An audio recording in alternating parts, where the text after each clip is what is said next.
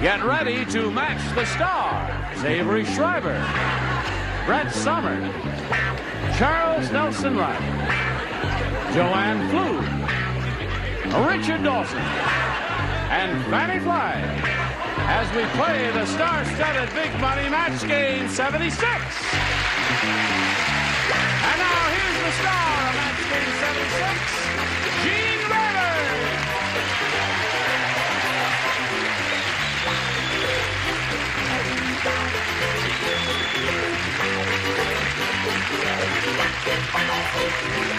And Johnny O and friends, are you all quite ready?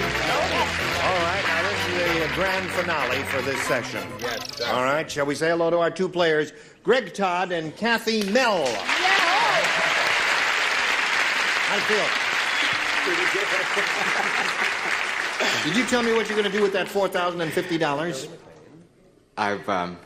I'm sort of deciding what kind of car to get now. Oh, that's right. First, when you said $1,200, when you won $1,200, what are you going to do with it? You're going to put a down payment on the car. Yeah. Now, you can almost buy a car. Right. Getting very close. He's going to be challenged now by Kathy Mell. We welcome you, Kathy. Thank you. And we ask you to tell us about you. Okay, I'm from Duluth, Minnesota. I work for the City Planning Department in Duluth, and I'm not married. You're not? But, now wait, I don't want to hear any more. Yes, I do. I'm only kidding. But I do have two little boys at home. Gene, look at this. two little boys. That's Oh. Coco and Tubby. All right. I don't know if you can see that.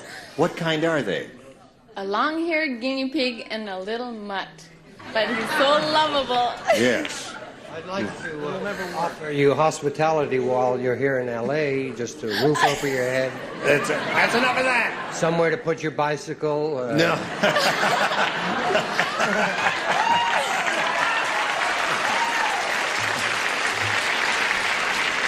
Well, Kathy, I mean it we sincerely. welcome you and wish you the best of luck, and we'll start this game right after we do a little business with America. Here we go. Ready to begin. Bing. Whoops. Dang. There it is. Kathy, A or B? I'll take B. B it is. You just made up your mind this second, right? All right, listen carefully. At the funeral. At the funeral, Kathy, it took over an hour to close Old Man Periwinkle's coffin because Old Man Periwinkle was blank. I think I have. You think you got it? At the funeral, it took over an hour to close Old Man Periwinkle's coffin because Old Man Periwinkle was blank. Oh, kiss me. I don't care what people Kiss say. me. Gotcha. You're finished. All right.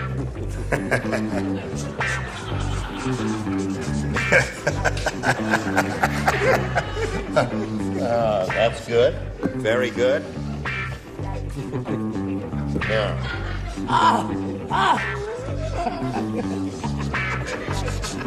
Everybody. No, I can't. Just a second, please. See, I know so many old jokes. Yeah. Richard is having a little trouble with this. Okay. One. Yes. Come on,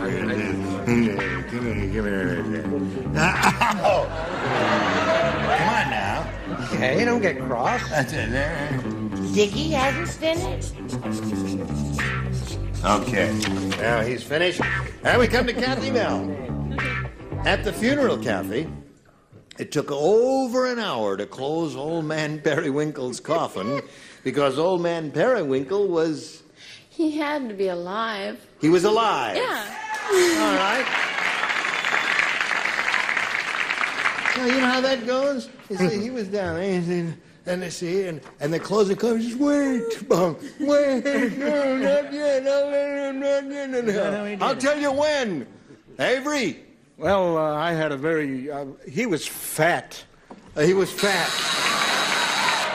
He could be fat, yeah. Right? What do you say?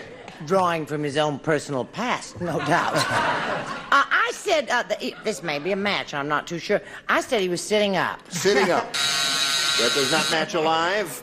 He could be sitting up and totally expired. Charles? That's redundant. No. Yes, it is. You always correct me when I say the thing's wrong. Totally expired is like saying she's a little pregnant. Sitting up again. Sitting up again. All I right. wonder where he got it. Okay, Kathy. She's looking for him because old man Periwinkle was alive, Joanne. Okay, audience, let's hear it. Ta-da!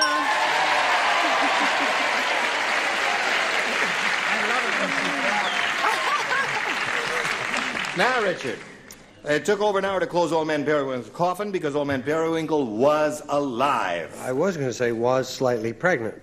I said sitting up. Sitting up. All right. I thought that was a line. Right. I mean, I'm sitting up and I'm alive. That's right, you are. Hardly. You call this living? That's enough of that. We go to Fanny. He hadn't met Gene Nidich, and I said he was fat. Fat. Yeah, sorry. Okay, so that's one for Kathy. Now, Kathy. Greg, this is yours. Harriet's job is to stamp shipping instructions on boxes. That's her job. Yesterday, she sat down on her big rubber stamp, and now she's got blank stamped on her. Oh, you're going to have to do And then her job is stamping shipping instructions on boxes. Yesterday, she sat down on her big rubber stamp, and now she's got blank stamped on her. Shipping instructions. Right, sweetheart. White, sweetheart. Charles, you're finished. Yes, sir. I'll go away. You hollered at me. You hollered at our star, He Charles. hollered at me. And my Encino All right. Motel companion. Here we go. Put it in the slot, and away we go. Greg, Harriet's job is to stamp shipping instructions on boxes. Now, yesterday she sat down on her big rubber stamp. Now she's got blank stamped on her. Do not forward. Do not forward.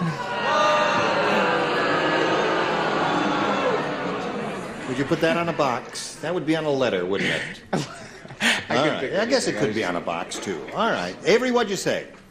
Wide load.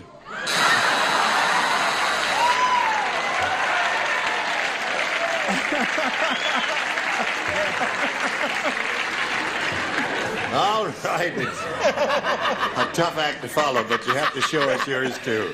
Why do I have to go after he goes? That's show It business. has to be a first time for everything, Greg. But never mind, there's another round coming. I said it was marked fragile. Fragile. Oh, that's a good one. Thank you. Charles. Almost as good as my friend Avery's. This end up. This end up. Now, that's a good one, Charles. Very good. All right, Joanne. Yesterday she sat down on her big rubber stamp, and now she's got blank stamped on her, and Greg said, do not forward. Wrong. He's wrong. Fragile. Fragile. I'm matching Joanne. Yes. Okay, Richard. Fragile. Fragile. All right. Italian stamp. Eat at Joe's? Yeah. Yeah, I thought I saw that someplace. Go ahead. Yes. I thought she had handled with care on it. Handle with care. That's a good one. So here we are at the end of round one, and Kathy is ahead by 1-0. Round two coming up in a moment or so, but now this. We're ready. Go to round two. Bing. There it is. 2 questions. A or B, Kathy? A. A. All right. One person does not play. That's Joanne. Right. Jackie the comic said, this audience tonight is strange. There's a woman... What was that, madam? I said, this audience tonight is strange.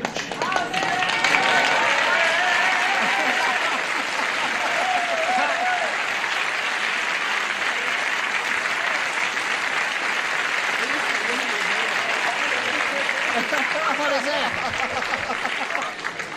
You are a bunch of weirdos. Anyway, Jackie the comic said this audience tonight is strange. There's a woman in the third row applauding with her blanks.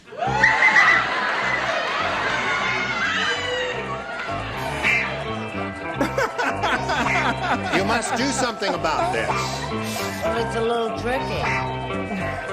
There's a woman in the third row applauding with her blank. Yes, I heard it, and I understand it and everything. You do? Of course. It's weird. Hello there. Sure, absolutely. Okay, that's a possibility, yes. Okay, 2 down here are finished. Oh, okay, Charles I'm is ready. They're waiting for... All right. We walk over here to Kathy Mel. Ready? Go. Jackie the comic said, this audience tonight is strange. There's a woman in the third row applauding with her blanks. Her feet. Her feet. Okay? You really are. You really are. All right, Avery. Now, this makes sense to me. Her lips. Her lips. Now, wait a minute. He's going to give you a demonstration of how that's done.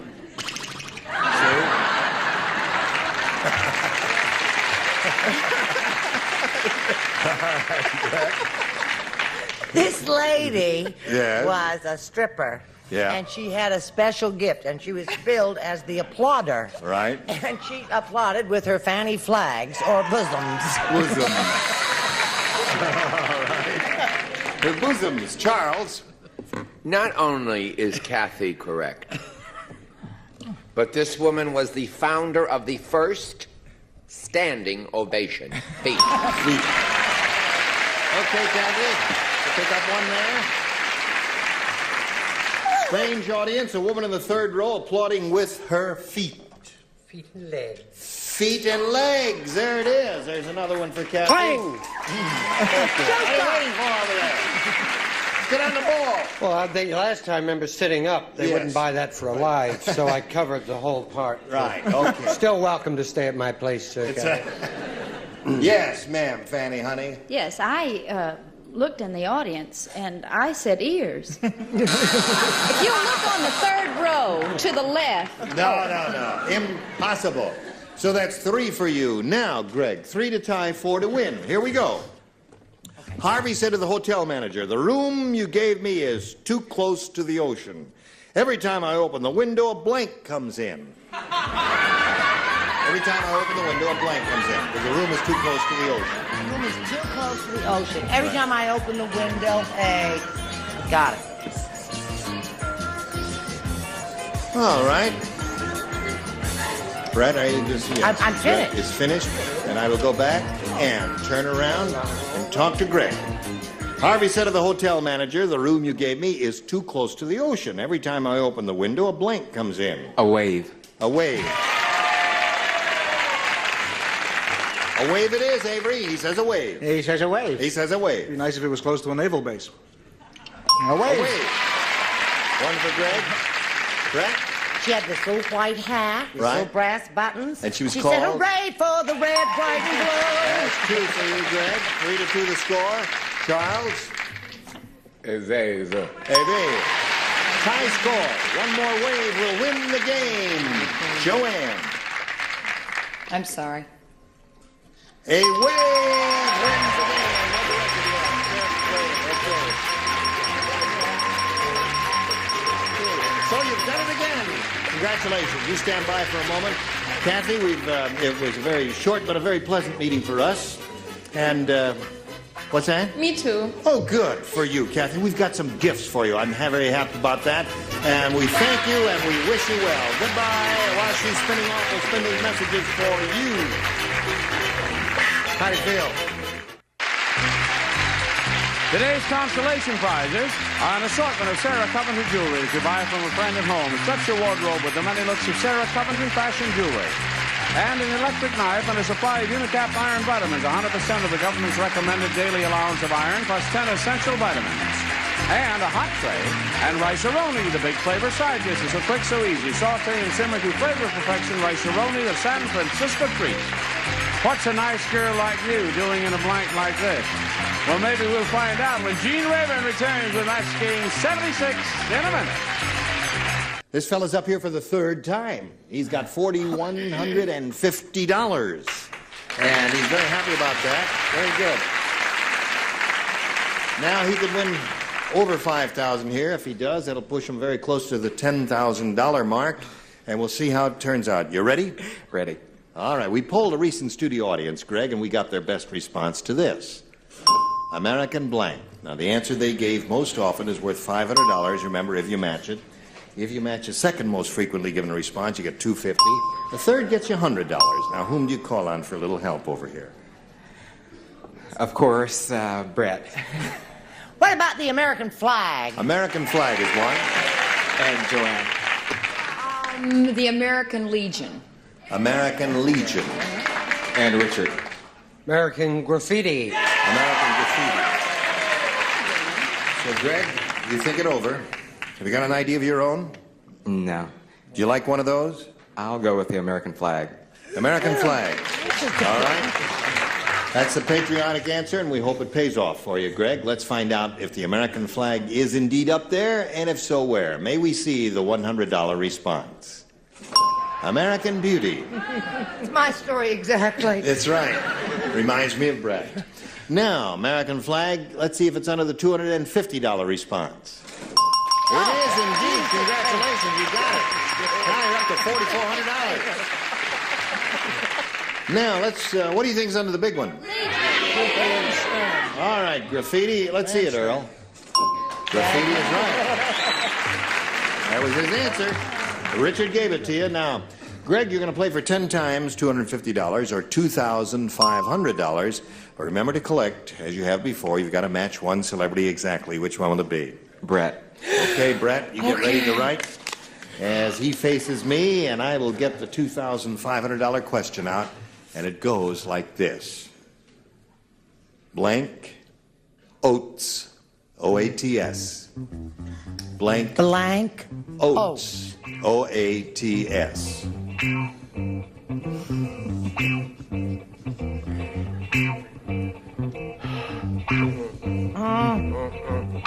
Blank oats. Blank oats. Well, there was about... Oh, I have to go with...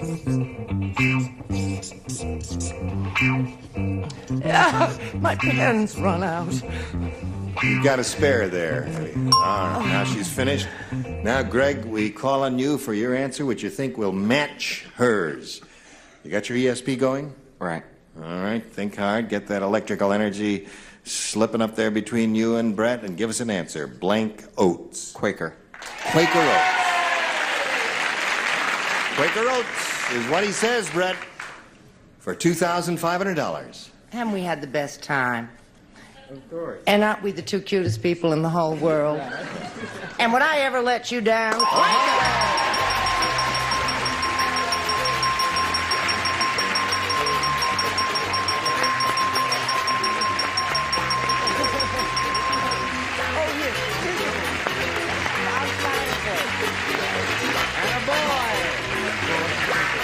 $6,900. $6,900. And are you ready to carry on? Right. Okay, let's carry on and meet Judy Bruninga.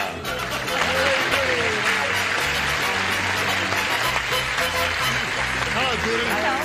Okay, Greg, you can climb aboard. We welcome you. Did I say your name correctly, Judy? Yes, you did. And we ask you to tell us where you're from and anything else you want to tell us about yourself. Okay, I'm down here from Spokane, Washington, where I live with my husband and our little baby boy, Darren. And I'm down. What's your boy's name? Darren. Darren, yes. And we're down here, or I'm down here with the baby for his first birthday. To spend, Really? Yeah, to Yes. spend with his grandma and grandpa. They live here? Yes, they live down here in Los Angeles. I see. And now, did you tell us what your husband did for a living? No, he's a computer engineer. Mm-hmm. And what else? I was born in England, and I Yes. lived in Australia for quite a few years. Okay. And that's it. All right. Happy birthday to Darren. Happy Thank you. birthday, Darren. Thank you. Have to stop right now and do a little business. We just wanted to welcome Judy. We'll come right back after this. The time has come, the walrus said, to speak of many things. Listen, we'll see you next time, okay? You got to put you on ice here for a minute or two, and then you come back. You were all just splendid. Now, in a moment or so, we have to announce next week's celebrities, and some of you will come back, and some of you will not come back. Name names. Name names? Tell me who they are. Well, I'd like to surprise you. Oh, please help me. Well, we're not. Listen, we got to watch his flick. When is that coming out now? It's coming out in June. And it's called? The Blarney Cock. The Blarney Cock, and it was the name of a pirate ship. The pirate ship, yes. You know, just looking at him, he could play a pirate without any makeup, couldn't he? Arg. Yeah. All right. So next time we get together, these are the celebrities who will be on this very here now stage. I'm not on it. George Kennedy, Brett Somers, Charles Nelson Riley, Lee Merriweather, Richard Dawson, and Betty White. Gene Rayburn here. Join us next time for Match Game 76. Goodbye.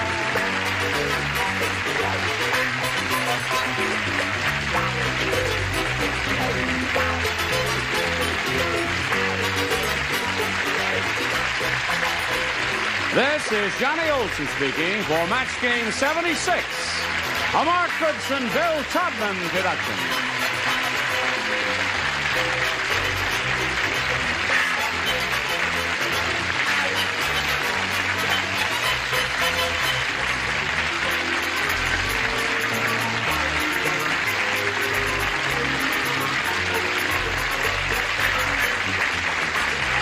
Stay tuned for Tattletales next over most of these CBS stations.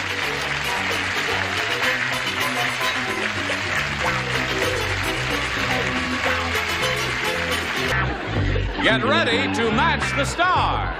Richard Deacon, Brett Somers, Nipsey Russell, Gunilla Hutton, Richard Dawson, and Mitzi McCall as we play the star-studded Big Bunny Match Game 74. And now here's the star of Match Game 74, Gene Rayburn.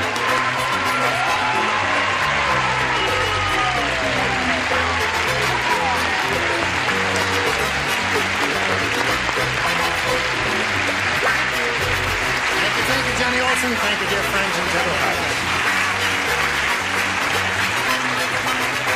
Got a bunch of winners here. May Hello I there. see the lining to that jacket? I mean, I caught a little glimpse. I want to see the lining on that pretty jacket. I'll show you mine if you'll show me yours. Never mind. My husband is watching. Oh, listen. Oh, that's not. Oh, I isn't never that noticed that. beautiful? Thanks. I never even knew that.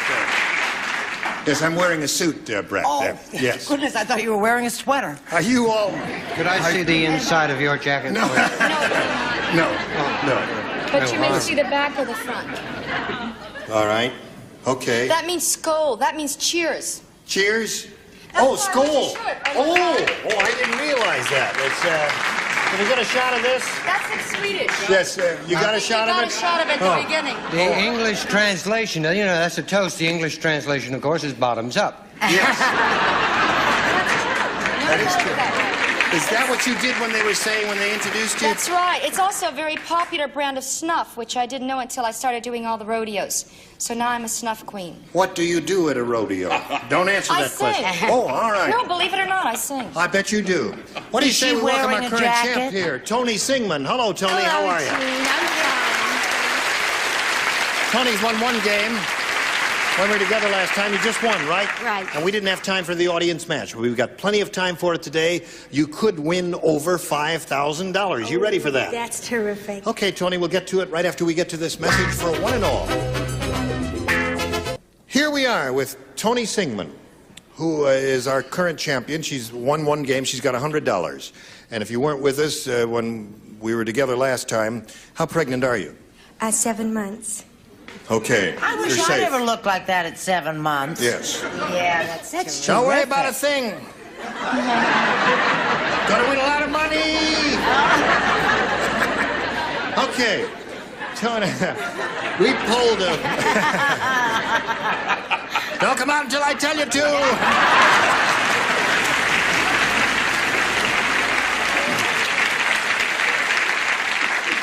Now, we pulled... no, not yet, no. We polled a recent studio audience, and we got their best response to this. Max blank. The answer they gave most often is worth $500. You have to match it, though. If you match the next one, you get $250. If you match the bottom one, you get $100. Whom would you like some help from? Richard Dawson. Richard Dawson, what do you say? Maxwell Smart. Maxwell Smart. Yes. All right, that's your answer, Chief. What else? And Nipsey. Nipsey. Yes, Max Bear Jr. Max Bear Jr. Okay, one more. And Brett, please. How about Max Factor? How about Max? So you have Max Factor, Max Bear Jr., and Maxwell Smart. You may choose one of those, or give us one of your own if you don't think any of those three is up there. I like Max Factor. You like Max Factor? Okay. They like it too, apparently. The audience, if they're correct, thinks you've picked the one that's under the $500 response, but first we've got to start with the $100 response. Max Pax. What's that? What is that? Oh, that's coffee. You don't know what Max Pax is? Oh, that's coffee. Oh, yes. Okay. All right. That's a $100 one. That's. Let's see if Max Factor's under the $250 response. Max Bear. That's what I up there. said. That's the one that Nipsey gave you. Last chance for Max Factor. Here's the $500 response.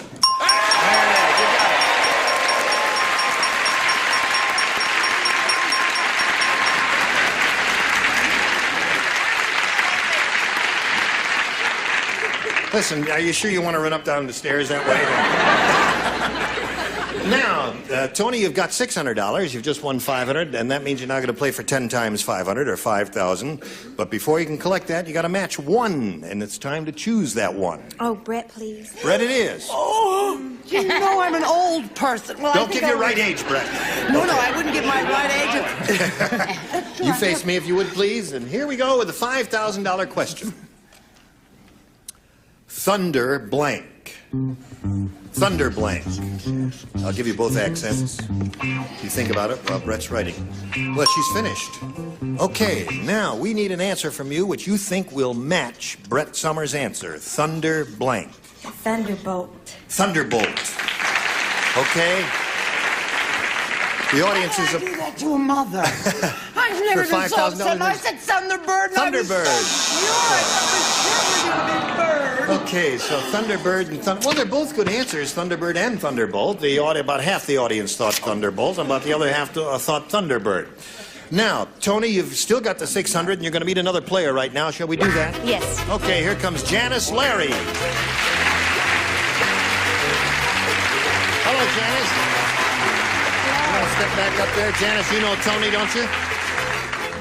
How are you? I'm fine. You want to tell us a little bit about yourself, please?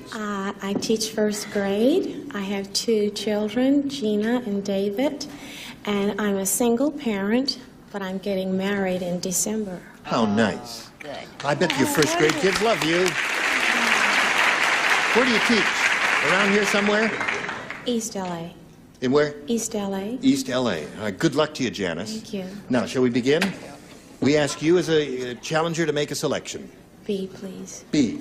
Doesn't she have a well-modulated voice? Yes. I bet those first Sweet. grade kids love her. And if she's not absolutely decided on her husband, I'd like to put an application.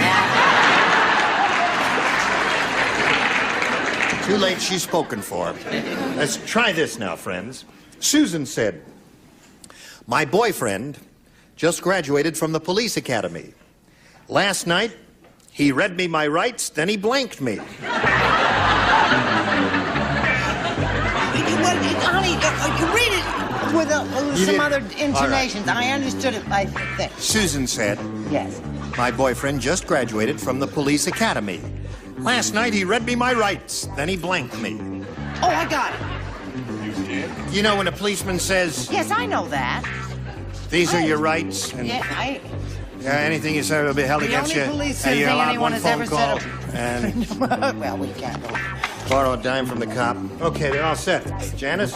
Susan said, "My boyfriend just graduated from the police academy. Last night he read me my rights, then he blanked me. Turn me in. Then he turned me in." No? Now don't be hostile to that sweet lady. Leave her alone. She said he turned him in. turned her in. What do you say? Well, I said he arrested her. How about that? Isn't that yeah, that's a man. Okay, Brett, what do you say? What does police academy graduate do? Why didn't I say bolt is what I say? Bolt. Oh, I Just see. my age is showing the fact that I said bird. Thunderbird. No one's heard of Thunderbird since the 60s, right? Thunderbolt is what I she said said. booked. Booked. That's Booked and arrest. arrested? Yeah, that's another man. Oh, you're doing very well. Okay, Nipsey. Well, to each his own, but what did you say? I said last night, my boyfriend graduated last night. He read my rights and he blanked me. I was looking at Janice. I said, Frisk. He frisked me.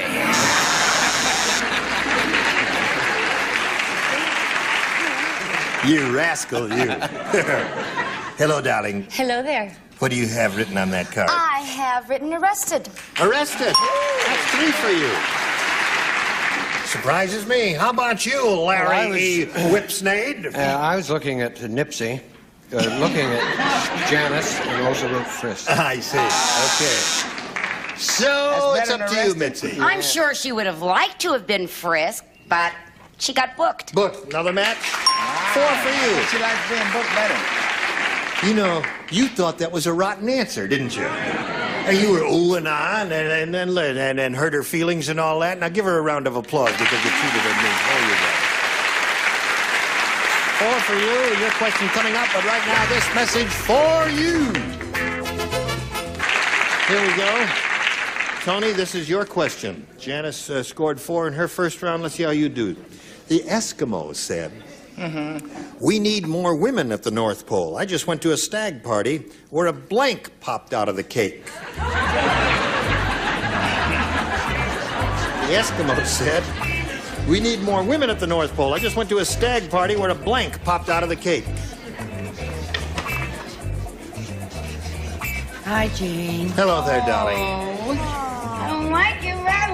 Treat me right. Well, that's an easy one. It is? Yeah, just take yourself to Alaska. I did, and I froze my joke off. Well, think about it. Yes. But don't say it out loud. No.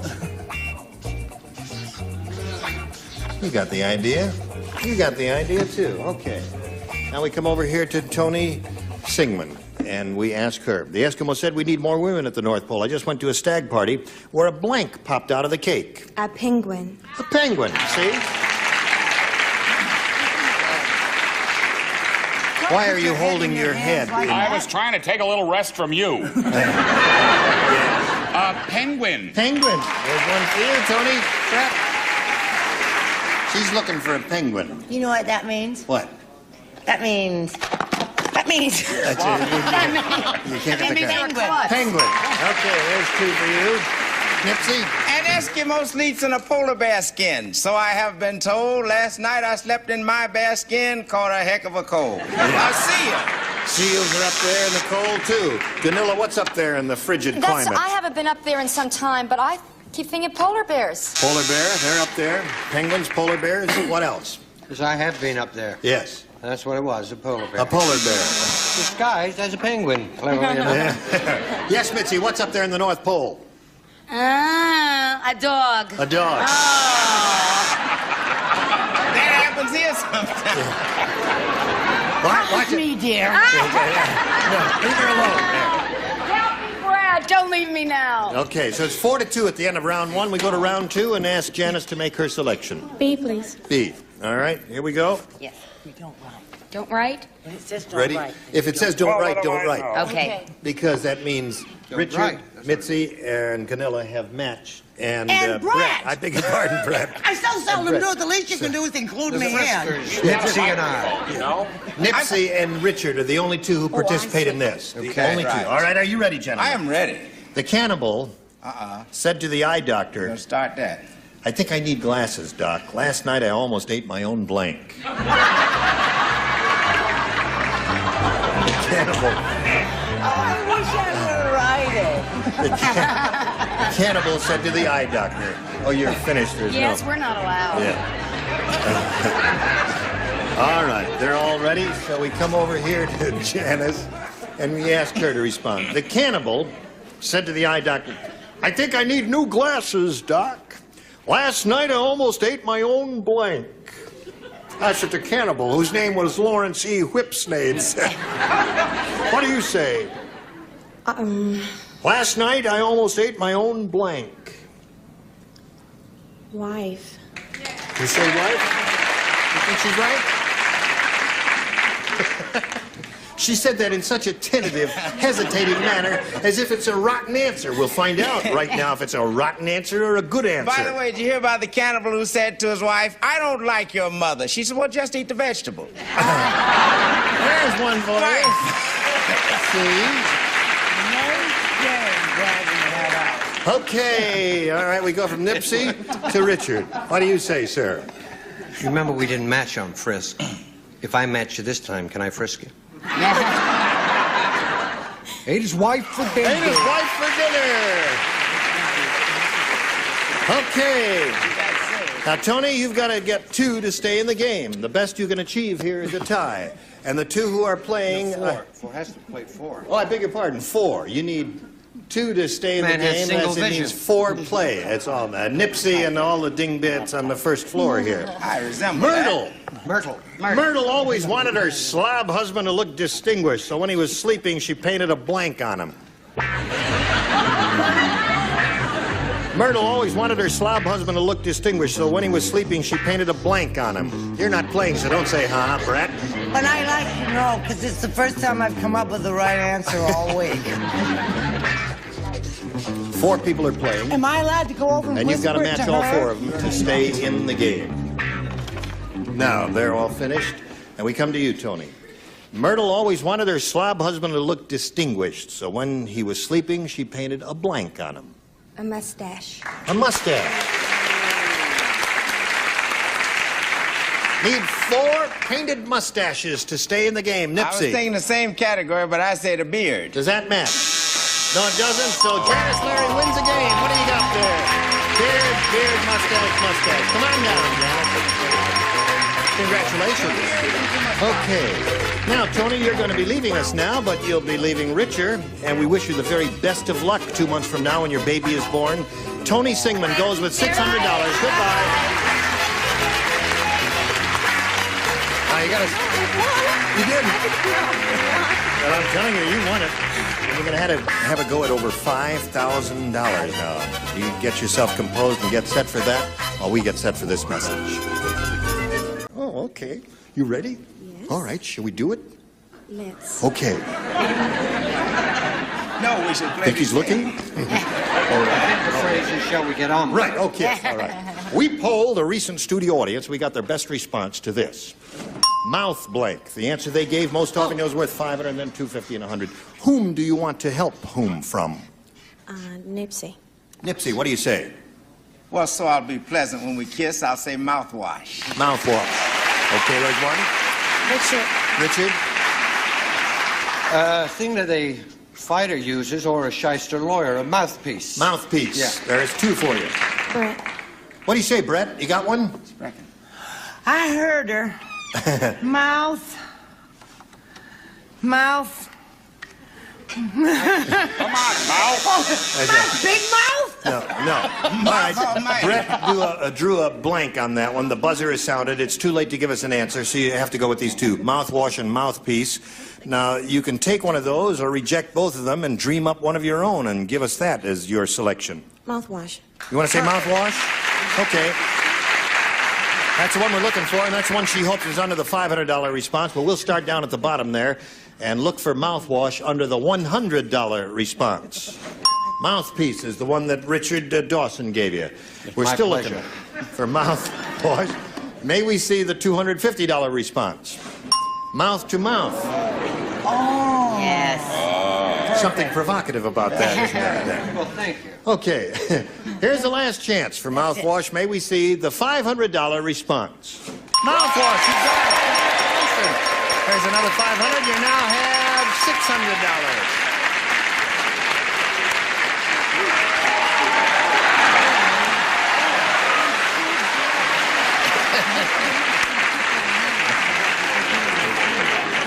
Simple kiss for good luck is all right, but none of that mouth-to-mouth resuscitation is unnecessary. When her boyfriend is sitting in the first row there. Oh, yes? Yes, he's there. I didn't do anything he wouldn't enjoy.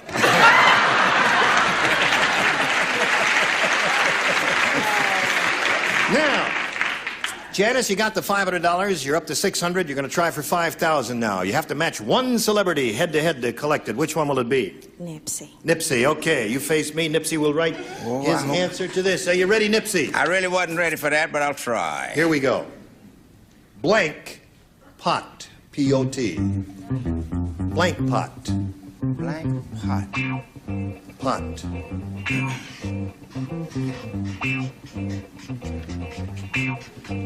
Blank pot. All right. He's ready. Now, Janice, we want you to give us an answer which you think will match his. What say you to that? Blank pot. Only thing I can think of is bean. Bean pot. Yeah. Remember, you did that to her once before. She won the game.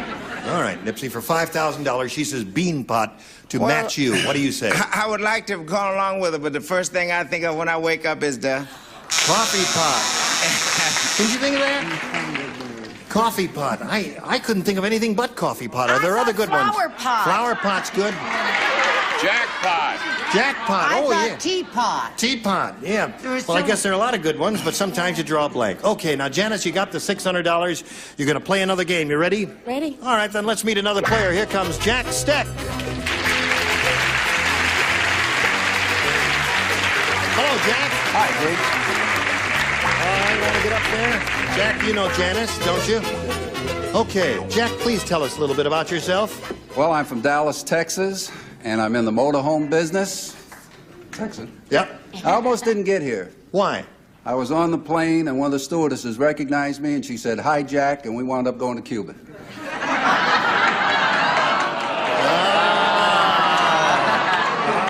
Get him out. Listen. Nipsey does all the corny stuff, Jack. Jack, all if you right. think anybody's going to laugh, look this way. Don't you do the joke. Okay. I'd like to be excused. No. Stick around now, because we got this message of great importance that is going to be coming your way right now. We'll get back to you. Oh, honey, Jack, we don't have time to start this game, but we will begin right from the top next time, okay? We'll look forward to seeing both of you next time. She's got $600, and he's going to challenge her. And I challenge you. Wait a minute, you're making me feel bad. Oh, okay. I mean, just because I'm Demi Tass. No. That's all right, say Richard. that. Good-looking girls are a dime a dozen. You're a novelty. See you later. Match Game 74. Join us next time. Goodbye.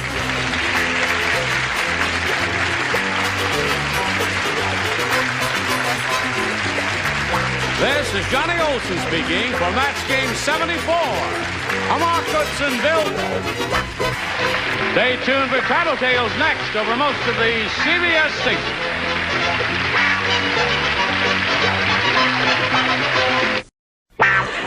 Get ready to match the stars.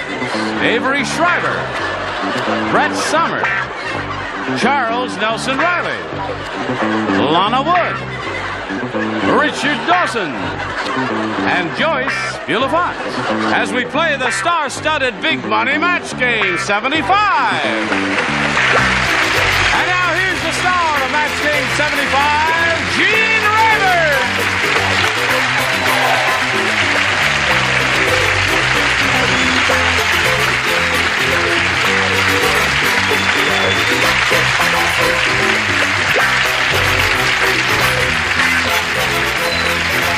I didn't do it. Where's I my didn't- microphone? oh. You broke my microphone. Oh, I didn't, but I didn't put it in there. Okay. I just. Did that hurt? Thank you, Johnny Olson, and dear friends and gentle hearts. Are May you all I ready? say how much I enjoyed Helen and yourself on Tattletales yesterday? Weren't we I'm a Helen funny? Rayburn. Excellent. I'm married. Did you all see it? Yes. Wasn't it? Weren't we terrific? Wonderful.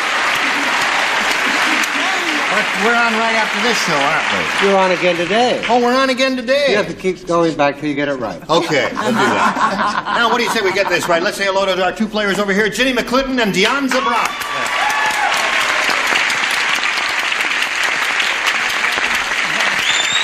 Ginny's the current champ. You won how much? $1,200. What are you going to do with all that loot? I hesitate to say. Well, no, you may tell us. I won't say a word to anybody. Tell me what you're going to do with that money. Well, when I first found out I was going to be on, Yes. that I said I would be happy if I just won enough money to pay for the gas to go back to Alabama. Oh, listen. But I hated to say that again. Well, that's all There right. she goes with the But gas that's- again. You're up to your blanking gas now. It seems so. And Deonza, how have you done? You've had your first round question, and you didn't match any of our celebrities, and we're going to see if she's going to do any now in her first round question, right after we hear about this message.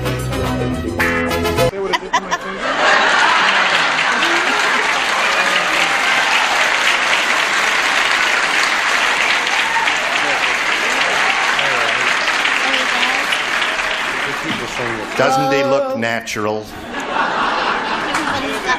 Thank you. Some sweet young people in the audience gave me this flower. Read the note. Oh, yeah. What's that? Read the note. Read the note. I just do punchlines. I haven't got time to read the note. Carnations are shining in Picardy. No, stop that now. Let's push this button here and reveal the other first round. This is yours, Ginny. I'll put. Say, listen, wouldn't this be a good thing, fellas? You could conceal the microphone. That's you see? terrific. I mean it. Everybody think I'd be walking around holding a flower in my hand, and it's really a microphone there. Say, have you seen the? You are getting very minty.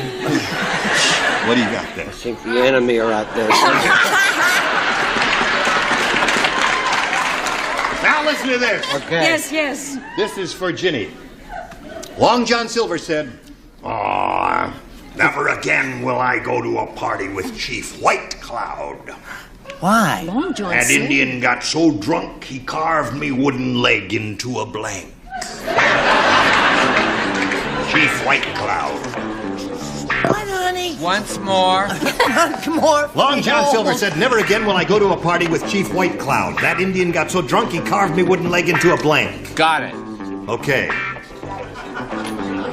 Imagine Charles after 2 years. Look at him. You're Smug and smart blanked.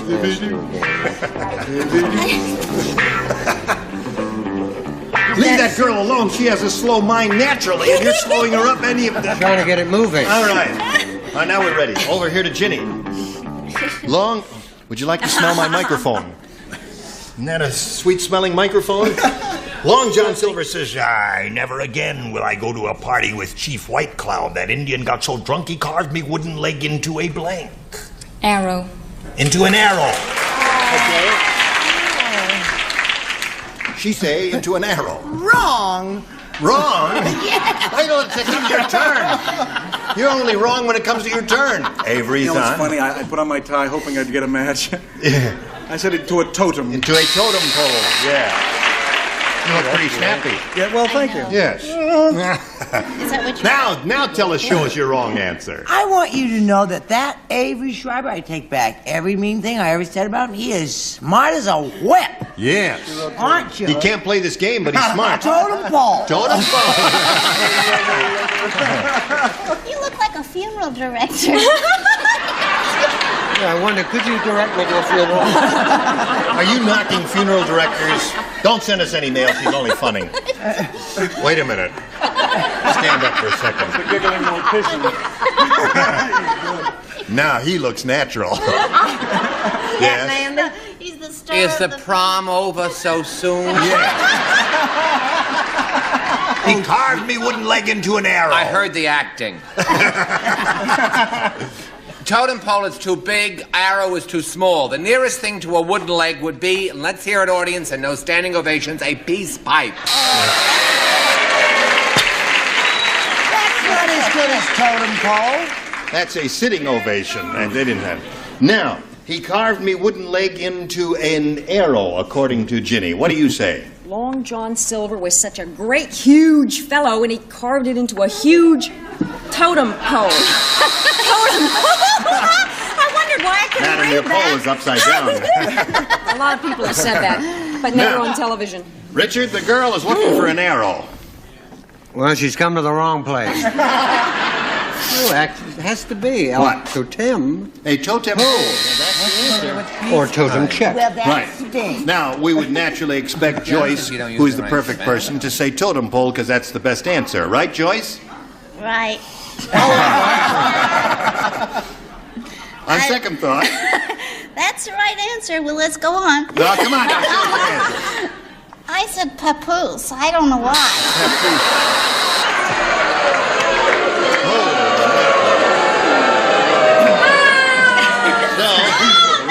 Would you boo a woman with papoose? Yeah. Shame on you. Now the score at the end of round one is zip to zip here. Real tight game, as you can see. And we're going to continue the tension and excitement here right after this message. Yes. Okay, we're ready to carry on. Talking to my carnation. Thank you. Now we'll push a button here, go to round two, and ask Deonza to make her selection. A. A? All right. You know, if a wino has just woken up and tuned in now, he will never drink again. Winos of the world, I hope you're going to learn a lesson from this. Now, tickles. Melvin said... Said the bishop to the actress. No, Melvin said, boy, was that a weird wedding. The bride didn't throw the bouquet, she blanked it. Was that a weird wedding? Weird. The bride didn't throw the bouquet, she blanked it. The groom spoke through it. Yes. Was that a weird wedding? The bride didn't throw the bouquet. She blanked. Charles has a telegram. Yes? Do your telegram once you do your answer, Charles. I just received a telegram. You have a telegram, Charles. Confucius say man MC who talk into flower, his career has gone to seed.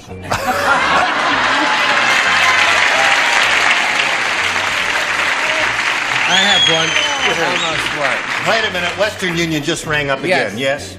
Confucius also say MC who talk into grass has gone to pot. Thank you for the telegram. Put that card in there. All right. Now we're ready for Deonza's response. Melvin said, boy, was that a weird wedding. The bride didn't throw the bouquet, she blanked it. She ate it. She ate it. Good answer. Open your mouth, Avery, and make a sound. Oh, Avery! You've been eating the cards and the flowers and everything, and you didn't think of that? Oh, I don't eat flowers. You don't? Oh. She married it. She married it.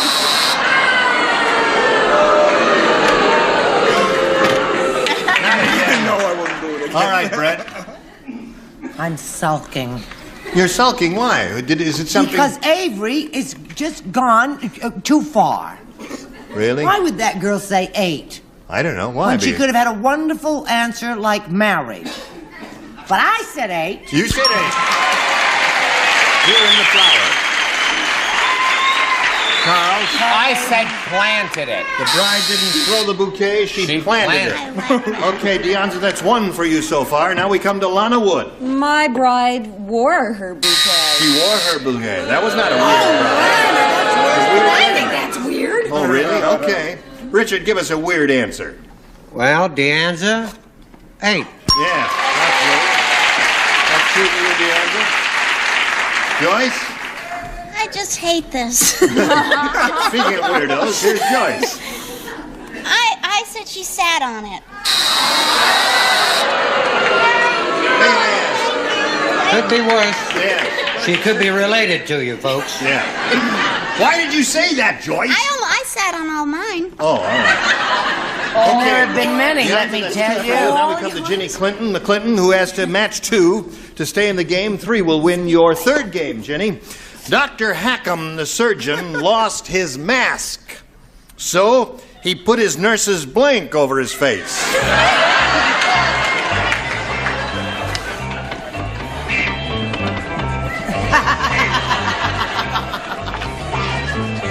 Finished. You're the best. Put his nurse's blank over his face. Once Finished. more. Dr. Hackham, the surgeon, lost his mask, so he put his nurse's blank over his face. All right. I'll tell you one thing, fast is not necessarily terrific. Right. Here we go. Now, Ginny, Dr. Hackham, the surgeon, lost his mask, so he put his nurse's blank over his face. Cap. Cap? Nurses. So he put his nurse's blank over his face. Avery is going to give you a terrific answer for a change. and you will see what a terrific... Cap is not bad, Ginny. I don't want to make you feel bad. But listen to this terrific answer. Have you seen it? Please. Biologically, the cap may be a better answer. Her bra.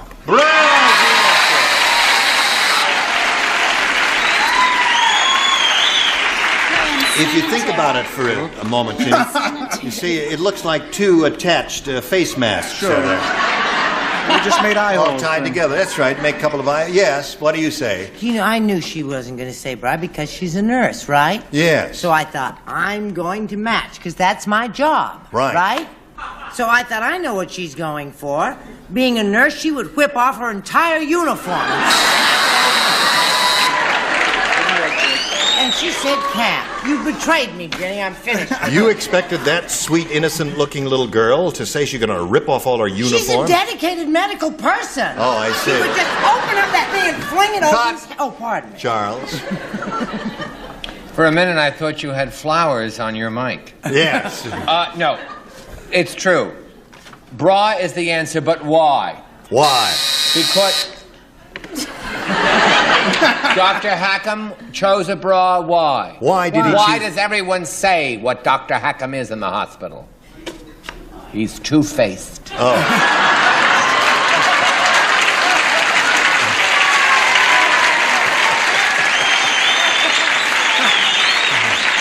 Stop the show. Now, Miss Lana, honey, would you show us your answer, honey I child? thought of the exact same thing Charles did, believe it or not. The Yes. two-faced man wearing A bra bra. over his face. Okay. Now, Ginny, you've got to match the two remaining celebrities to stay in the game. Richard, we're up to you. You know, She's it's looking kind for of Cap. weird, Ginny, because producing a bra usually will strengthen a relationship. But unfortunately, this is going to end yours. I have a bra for All you. right. What do you have, Joyce? Papoose.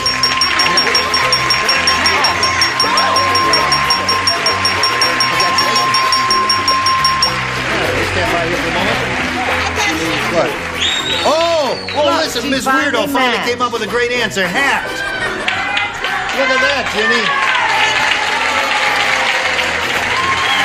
You want to sign it? I'll give it to her as an autograph. Will you sign it? We'll give it to Ginny. Listen, Ginny, you're going to leave here with $1,200 in cash. We thank you very much for being with us on Next Game 75. Ginny McClinton, while she's spinning off, will spin this message for you. This little lady's happy. She's just won $100, but more important than that, she's going to have a chance now. Excuse me. I think I'm allergic to fern fronds. She's going to have a chance to win over $5,000 now. Are you ready for that, Dianza? I'm ready. What kind of name is Dianza? It's a pretty name, but It's Spanish. It's Spanish. Dianza. What does it mean? The question. I got it from... The question? No, That's what it's it means. Deonza. Literal translation. Oh, what is the... yes. It was a hotel. I thought maybe it was just in Albuquerque, Deonza. And I was named 3 years before I was born. Now, wait a minute. 3 years before you were born, your mother and father were in a motel in Albuquerque, and that was the name of it? Dianza? Hey, you're lucky. You could have been called Ramada Inn. That's right. The Ace Motel. Right. Now, Dianza. Here we go. We polled a recent studio audience, and we got their best response to this. Edgar Blank. Now, the answer they gave most often is worth $500. None of you match the middle one, you get $250. The bottom one gets you $100. Whom do you call on for some help? Richard. Oh, I'm sorry. I didn't mean to put the fern fronds in your head there. Richard. Why, the creator of the horror stories, Edgar Allan Poe. Edgar Allan Poe is one. Brett? How about Edgar Bergen? Edgar Bergen. You got two now. Charles. She calls on you. I would like to say, and we're very happy he's out of the hospital and well, the wonderful actor, Edgar Buchanan. Edgar Buchanan. So now you have Edgar Buchanan, Edgar Allan Poe, and I pronounce us man and wife. You may throw the bouquet. You got Edgar Allan Poe, Edgar No, you may Buchanan, wear the bouquet. Edgar Bergen. You want one of those, or have you got a better idea? No, I'll go with Richard. Edgar Allan Poe. Edgar Allan Poe. Okay, that's the one we're looking for.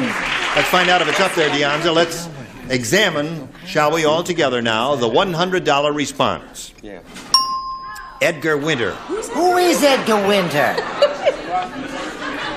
Who's Edgar Come over here. Edgar Winter is He's a rock singer. He sings rocks. Name a song that he sang. Rock. Get off the stage! The rock song. What's that, Pat? Rock and roll hoochie coo is... Excuse me. We don't want any questions that have anything to do with winter or fall. We want summer and spring because we are from the flowers. Who was that? A masked man. Okay. We are looking for the response, Edgar Allan Poe, and you gave us Edgar Winter.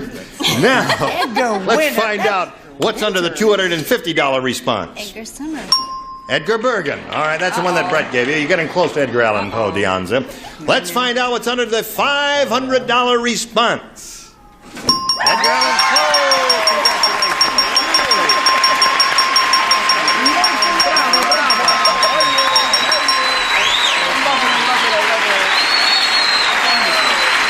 Oh, we're all so happy for you. Even my carnation is quivering. Deonza, you won the $500. You're up to $600. You're going to play for 10 times 500 now, or 5,000. But to collect, you have to match one of them exactly head to head. Which one will it be? Richard.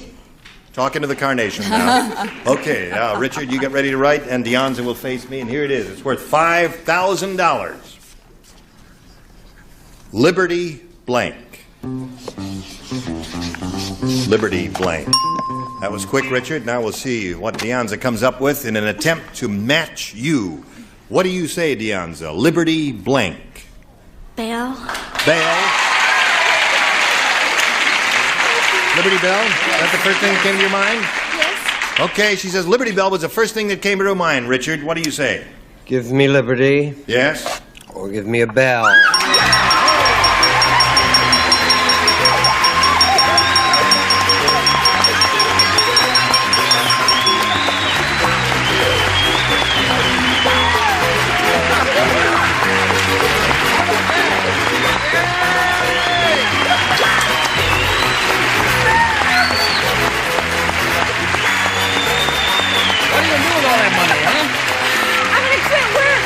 You gonna quit work? Are you making a public... I said, what are you gonna do with all that money? She says, I'm gonna quit work. Is this a public announcement you're making? It is. All right. What's your boss's name? Tom Hebert. Tom Hebert, you're fired. We quit. We're rich. We don't need you, Tom Hebert, no more. All right. Would you like to do a little commercial here? Anything you say. We're rich. We're quitting. We're getting out of here. You do this commercial. I don't need you. Now, I thank you one and all for being here. You were just Jim Dandy. And you don't want to go? Well, you got to go now. But you may come back again sometime. Now, listen, be sure to watch the Helen Rayburn show, which follows this one immediately. There are other people in it, Bert Convey and several others. And the next time we get together, some of these people will be here and some won't be. Specifically, these are the ones who will return. Bobby Van, Brett Summers, Charles Nelson Riley, Sarah Kennedy, Richard Dawson, and Betty White. Gene Rayburn, Match Game 75. Join us next time when all the flower children will be here. Goodbye.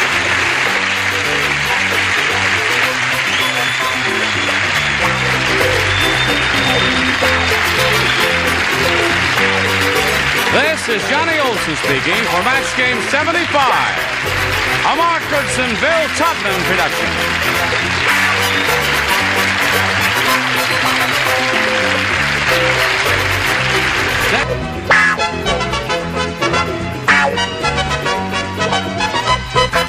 The CBS station.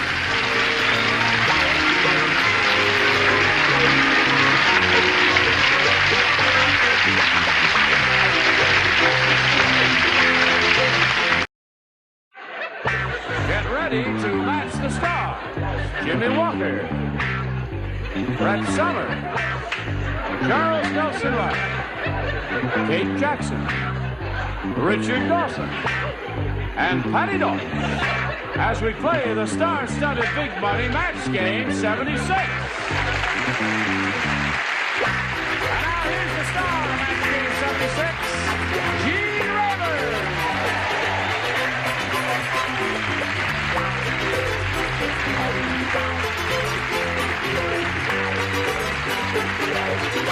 Thank you, Johnny Olson and friends. All right, we're going to get right to it. Just as I do a little bit of unfinished business here, you have a show, a one-shot called Charlie's Angels. What is that all about? It's about 3 ladies who work for a private detective that you never see. You only hear his voice. It's a good show. Are you one of the angels? Yes. Really? She's sprouting wings. By Jove. When is that going to be on soon? Next month or so? I think so, yeah. All right, we'll look forward to seeing that. Thank now, you. are you all looking forward to meeting our 2 players over here? Velma Murray and Harvey LaCoco. All right. Harvey LaCoco. That's a great name. Thank you. What's the origin of that? Italian. Uh-huh. Now, Velma has a grand total of $5,600. And she's on cloud 9 for that, and we wish both of you the best of luck. We found out a little bit about Harvey. He lives down in New Orleans. He's a longshoreman. He's been doing that for 4 years. He's got 2 kids, right? No, 1. 1 kid. He's big. He looks like 2 now. All right, we'll start this game in 1 minute and 5 seconds. Are you ready? Okay, here we go. We're going to begin with round 1 coming up. Harvey, it's your choice. A or B? A, please. All right. President Ford said... Oh, him. He said... He said, I'm going to win every election across this great land. And Ronald Reagan said, the only election you'll win is in blank land. President Ford said, I'm going to win every election across this great land. And Ronald Reagan said, the only election you'll win is in blank land. You know, when he used to be in the movies, we all used to call him Ronald Reagan. And he got elected governor, and everybody started calling him Ronald Reagan. I don't understand that. I don't understand that. He doesn't want that. He wants us to call him Mr. President. Oh. Simple person. Or King for short. Ronald Reagan. Alonzo goes to the White House. All right. Here we go, Harvey. President Ford said, I'm going to win every election across this great land. And Ronald Reagan said, the only election you'll win is in blank land. Disneyland. Disneyland. According to the audience reaction, he has given a superb answer. Yes. It's a show. It's a half-hour show, Jimmy. That sounded like a good answer. I had also a correct answer, which is not bad. Good, close to it. Fairyland. Fairyland. Fairyland. Fairyland spelled whichever way you spell it. Fairyland. Fairyland. Interesting place. I'm from the ghetto. I have an excuse. I don't. What do you say? You sure Harvey's a longshoreman? He said he's a longshoreman. I'll bet he works in the office. I don't believe he's a longshoreman. He's too cute. So I'm going to have him show us your muscles there. Disneyland. Charles? I said where Peter Pan lives. Never Neverland. Never Neverland. Oh, yeah. That's sweet. The only election you'll win is in Never Neverland. That's a very interesting answer. Now that I study it. Trying. Right. That's right. You are trying. I was born in the ghetto, too. Of course, I had a governess. All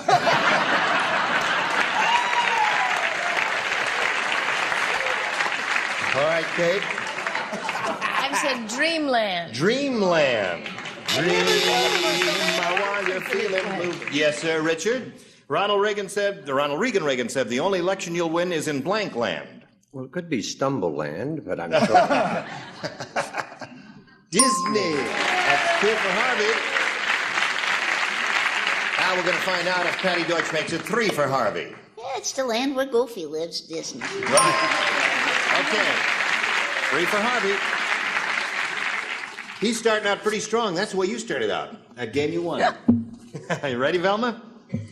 Sylvia said. Oh, her again. Yeah, here's Sylvia again. She said, ever since I started dating the judge, I've had the most wonderful time. Yesterday, I spent the entire afternoon under his blank. Got it.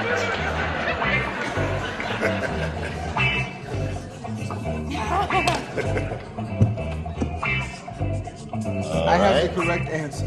I have the correct answer. And we have the same answer. Okay, they're all set. Velma. Sylvia said, ever since I started dating the judge, I've had the most wonderful time. Yesterday, I spent the entire afternoon under his blank. Robe.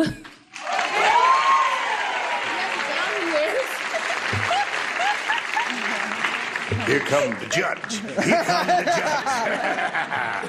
What do you say? Obviously, a woman who wants to stay around. Robe. There's one. What do you say? I believe we call this a shoe-in. Robe.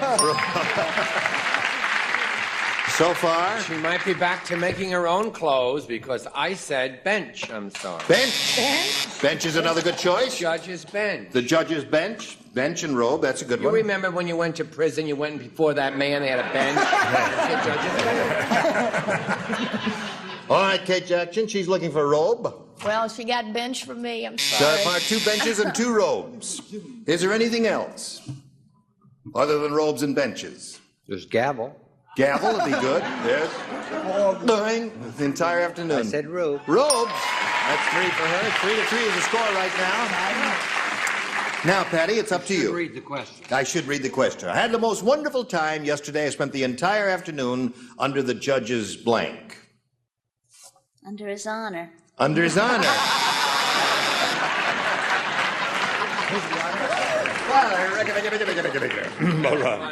So, at the end of round 1, we have a tie score here and a lively game going, 3-3, and we'll continue this game right after this. Round 1, 3-3 to score.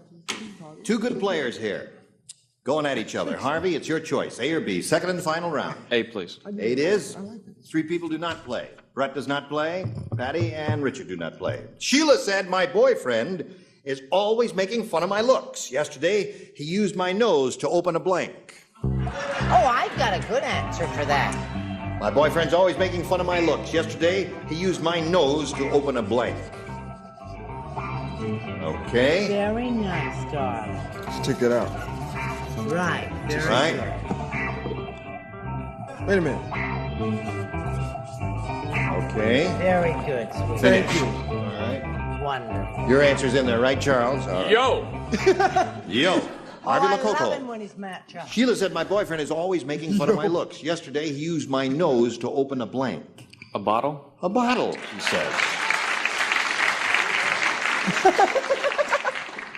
What? What are you laughing at? We were almost on the same street, but we go in opposite directions in different cars. Sounded funny when I said it. Not I to said me. can. Can. No? All right, Charles.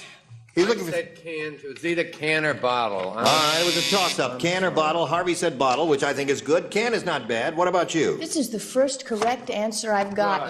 Well, we're going to let you finish out the week. So, Harvey, that's 1 for you. Now, Velma, you need 1 to tie, 2 to win. Here it is. Charles, Kate, and Patty are the only ones who participate in this. Oui. Melvin said, my blind date last night reminded me of a Playboy centerfold. She had a staple in her blank. What did you say, dear? Melvin said, you're not even playing. Don't ask me what I said when you're not playing. I got you, didn't I?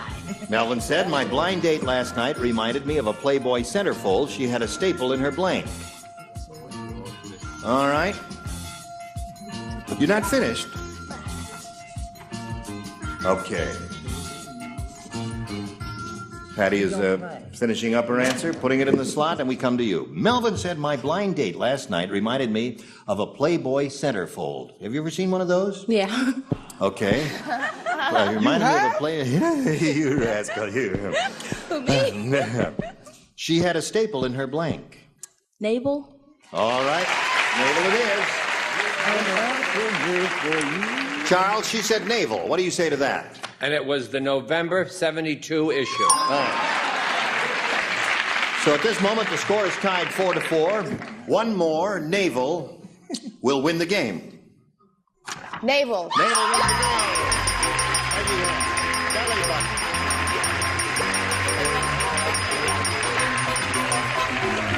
Here we go again. All right, Velma's very excited here, and she's going to bounce around a little bit there while we tell Harvey that we've got some gifts for him together with our thanks. Thank you. It's been a ball. Good. Harvey Lococo from New Orleans. Goodbye. Here it is again. All right, Velma. Would you like to join me downstage here? You ready? Shall we plow on? Okay, take a deep breath and we'll go ahead here. We polled a recent studio audience and we got their best response to this. Eddie Blank. Now, the answer that group gave most often, remember, is worth $500 if you match it. If you match the second most frequently given response, you get $250, and the third gets you $100. Now, pick them out one at a time. Kate. Eddie Cantor. Eddie Cantor is one. Richard. Oh, one of my favorites. Eddie Fisher. Eddie Fisher. Brett, please. Brett. Well, what about sweet, darling, adorable little old Eddie Albert? Eddie Albert. Is he adorable? I worked with him. Okay, all right. What about Eddie Kendricks? That's in my neighborhood. 3. We're only looking for 3. You got Eddie Albert, Eddie Cantor, and Eddie Fisher. Now, you can choose one of those, Velma, or give us one of your own. Well, what comes into your head? Fisher. Fisher comes into your head. Eddie Fisher is the one we're looking for. Let's find out if he's hiding under the $100 number. Eddie Cantor is there. No? Now let's see if Eddie Fisher is under the $250 number. Eddie Fisher is indeed. Congratulations. You got another $250. Gives you a grand total of $5,950. What's under the big one? Albert. They're all saying Albert. All right, slide it, Earl. Albert, it is. And I was number 3. Very good. That's the one that Brett gave you. She's that kind of money. She just become very blasé. Used to run over and give me a kiss. Yes. No. Well, it's only $200. That's sad. Now listen, Velma, you're going to play for another $2,500. And remember to collect it. You got to match one of them exactly, and it's time to pick one. Richard. Okay, Richard. She's still with you. Okay. All right, you face me now, if you would, please, and listen carefully, and get some thought waves going in his direction. Blank pie.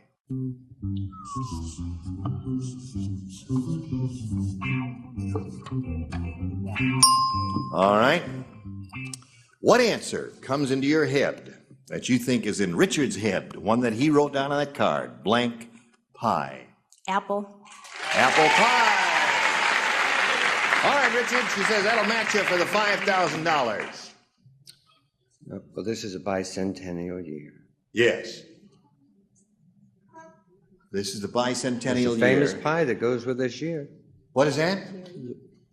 Cherry pie? Of course. Oh, it's the bicentennial year.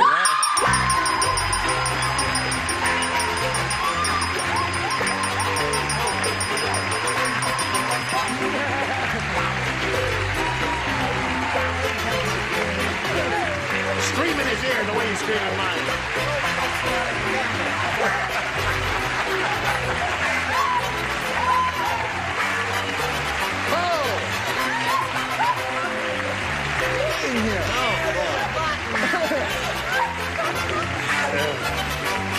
You know, you have a very high-pitched laugh, That's my what my dear. husband tells me all the time. Really? If it wins me money, I don't care. I dare say you must have the control room in a shambles with all the equipment you've damaged there with that. Woo-hoo. I know you broke my eardrum here. Are you ready to carry on? You have. How much have you got? You got $8,450. Now let's do a little business, then you hurry back.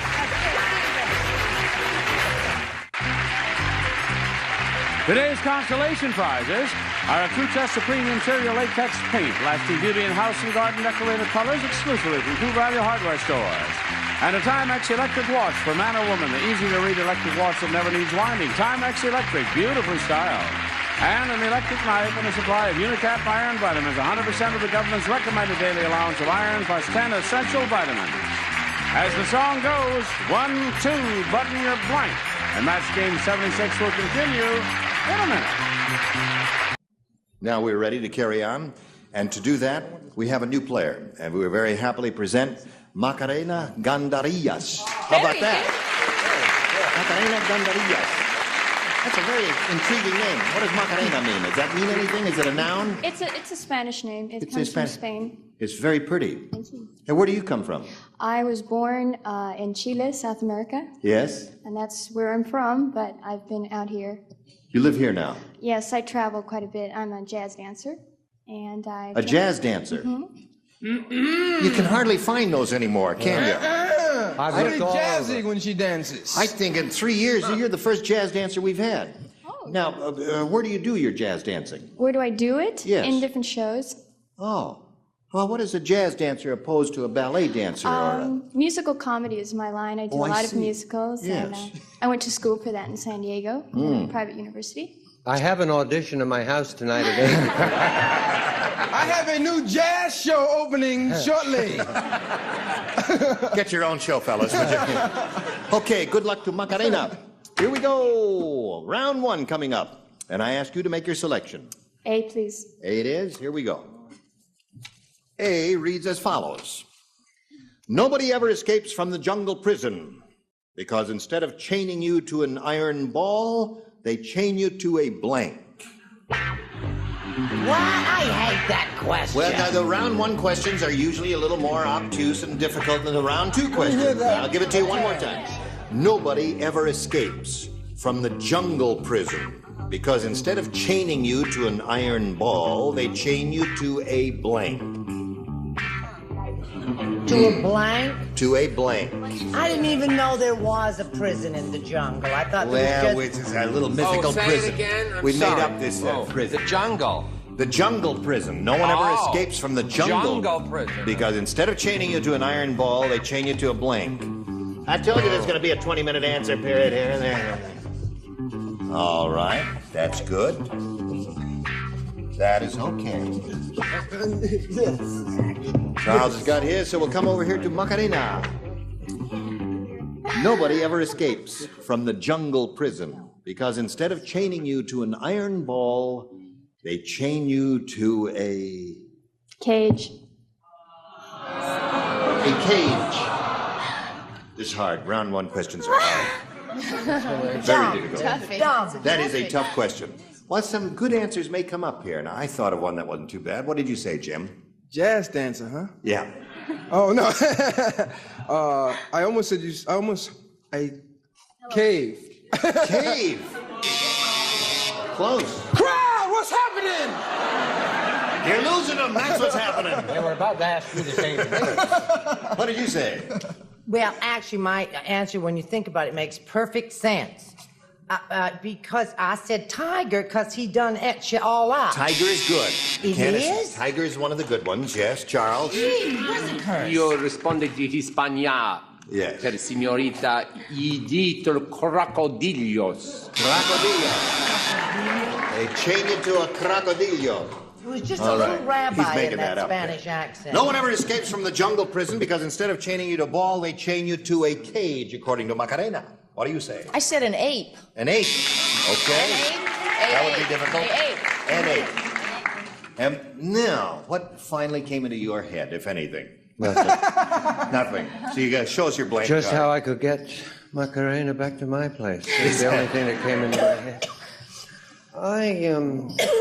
Charles was very close, but the Spanish thing they chain you to. Gracias.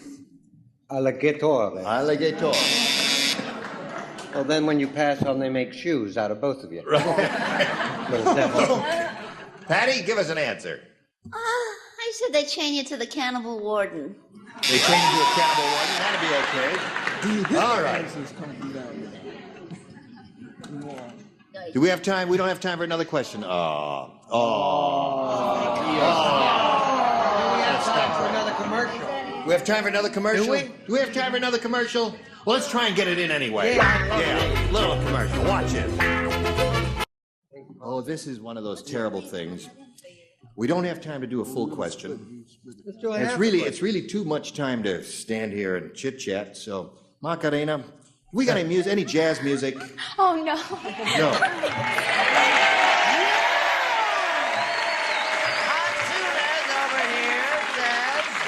No, I wouldn't do it to you. I wouldn't do it to you. All right, we still got another 2 minutes. Stand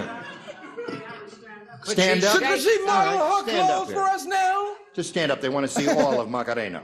That's pretty. There she is. That's Macarena.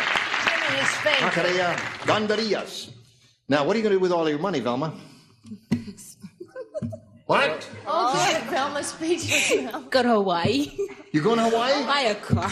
Buy a car. I'm going back to school in the fall to work on my master's, so I think that'll pay my Good. tuition. Oh, that's marvelous. All right, I'll dance. Okay. And music there.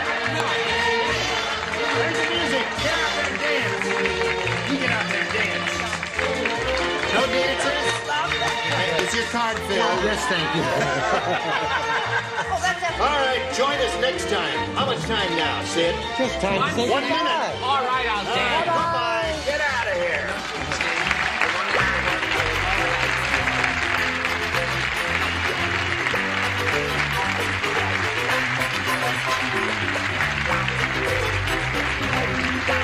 This is Johnny Olson speaking for Match Game 76, a Mark Goodson, Bill Todman production.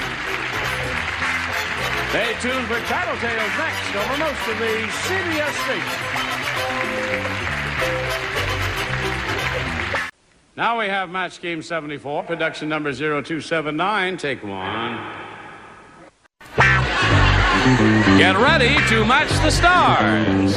Donald Ross, Brett Summers, Charles Nelson Riley, Patty Deutsch, Richard Dawson, and Fanny Flagg as we play the star-studded Big Money Match Game 74.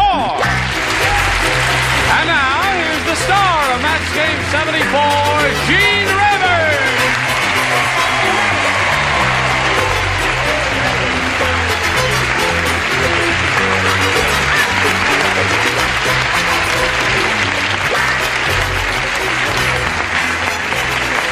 Hello there.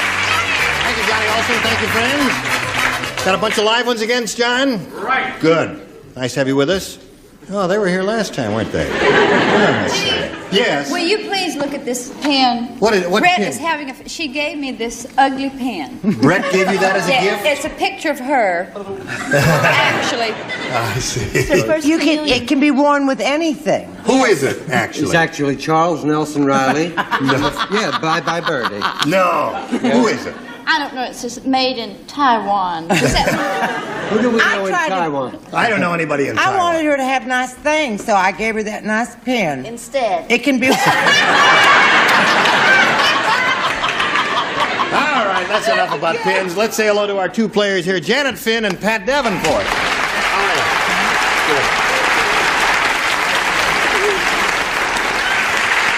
That Dawson? I was looking in Janet's hand. She's our current champ with $10,000 to her credit because, as a good luck token, she has a score sheet. She watches this game all the time at home, and she keeps score, who gives the right answer and who gives the wrong answer. And she's got Dawson's score sheet in there, just to hold this up for a second there. And she's carried it with her every appearance, and I guess it's brought her luck because she's got a lot of money. She's going to be challenged by Pat Davenport. Are you ready to have a go at it, Pat? I sure am. Okay, well, we'll start this game right after we start this message for you. Here we go. Round one. Pat, would you please make a selection? B. You want B? You got B. Here it is. In Africa... Oh, a dialect. No. No. A location. You are charming. Thank you. In Africa, they have an unusual firing squad. Instead of 10 soldiers with rifles, they have 10 cannibals with blanks. By George, you got it. In Africa, they have an unusual firing squad. Instead of 10 soldiers with rifles, they have 10 cannibals with blanks. Got it. You got it. Oh. Great.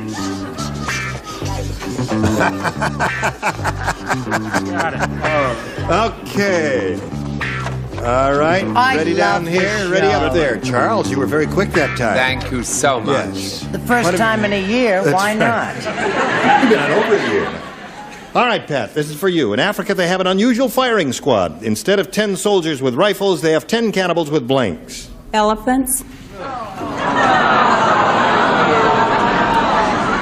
Did you say elephants? She said elephants. It was Elephant. a dialect that threw her. Now wait a minute. What did she say? She said elephant. Instead of 10 soldiers, they have 10 cannibals with elephants. Well, that's her answer, and she's stuck with it. Donald? Now, as I see it, if I guess the price of the showcase without going over... You got it. In that case, So how much? the only answer is soup spoons. Soup spoons.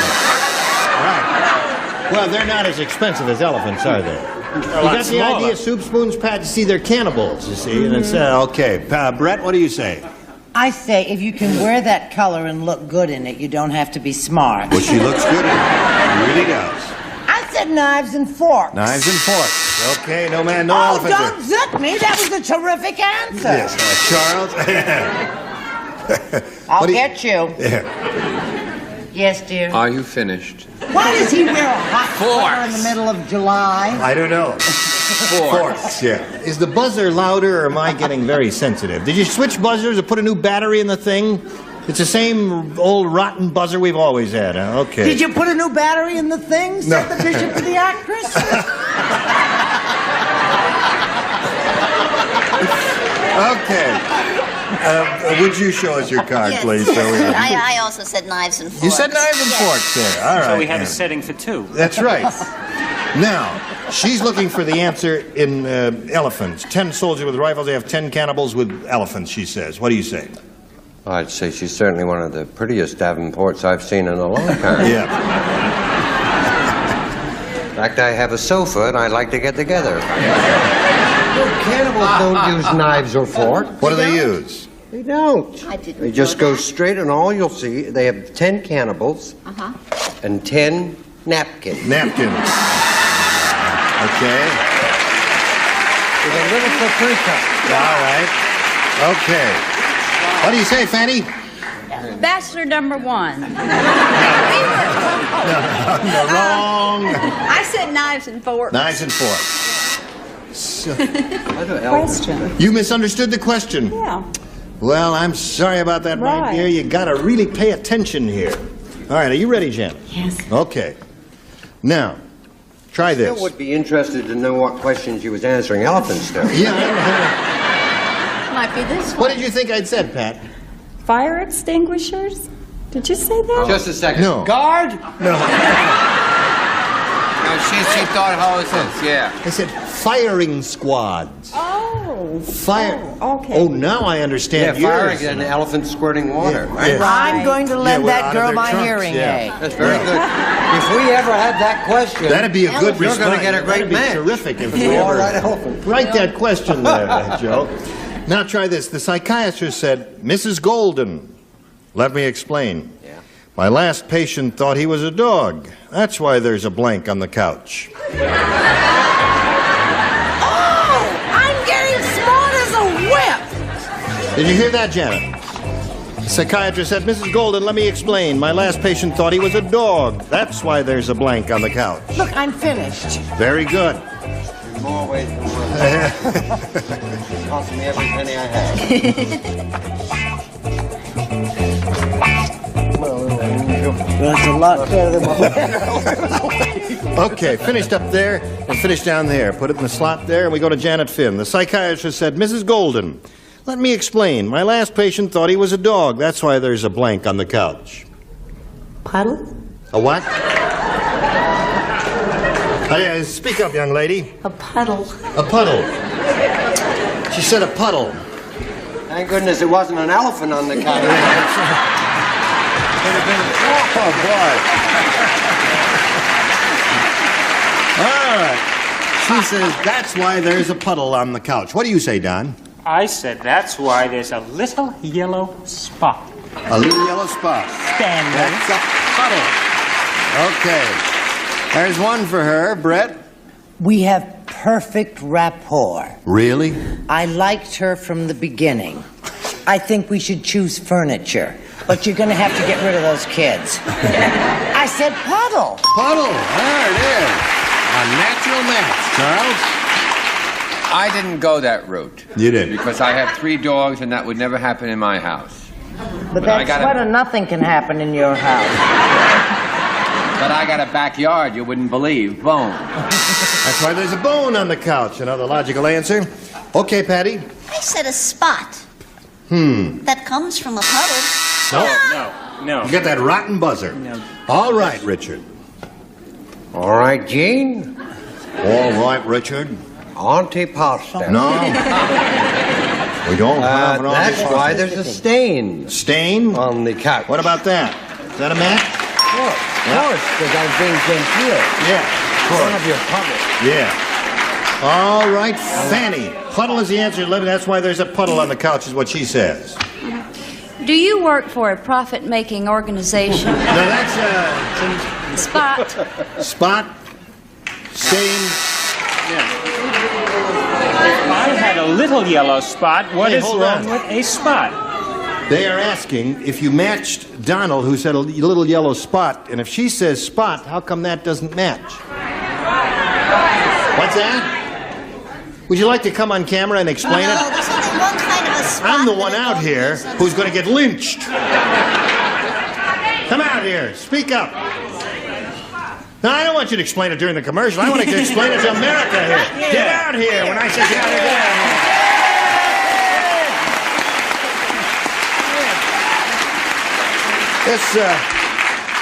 This, standing here in the light, you don't have any makeup on there. I want you to look good as you're going down for the 3rd time there. This is Ira Scutch, our producer and judge. Now, you've got to explain why. Object, Your Honor. Now, wait a minute. Not in the first player. Do you yield?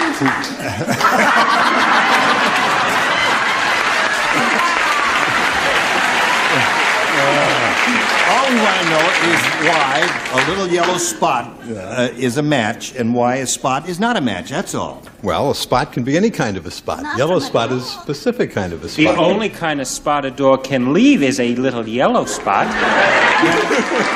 all right. Thank you very much. Okay. We got it. All right. Here's the commercial, and we'll be right back. Thank you, and get off the stage. Just a moment ago, our producer came up to me and said, Charlie says he thinks the decision of the judges should be final and that he made the correct decision.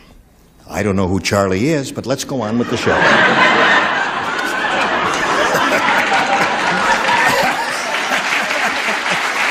So, pushed out and stop.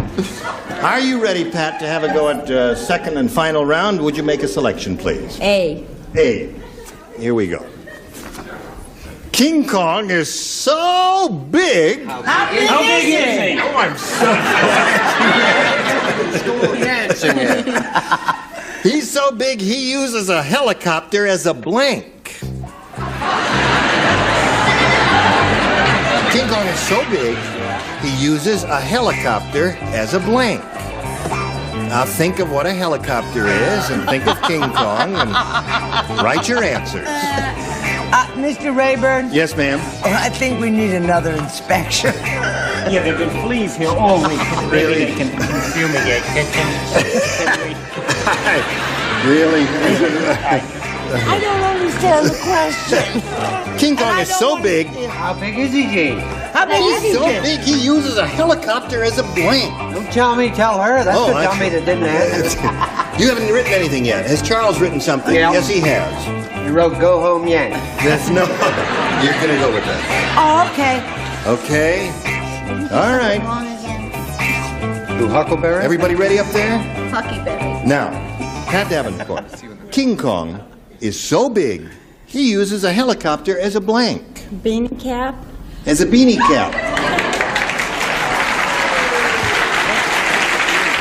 How about that? As a beanie cap. That hadn't crossed my mind, but that's a marvelous idea, The woman isn't it? hears nothing. For one solid week, he's done nothing but say what to me? One little time. She hears nothing. Are both of you deaf? Huh? What? Time to show your answer, Donald. They're both deaf. Oh, I see. There are some answers for which there are no questions. And I got one. I said truss.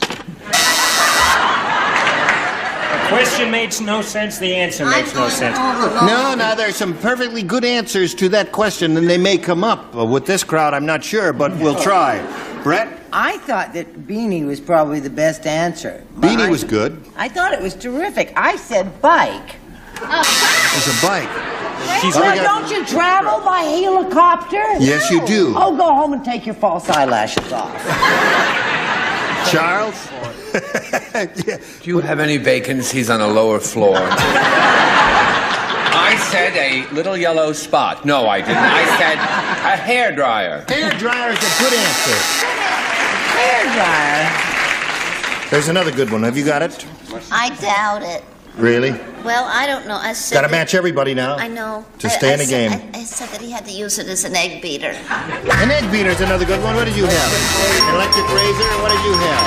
The fan is good. What? Janet Finn wins the game. Congratulations, Janet. There you go. Another 100 for you. Pat, I'm sorry to see you go. Electric fan would have been excellent there. Beanie was not bad, but, you know, the big rotor there, he would cool himself off because he's such a big fella. Anyway, it's been a pleasure meeting you, Pat Davenport. We've got a gift for you together with our thanks. Goodbye, Pat. Bye-bye. Falling apart, is it? Now we have to ask you to stand by and do your little dance number while they watch a commercial out there. You ready to do that? Okay, here it is. Here we go, once again with Janet Finn. This is her 6th time up here. You ready? Ready? Okay, we polled a recent studio audience. We got their best response to this. Blank and Johnson. Oh! Now, the answer they gave most often is worth $500. Second, $250. And third, $100. Now, 3 celebrities are allowed to help. Whom do you choose? Richard, please. Richard, what do you say? Well, it's really a book that we all enjoy at home. It's a manual. It's like The Joy of Cooking, but it's called the Masters and Johnson. I see. Okay. Page 94 is a knockout. Yes, of course. Only don't wear the roller skates. Masters and Johnson is one. No, they're 2. Masters Yes, and Johnson. I know that's one answer. One though, each. yeah. Yes, of course. Charles?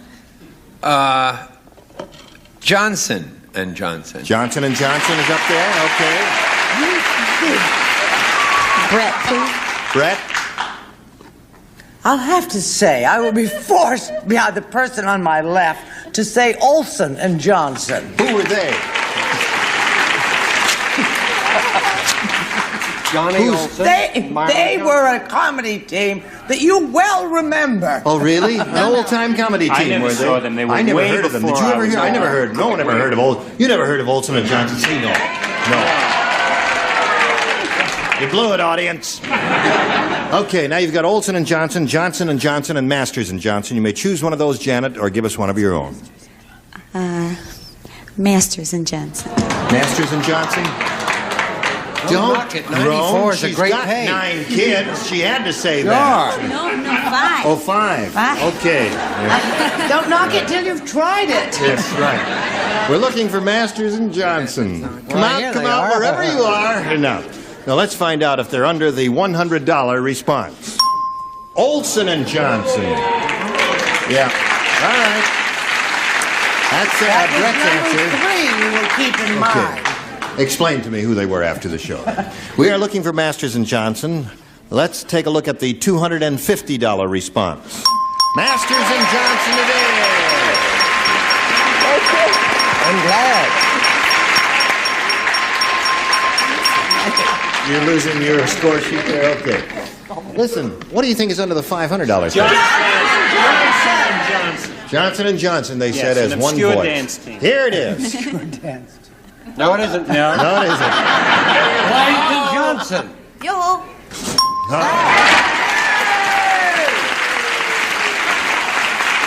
They always do that. They hide and jump out. You frighten me. I'm going to come in and smash you with my needlepoint bag.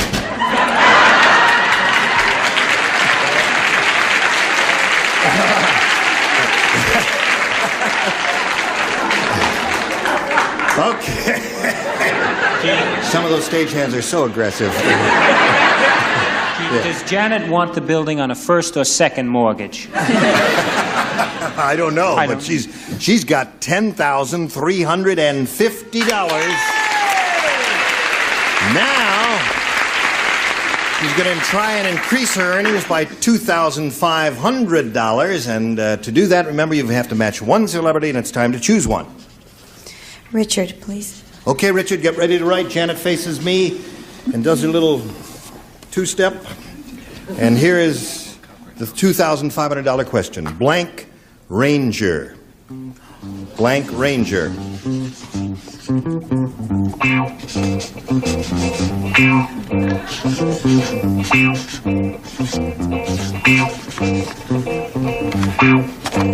He's finished. Now, Janet, what answer do you suggest would match Richard's? Blank Ranger. The Lone Ranger. You think the Lone Ranger? You think that's right? Okay.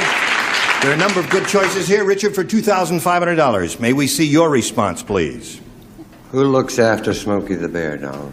Oh, the Forest Ranger. Be that as it may, lone or lone.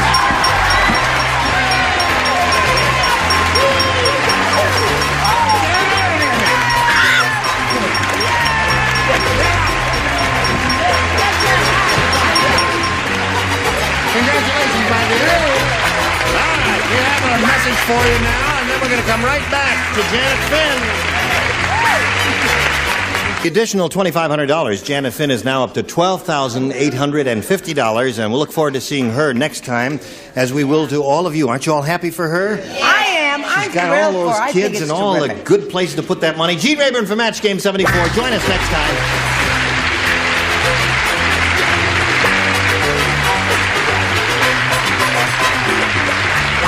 This is Johnny Olson speaking for Match Game 74. A Mark Goodson, Bill Todman production. Stay tuned for Tattletales next over most of these CBS stations. Get ready to match the stars. Bert Convy, Brett Summers, Jack Carter, Danny Flagg, Richard Dawson, and Ann Elder as we play the star-studded Big Money Match Game 73.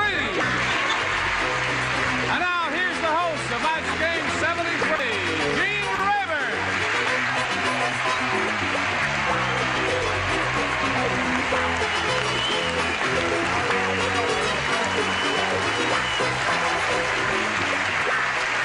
Hello there. Thank you, Johnny Olson. Thank you. How do you do, lady? Thanks, Gene. Thank you very much. Beautiful. You really got him agitated, haven't you, there? You wore your little howdy-doody suit, huh? That's it. I think he's cute. I am cute. Nice to see all of you, yes. Yes. Nice to see all of your bodies. And is there anything anyone has to say before we begin the proceedings? I'm innocent. I don't know the girl. All right. Now let's say hello to our two players, Vicky Wheel and Jane Brooks. Hello, ladies. If you were with us last time, you know that Jane is our current champion, and she had finished the super match and was about to meet her challenger and didn't have a chance to do that. She does have $600 to her credit, and we're all about to say hello to Vicky Wheel and ask her to tell us a little about herself after we welcome her to Match Game 73. Nice to have you with us. Thank you. Soon to be retired stewardess. Married and have one son. Well, it's nice to have you with us here, and good luck to you. We'll start the game right after we start these messages that come your way. Okay, we're going to start a brand new game. Vicky, we asked the challenger to make a selection, so if you would, please. B, please. B, our contestants find some of these questions harder than others. That's why we leave it up to you. Here we go, folks. Charlie Chan said... he said, let us review clues. Room smell of garlic. Tomato stain on body. Conclusion, murder weapon was a blank. Or brink, as Charlie would say. Murder weapon was brink. Charlie Chan said, let us review the clues. Room smell of garlic, tomato stain on body. Conclusion, murder weapon was blank. Do you like your answer? Yes, I really do. Write it down. Would it be easier if I were Italian to be able to do this answer, do you suppose? That was not an Italian accent I did, Brett. I don't believe You it. said Charlie something Chan. about garlic and tomatoes. Garlic, Oh, tomato stain on body. Murder weapon was. Oh. Do I know? I'll go one more time, Jack. Let us review clues. Room, smell of garlic. Yeah. Tomato stain on body. Conclusion, oh, you got yours. Everybody got it. All right, what are we waiting for? Let's come over here to Vicky Wheel and say. Wiki Veal. Wiki Veal, I remember him. It was a great act. That's what killed her, the Wiki Veal. Let's hear it for Elmer Fudd, folks.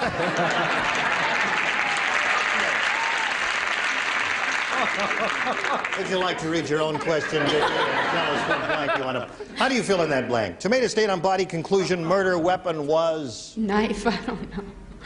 No, let me do it again for you there. One more time, Vicky. Room smell of garlic. Tomato stain on body. Conclusion, murder weapon was...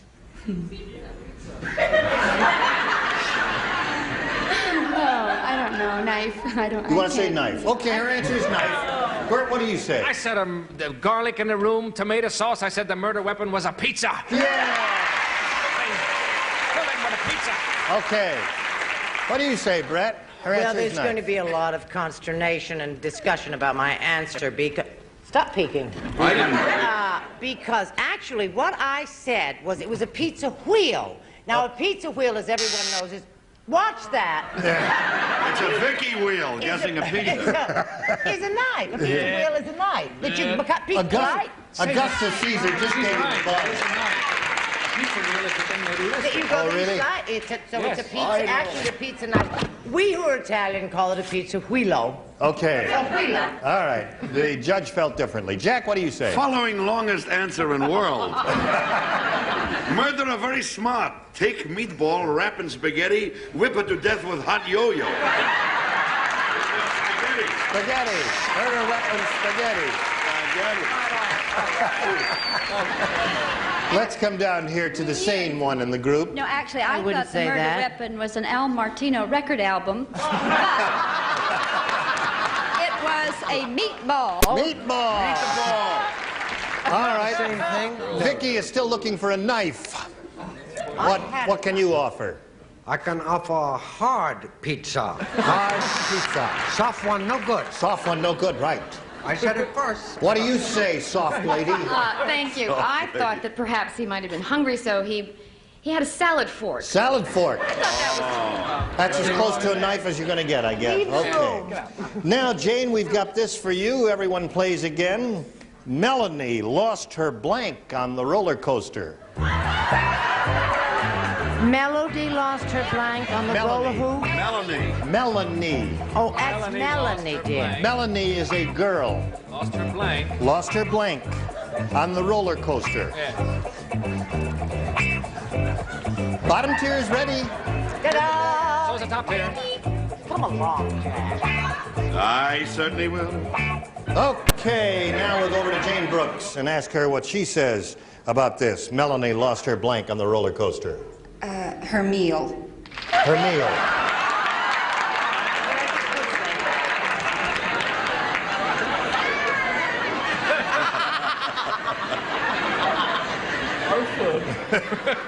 I said she lost her wig. Her wig. Okay. Apparently the audience likes that answer, right? Her wig. All right, Brett, what do you say? I said... Oh, she lost her virtue. Her virtue.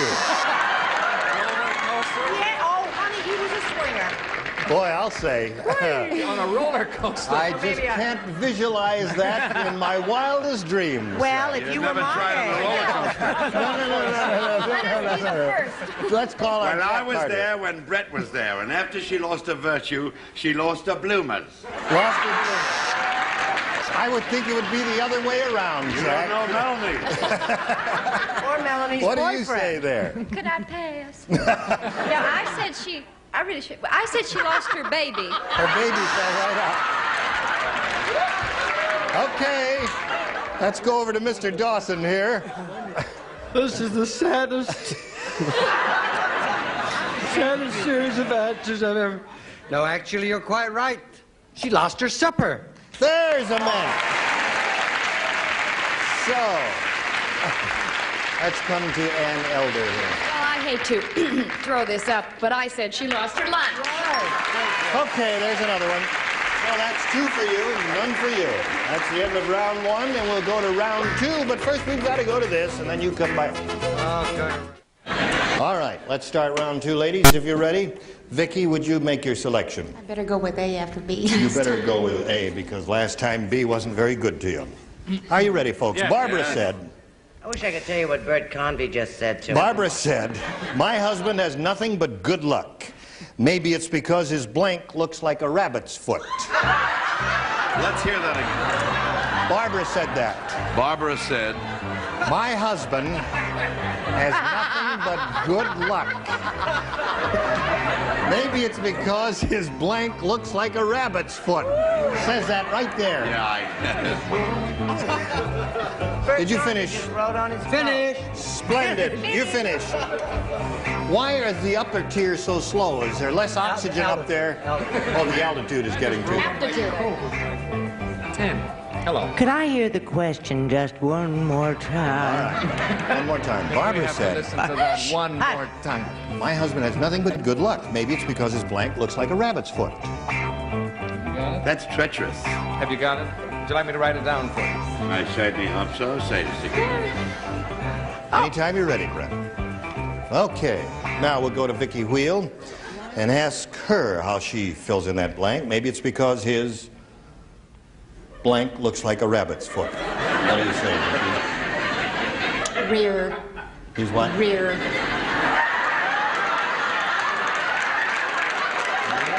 Did you say beard? She said rear. Oh. Rear is her answer. R-E-E-R. That's what she said. Okay, Bert, we'll call on you first. I'm just trying to picture what that would look like. Yeah, there's no way. That's what killed Alice in Wonderland. That's why I said nose looks His like... nose looks like a rabbit's foot is a good answer. Brett, what did you say? Well, I had an answer, and then Bert hit me. So I said head. His head looks like a rabbit's foot. Okay, Jack.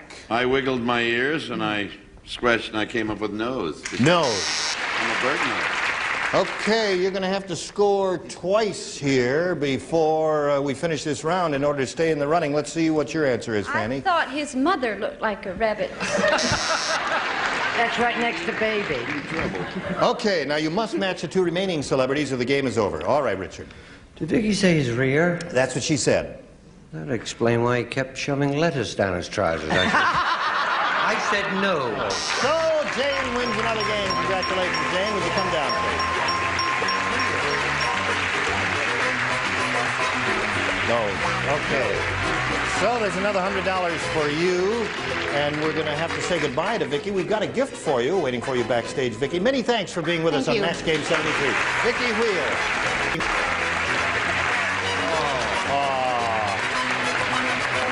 All right. You're up to $700 now. You've been in this spot before. You know how it goes, so shall we begin? Yes. All right. You can win over $5,000 here. We polled a recent studio audience, and we got their best response to this. Blank Shore. Now, the answer they gave most often is worth $500 to you if you can match it. The second most frequent response, $250, and the third, $100. Which 3 celebrities would you like to get a little help from? Fanny. Fanny first? I said Dinah Shore. Dinah Shore, what she said. Okay, another one? Ann. Ann. Sea Shore. Seashore. Okay. Jack. Jack Carter. Oh, I thought of those two. You did? But since I'm stuck, I'm hung up with Ship to Shore. Ship to Shore. Okay. All right, we got Seashore, we got Dinah Shore, and we got Ship to Shore. You may choose one of those or give us one of your own. What would you like to do, Jane? I will choose Dinah Shore. Okay. That's the answer Fanny gave you? That's the one we're looking for up here, so let's begin by revealing the $100 response. Ship to Shore! How about that? Okay, that's Jack's answer. It's up there. That may be a good omen for you. We're still looking for Dinah Shore. Here's the $250 response. Dinah Shore, you got it! Okay, congratulations. All right, before we go on here to the rest of it now, let's look at the $500 response and see what it is, and it's Seashore. That was Ann's answer, and a very good one, too. Okay, now you've got the $250, and that means you're going to play for 10 times that amount now, or $2,500. But in order to collect, you've got to match one celebrity on a head-to-head basis. Which one do you choose? Well, I'll try Bert's head again. Okay. Bert Convey, you get ready to write. What is this strange appeal you have, my dear? Here it is. $2,500. Yes, sir. Blank mint, M-I-N-T. Blank mint.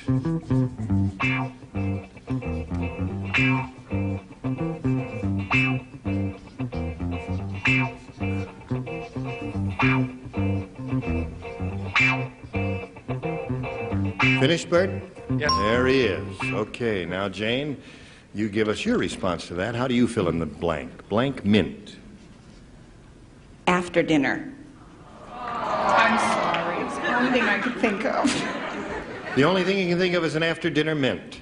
All right, listen, you never crazy Bert. He may have the same thing down there. Who knows? For $2,500, may we see your answers, sir? I said peppermint. Peppermint. Okay. Does that sound good to you? Yes, it does. I'm a peppermint freak. Oh, and you didn't put... Oh, that's too bad. Well, anyway, you've picked up more money. You're up to $950. You're going to play another game, and we'll do that right after this. We're going to play another game now, and to do that, we've got to meet a new player, and here he is. Let's say hello to Howard Morris. Hello, Howard. You know Jane? Right. Are you all set, Howard? Hopefully. Okay, you want to tell us a little bit about yourself, sir? I'm a manager for a retail concern. I'm married, got 2 monsters and a dog I'm not sure about. Okay. And a dog. I hope you're all very happy together, Howard. You know that you and Jane will be answering questions, trying to match our 6 celebrities, and the one who does that most often at the end of the second round will be the winner and has a go at the super match. You know all that. I don't know, why did I say it if you know all that? Would you please make a selection as a challenger? B. B is what he wants? Here is what we've got for you, folks. B for Bruce. Albert invented an amazing talking bathroom scale. When his 300-pound wife got on it, it yelled, blank! Albert did that. Invented an amazing talking bathroom scale. When his 300-pound wife got on it, it yelled, blank! Exclamation point. Oh, exclamation point? Yes. Oh, all right. That changes your whole answer, It certainly right? does, yes. Changes the tense. You don't have to draw pictures. Just a simple answer is all. Fanny, dear, That's didn't all. I talk to you about dinner and we did all the writing and we practiced and everything? Okay. Now, Howard, how do you answer this? He invented this amazing talking bathroom scale. When his 300-pound wife got on it, it yelled, wow. Wow. He said, wow. He said, wow. That's what he said. All right, Bert, what do you say? You know, you're terrific. It says, help! Help! Okay. What do you say, Brett? Wow I is think his there's answer. something wrong with a man who would say that a scale yelled wow if he had a 300-pound wife. It yelled help! Help! Help! Help! Jack, help or wow? I feel like I'm a member of the Hall Johnson Choir. Well, I didn't know how to write blah, so I wrote help. Help. So that's occurred 3 times so far, Howard. Let's see if you get a wow down here. Fanny, Are you going to wow Howard? It said, sing when the moon comes over the mountain. No, it doesn't. It said, I got it, honey. ouch. Ouch is what a hell. All right, Mr. Dawson. I'm very surprised they would all say, never yelled help at all. They yelled, Uncle! Uncle! That's enough already. Okay, that's a very good answer. I like that. We're still looking for a wow. I'm looking for a wow also, but how about ouch? Ouch. There it is. Howard, that one didn't work for you. Help would have worked, though. Let's see what Jane Brooks does with this. W.C. Fields said... Whoever heard of a corpse complaining about being popular? That's not what he said. It is a He says, young man, don't drink that water. Fish blank in it. Oh,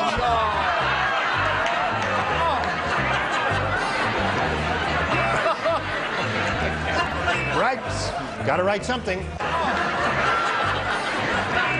Would you like to try a reading on that there? Yes, here he is, folks. W.C. Fields said, young man, don't drink that water. You paying attention? Fish blank in it. Is that what they do? Yeah. No, I have to take that and return it to the office. $1 here, $1 there. All right, everybody's ready over there. So, Jane, would you give us your response? Don't drink that water. Fish... Swim in it. Swim in it, she said. Oh, how nice. She said swim. Once a school teacher. Here we go, Bert. She said swim. Yes. It's a... You're going to tell us a story about your life and the two little kids and your family? No, you're going to tell me I'm the only one here that knows the joke? The joke is fish make love in it. I'm so sorry. Okay, Brett. Well, actually, I happen to be an authority on W.C. Fields and on fish. And I happen to know that the word is tinkle. Wrong? Yes. Okay. All right, that's her answer. Let's see what you mean. Jackson... Can I have my help card back from before? I'm in trouble now. Well, I've been watching Fish and Bowls. I've been watching Fish and Bowls for years when they go, wet it, wet it, wet it, wet it. And they do make love in the water. They do make love in the That's water. how they do it. Wet it, Okay. wet it, wet it. The answer that Jane is looking for is swim. Let's see if we get one down here from this lady. I have it. Swim. Swim. There's a match. Not accurate, Okay. Richard? Actually, I think swimming is compulsory if you're a fish. If you have any desire to live. Actually, the little devils breed. They breed in it, that's it. What a delicate way to phrase that, Mike. Certainly, All right, my little lotus flower. And I'd like you to give you my card. I said mate. They mate in it, okay. So she scored once with that, and we'll come back to the two of you right after we pass along these messages to you.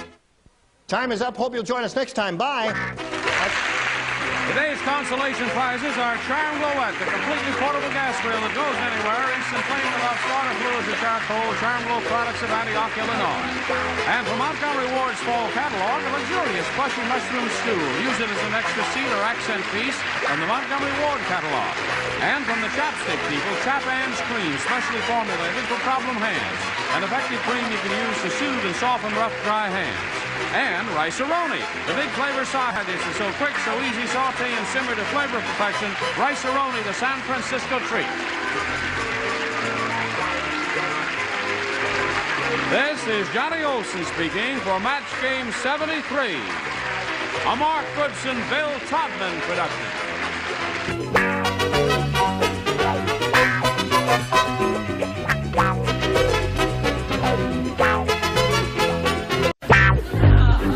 Get ready to match the stars.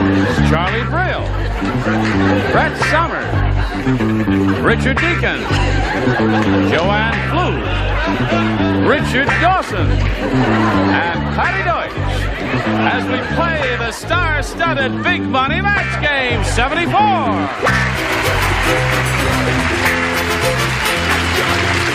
And now the star of Match Game 74, Gene Rivers.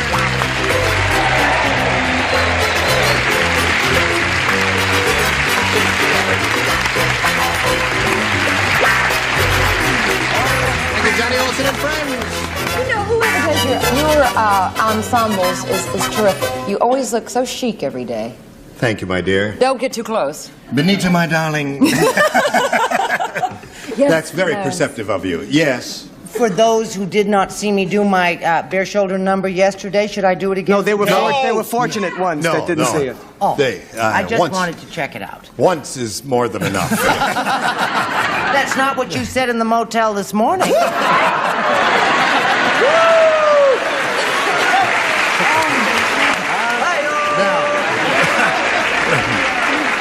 Benita, my darling, 'tis a far, far better thing I do.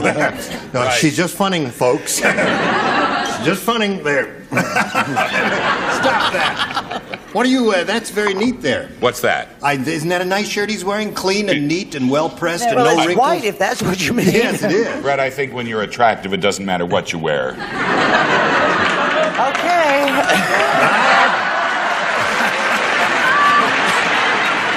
Who did that? Who did that? The drawing. Jim Lapidus, who is a very talented young designer. And did you sew it on there? No, he did. Oh, he sewed it right no, on I there. do needlepoint. I don't do this jazz. Yes.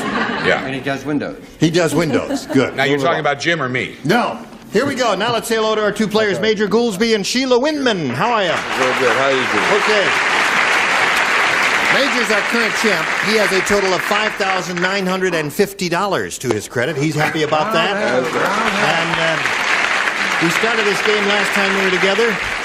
Sheila had her first question and matched three of our celebrities, and we're about to give you your question, and we're going to do that right after we do this.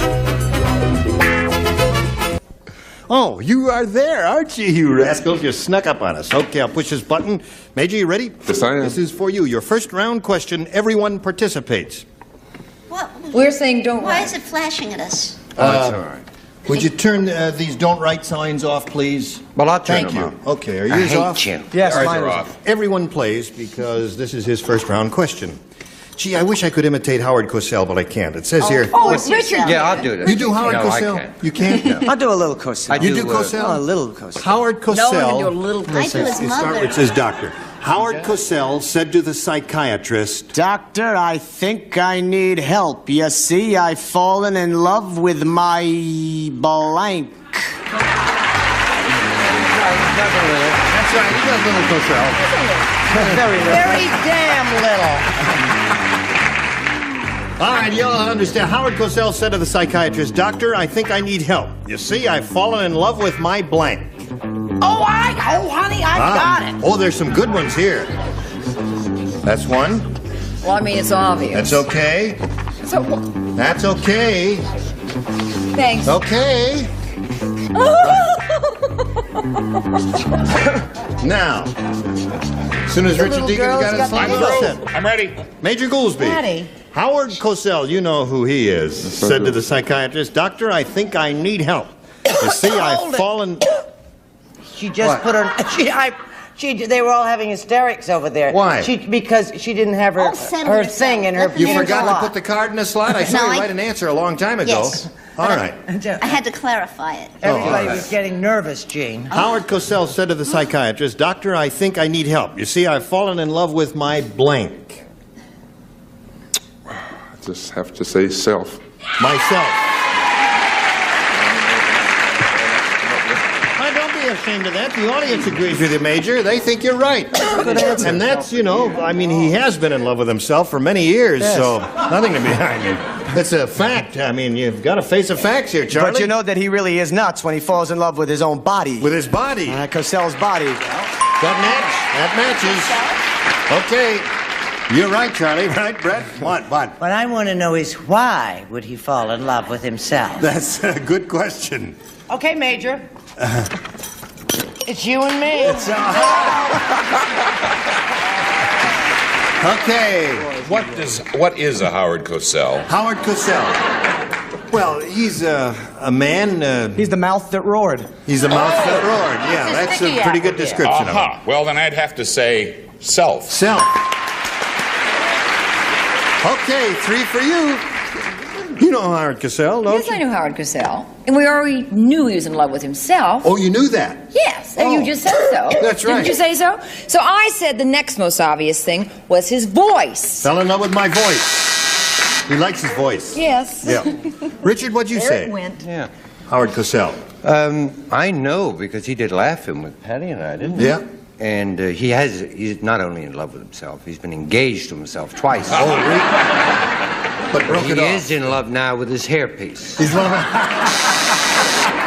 Which is the most horrible hairpiece in Yes, oh, my that's right. No, I do. No. No. No, you've got a great hairpiece. Yours look good. Right, Yep. exactly right. Yes. What do you say? He is in love with his toupee and/or hairpiece. Right. Right, Yes. exactly. Did on Laugh-In, I did Howard Howard's Cosell's mother. Why didn't you tell us? Read the Well, question it's a just for them. Well, no, I Go mean. on, read it. Come It'll on, be read it. Just dynamite. Howard Cosell said to the psychiatrist, "Doctor, I think I need help. You see, I have fallen in love with my toupee and/or hairpiece, also known as a rug."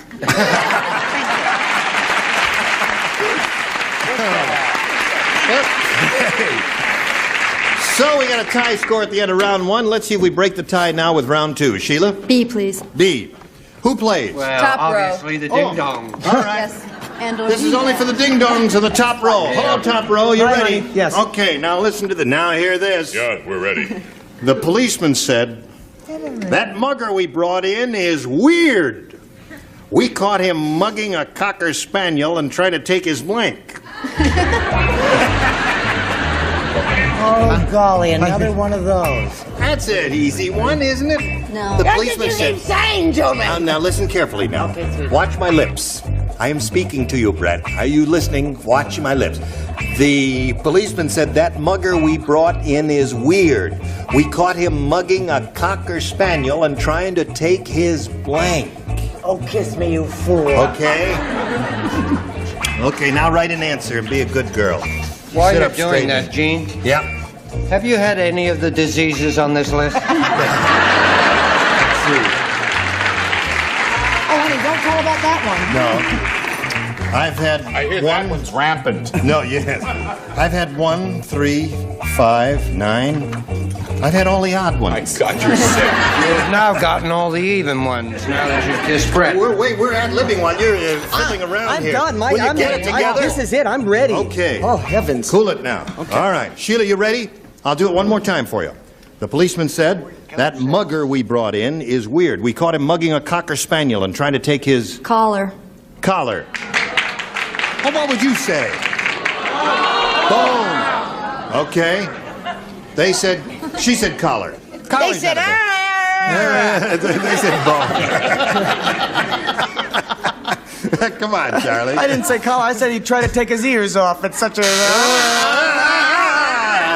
Rotten. Give it to him. That's Give him right. I'm not going to give it to you, John. It's like I don't even... Ears. Ears.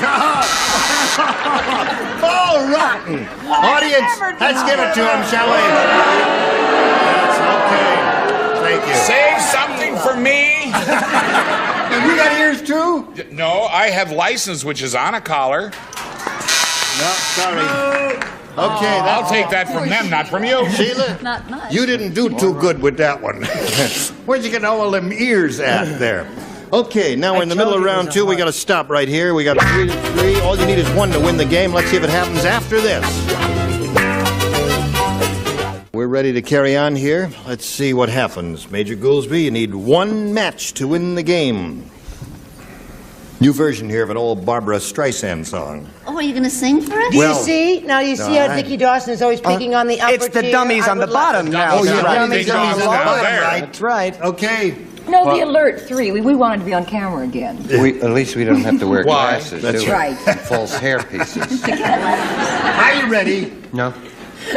I need my glasses and my rug. This is a very hard song for me, but I'll... Tell me the name of the song. Tell me the name. What is it? Just tell me the tune. I'll give you As a people. note.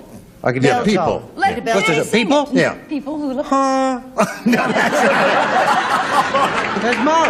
People. No, I can't. I'll give you another one. No, I don't want that. I don't want it. I'm going to sing it.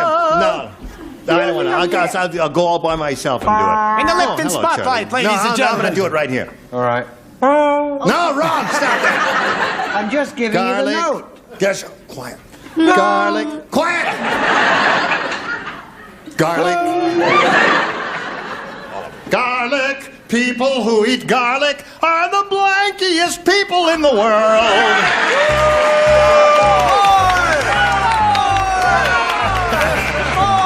Now you don't mean it. I know when you're funning me and when you're serious.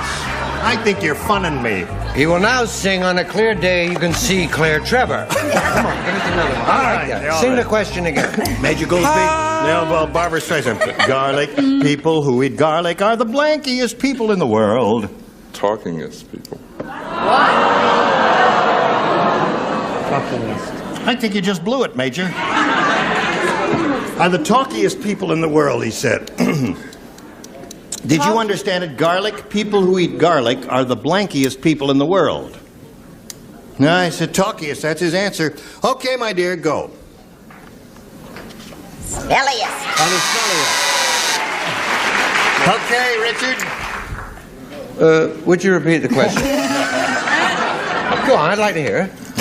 Sing it. Yeah, I'll give you a note. I'll give it to you. Garlic. People who eat garlic are the talkiest. Somewhere, Lairdale woke up and said, "What was that?" Smelliest. Okay. We need one more to win there. But I don't know what's going to happen. It's going to end in a tie if you don't match him or vice versa. Almost anything could happen, don't you know? Could you sing it again, please? No, I will not sing it again. Oh, okay. Are the rudest people. Are the rudest. Okay, so this game ends in a tie, and we got to go to a tiebreaker. Yeah. You ready? All right, everybody ready for a tiebreaker? Here we go. Yeah. I love it. Let's cancel out the threes here. And push the button. And reveal the questions and ask Sheila to make a selection. A, please. Okay, one question for each. The one who scored the most will be the winner. Sing it. The judge said, I don't care. No, I don't care. I don't care. I don't care if the trial is dull. The judge said, I don't care if the trial is dull. I got you. Different judge. Different judge entirely. Here come the judge. And what do you think the judge said? He said, I don't care if the trial is dull. Right. I've got a blank under my robe. He said, I don't care if the trial is dull. I've got a blank under my robe. Oh, really? He said that, the judge said. He's got this big, voluminous robe. Yeah? And he swished it around. Oh, he looked like Loretta Young when he made his entrance into the courtroom. What? What did he? What? Oh, he did it again! Okay. Here come the judge. Ready. Okay. Here come the judge. Here come the judge. Here come the judge. What do you think the judge has got under his robe? Ready over there? Well, I hope he had some trousers. The judge said, I don't care if the trial is dull. I've got a blank under my robe. Bottle. A bottle. Okay, let's hear it for jurisprudence. Charlie? That was a good answer, but I would have a lot of fun, too, if he had a lady midget under his robe. Okay. What did you say, Brett? My judge was a fine person, and he had a girl to talk to. Brought a girl with him. Okay. Richard Deacon. I went to the same school. A girl. Yes. Okay. I got carried away. The judge said, I don't care if the trial is dull. I've got a blank under my robe. And he said bottle. She said bottle. I'm sorry. She is a girl. She said that he said, and I said girl. A girl. All right. Got 4 girls under the judge's robe. It's getting a little crowded under there. It's the Andrews sisters. The Andrews sisters. No. Come on, Richard. I just think I'm amazed that the judge would do that. Yes. My judge is much neater. What is he? You're worried, aren't you, you Yes, I am. No, he had a TV set. Very good answer. See, sit like that. Yes. While watching a match game, 30 days. Go ahead. Oh, sure, go ahead. Yeah, come on now. Okay. Here comes the smasheroo, folks. Oh, yeah, this is a killer. The judge had a party under his robe. Party of the first part. Oh. Well, Sheila? I was gonna say girl. You was going to say girl, you thought about it and rejected it. Well, never reject a girl. We never do we? Never have fellas? yet. No, It's never not. have yet. I Well, refuse listen. to answer that question on the grounds it might incriminate No me. doubt about it. I'll get back under the judge's robe. While you're ruminating about that, we're going to have this message. Ready? Now, Major, you're in the driver's seat again. One match will win another game. Ready for it? Yes, I am. Here we go. Listen carefully. Everybody plays. Okay, man. Tiebreaker. Good. While visiting the North Pole, little Tommy said, Santa Claus might be somewhere near here because here's some reindeer blank. Time lapse again. You're going to have to repeat that. While visiting the North Pole, little Tommy said, Santa Claus might be somewhere near here because here's some reindeer blank. He said that. Santa Claus might be somewhere near here because Here's some reindeer blank. Oh, come on, you got it. It's easy for you to say. I can't stand you both. Come on, now do it, Brett. Time's a wasting. Put it right in the slot there. Get it in. I have two choices, please. Get with it. Okay. Major Goolsby. While visiting the North Pole, little Tommy said, Santa Claus might be somewhere near here because here's some reindeer blank. Tracks. Tracks. Very good. May I come in? Yes, you can. Come All right right. in. What do you have to say? Well, before the tracks, he saw a little doo-doo. Doo-doo.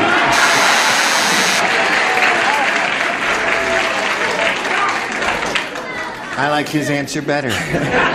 What do you say? I say, when in doubt, sing a song. Doo-dah, doo-dah. Okay. You're both Piling up over here, Major. Richard? Doo-doo and doo-dah. Track.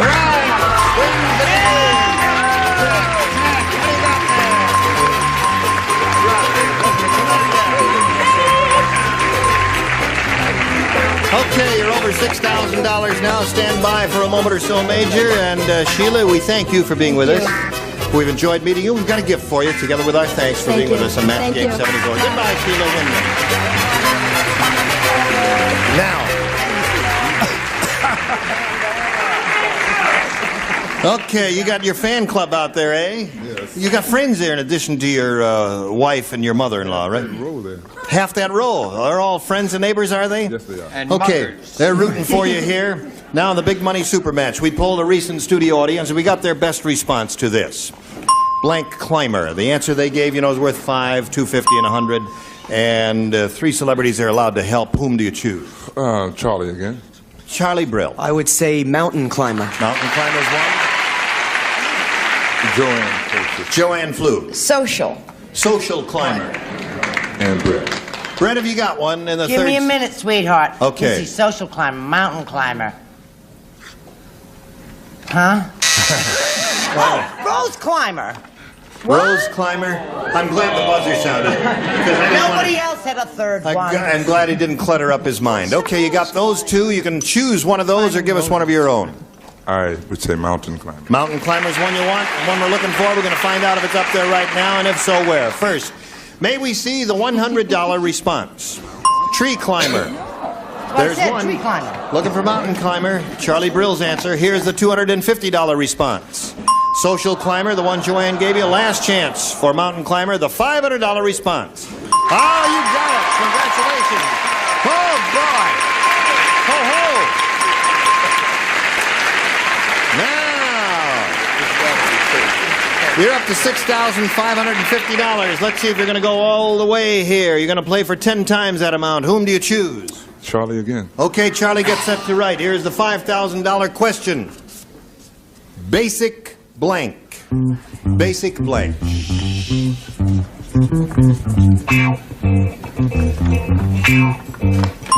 Okay, he's finished. Now, Major, we call on you to give us an answer which you think will match his. What do you say? Basic.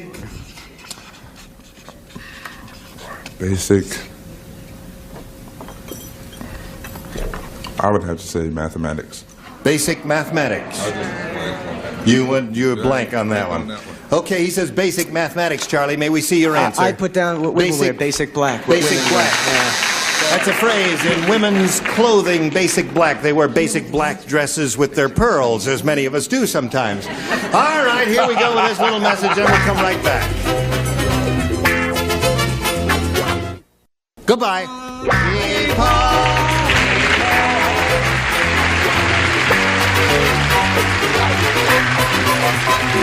This is Johnny Olson speaking for Match Game 74, a Mark Goodson, Bill Todman production. Get ready to match the stars. Scully Mitchell, Brett Somers, Gary Berghoff, Karen Morrow, Richard Dawson, and Fannie Flagg, as we play the star-studded Big Money Match Game 75. And now here's the star of Match Game 75, Gene Rayburn.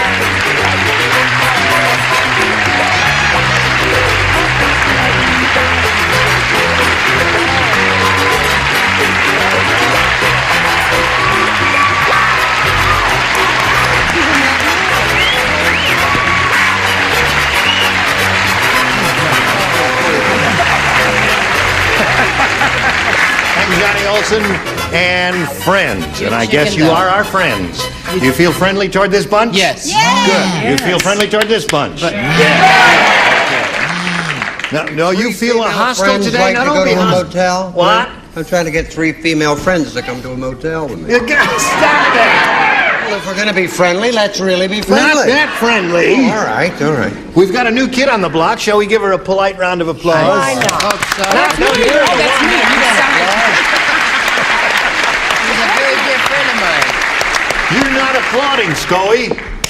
Thank you. Very good. Don't you like Karen Morrow? Very much so. Oh. I wish the show would hurry up and get off. Oh, here we go. Let's welcome Anita Becker. Hello, Anita Becker. Hi, Gene.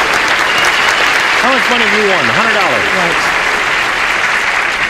$100. When we were together last time, Anita just won a game, and now she's got to do the other half of the thing and go for the big money in the audience match. Are you ready for that? I'm ready. Okay, we're ready for you, Anita, and we'll do that right after we do this message for you. Here we are, Anita Becker, and I. Don't we make a lovely couple there? now? Yes, indeed. All right. Yes, we are the same height. How tall are you? 5'11" without shoes. All right, take your shoes off. No, I'm only kidding. Are you ready for this? Yes. Good. We polled a recent studio audience, Anita, and we got their best response to this. Blank Christie. Didn't see it all. Blank Christie. Now, the answer that audience gave most often is worth $500 to you if you match it. Now, if you match the next one, you get $250. If you match a bottom one, you get $100. 3 of these ding-a-lings are permitted to help. Richard? Richard is one. A girl that I'd like to be when I grow up, Julie Christie. Julie Christie, yes, she's marvelous. I just saw her in a flick that was terrific. Shampoo. Shampoo, wasn't she good in Yeah, that? she's going to do my hair all the time. Yes. And another one. Fanny? What about, what? Mice? Agatha. Agatha. Christie. Okay. Julie may do your hair, Agatha does my hair. And another one. And Brett. And Brett. I knew she was going to do that. Well, the third position is always difficult, but you're such an inventive lady, you'll think of something. Just give me an hour now. Wait a minute. Yeah. How about Mary Christie? New Christie. New Christie. The New Christie Minstrel. Yes. Okay, New Christie. Well, it was number 3, you know. It was indeed. We all had Agatha and Julie. So, you got New Christie, Julie Christie, and Agatha Christie. Now, Anita, you can choose one of those, or if you got a better one in your head, you can do that. Julie Christie. You want Julie Christie, but don't we all? All right, let's find out what's up there. And so, where is it? That is a question. We'll begin at the bottom and reveal the $100 response. Get Christie Love is the name of a TV show. Get Christie Love. There's no love there at all. Well, no, but the audience did that. All right, still looking for Julie Christie. Here we go with a $250 response. Agatha. All right. We're working on it. Last chance. This may be a good omen for you, because Agatha's in the number 2 spot there. Here is the $500 response. Yeah! Julie! Congratulations. Congratulations. Good. So, you got it.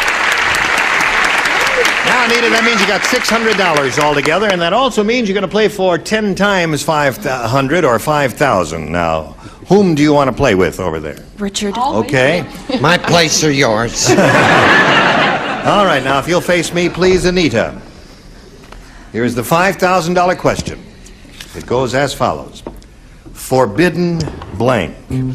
Forbidden blank. Forbidden blank. No help from the audience, please. We appreciate your enthusiasm, but you may be giving a rotten answer. That's why we ask you not to do it. Okay, he's finished. Now, Anita, we need an answer from you. One you think will match his. What do you say to that? Forbidden? All I could think of is garden. Forbidden? Garden? Garden. All right. Forbidden garden is what she says will match you, Richard, for $5,000. What did you say? I bet I know what you said. What? I bet you said forbidden fruit.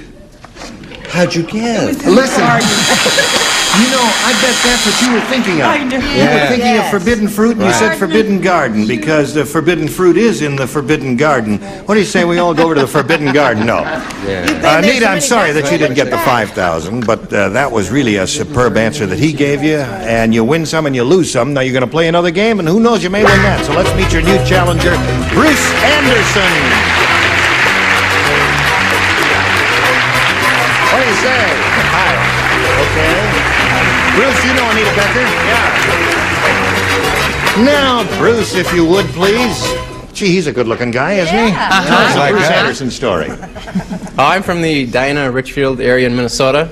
I just got out of the University of Minnesota, and I'm out here job hunting. My girlfriend's in the audience, and... What did you major in at school? Economics. Yeah. How does that help you get a job? Doesn't help at all. Doesn't help at all, yeah. Just tells you how well you're doing when you're out of work. Right. And how to count your money if you win any here, right? And I'm interested in all sports. And you are? Yes. Okay. Do you play any of them? Oh, quite a few of them. You do? Yep. I'm not going to ask you to name any, because how do I know what games you play there? Well, Bruce, if you're ready, I'll push this button here and ask you to make a selection since you're the challenger. I'll take B, please. B it is. Here we go. Folks, a new game. Ta-da! A TV guide listing. Sunday night, CBS, Kojak.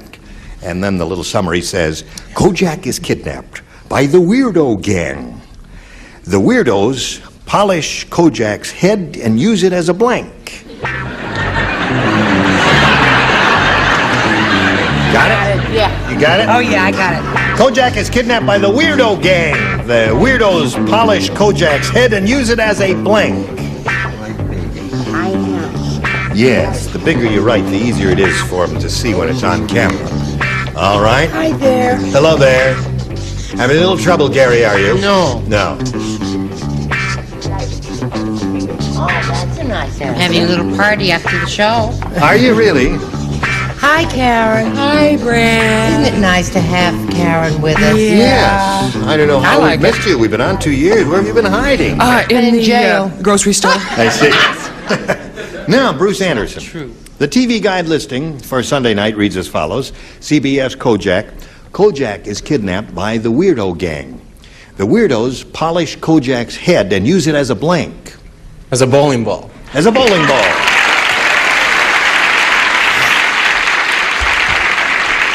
What do you think of that, Scully? I didn't think much of that answer. You don't like? He doesn't like your answer, Bruce. I don't particularly care for ethnic answers. Oh, really?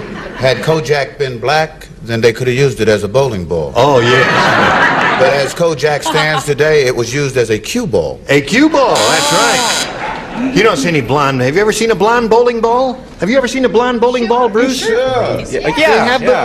Well, you see, I don't bowl, so I don't know anything about it. Thank you for straightening us out on that, Scully. It was a delightful little souvenir from Scully Mitchell. Autograph it for him, will you, sweetie? Well, this person's going to meet a very tall, dark man. I'll tell you more later. Okay. What do you say? I say, why would Bruce be so terribly misinformed, is what I say. Well, I don't know. He just said the first thing that came to his head, I suppose. It's a regular Brett Summers answer. Oh, Bowling ball. the dumb answer matches. All right. Brett said one dummy matched the other dummy. What do you say? You mean the third dummy? I say, I wish I had never come this morning, is what I said. Why? Well, because I have a stupid answer. You know something? When you said you were talking about that they were weirdos. Yeah. Well, the only weirdos I know, well, most of the weirdos... I said crystal ball, is what I Crystal said. ball. God, he'd never get on with it. Did Well, you? that's not, yeah, but May that's I not have a some bad coffee, answer. please? I haven't had breakfast yet. Don't apologize for your answers in advance. That's a good answer. Oh, no, please don't Now, apologize for this is your first shot at it. I know it. And you're going to either be amusing or accurate Yes. or rotten. I'm going to be just what Gary was because I said crystal ball, No too. kidding. You said crystal Yes. ball. We're the Well, that same was a weirdos. terrific answer, then. So we got one bowling Thanks. ball, a cue ball, and two crystal balls. What do you offer? Gary, do not be ashamed of your answer. That was a very, very good answer. All right, Richard. Mrs. Berghoff, will you stop that, please? She loves show people. Yes. I said bowling ball. Bowling ball.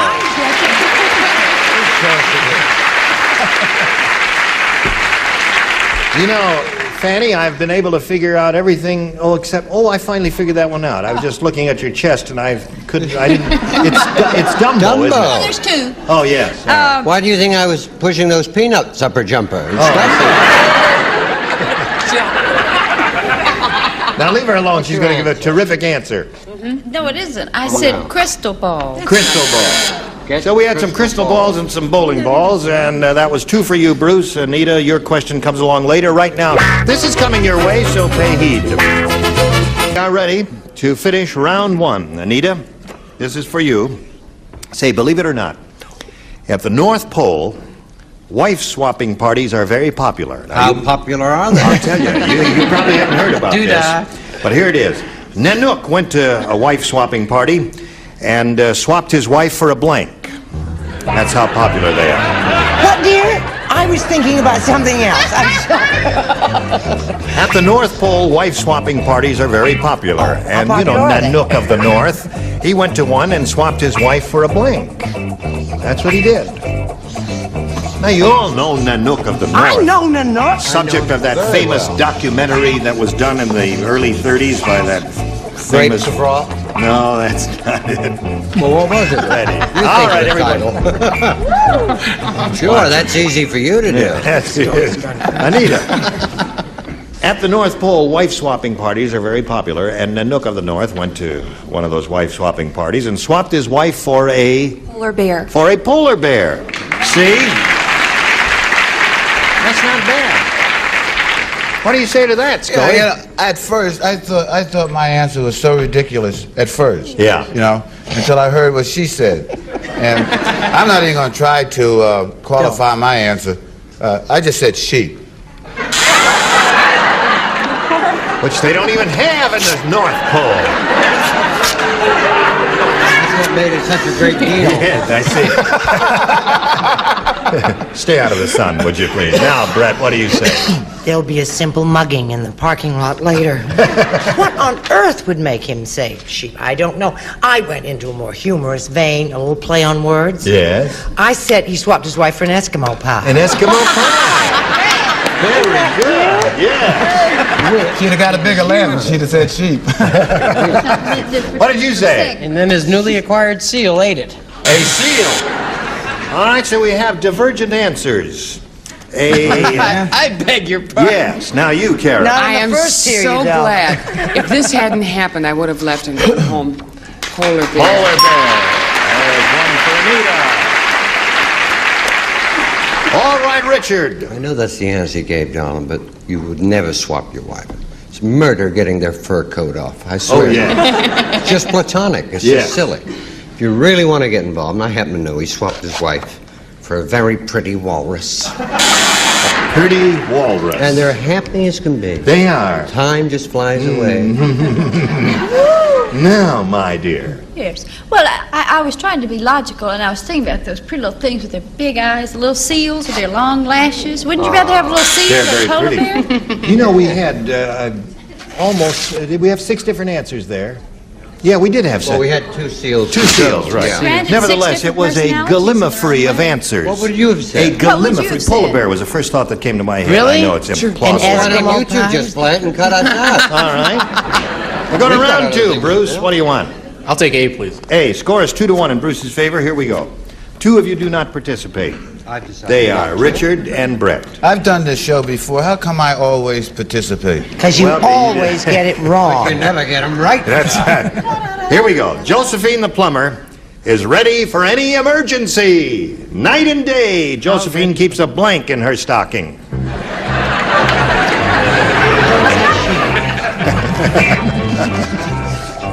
Give me that again. Yeah. Josephine the plumber is ready for any emergency. Night and day, Josephine keeps a blank in her stocking. Would you give it to me again, please? You know Josephine the plumber? Yes. Ready for any emergency. How ready is she? She keeps a blank in her stocking night and day. Can't believe it. Here we go. That's painful. All right. Ready. Bruce Anderson. Josephine the plumber is ready for any emergency. Night and day, she keeps a blank in her stocking. A plunger. A plunger. All right. The plumber's helper. That's why she looks so lumpy. What do you say? How could you ever come up with something stupid? I said plunger. Plunger. Okay. Are you going to continue his winning ways, Gary? I was going to say plumber, but... No. I don't know why I said this. I said crystal ball. You did. You're Doesn't really running make too late much sense. today, aren't you? Oh, no, I didn't. I said plunger. You said plunger. Night and day, Josephine keeps a blank in her stocking. He says plunger. What do you say, Karen? I'm sorry about that. I said wrench. Wrench is good. Yes, well, you know. Plumbers use wrenches to Yes, fix yes, things. thank eh? you. Thank you for All right. Buxom wrench. And Fanny, Yes. you have a card there with an Yes. answer on it. You know, people can be plungers. Esther Williams was a terrific plunger. Plunger. Right. You gotta go somewhere to get back. You ready for this? Okay, stand by for a moment. We'll get to you in a minute or so, but right now we gotta do a little business of this nature. Today's consolation prizes are as follows. Joe DiMaggio says it's the greatest automatic coffee brewing system ever, the original Mr. Coffee and genuine Mr. Coffee filters. And a 2-test electric rotary lawnmower, effortless starting, and the OPEI safety approval seal exclusively from True Value Hardware Store. And pick a Richard Dial shampoo, the shampoo with special managing agents that leaves your hair soft and manageable with a natural-looking shine. Match Game 75, starring Gene Rayburn, will continue in a minute. We are ready to carry on with the second half of our final round here. Anita, this is for you alone. And everyone except Karen Mora will participate. Oh, okay. As a second round question for Anita. Wasn't she clever? And she's only been with us a minute. That's right. Oh, Now, very here we go. The farm boy said, "Someday I'm going to be an alligator wrestler, but I'm starting off slow. Every afternoon, I wrestle Farmer Brown's blank." Oh, I've got that one. I want to You can play a little game with me if you like it. Did you hear that, Anita? The farm boy said, "Someday I'm going to be an alligator wrestler, but I'm starting off slow. Every afternoon I wrestle Farmer Brown's blank." I like yours, too. All right. Everybody ready down here? Come on, fan dog. Don't put pressure on me. No, let's go. Hurry up. Now, Anita Becker. Now, that's pressure. The farm boy said, "Someday I'm going to be an alligator wrestler, but I'm starting off slow. Every afternoon I wrestle Farmer Brown's blank." Daughter? Daughter.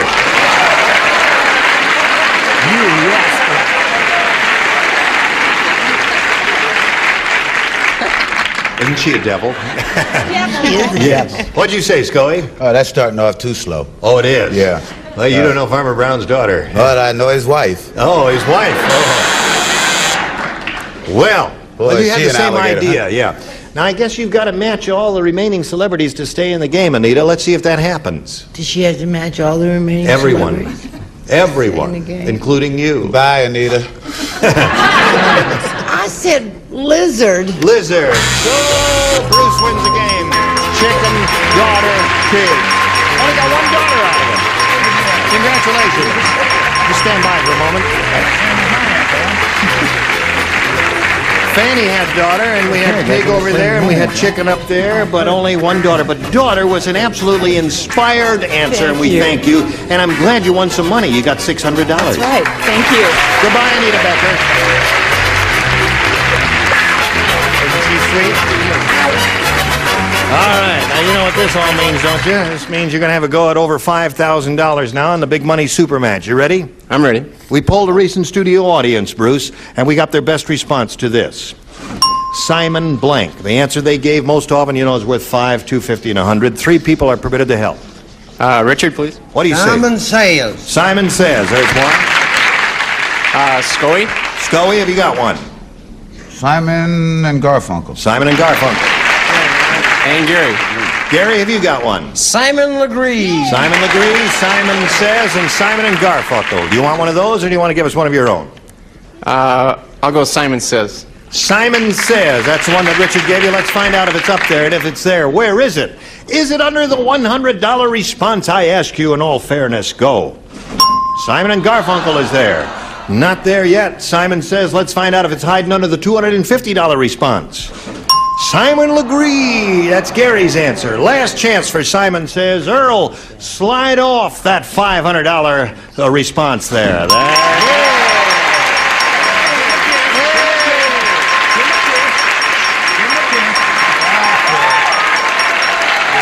You picked the right one, didn't you? Thank you. You stand by. We're going to do a little business here, and then we'll come back and see what happens. I just have a second or two to thank you all. You were just splendid. Thank you. Thank you. And you will come back next time. I hope so. Gene Rayburn, Match Game 75. Join us next time. Goodbye.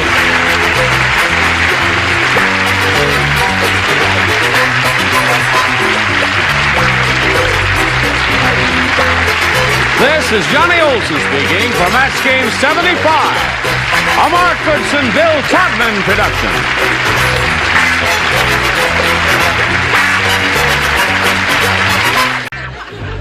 Get ready to match the stars.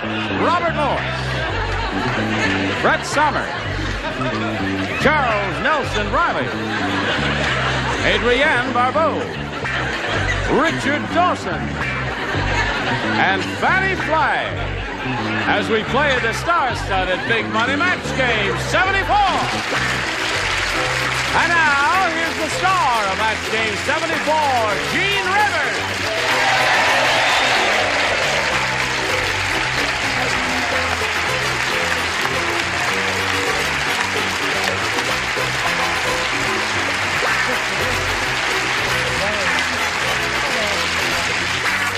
Walk in 5th position. Thank you, Johnny Olson, and thank you, dear friends in gentle hearts. Are all the weirdos ready? Yes, yes. May Yes, I say ma'am. something? Yes. Doesn't Charles look just like Katharine Hepburn in Philadelphia Story?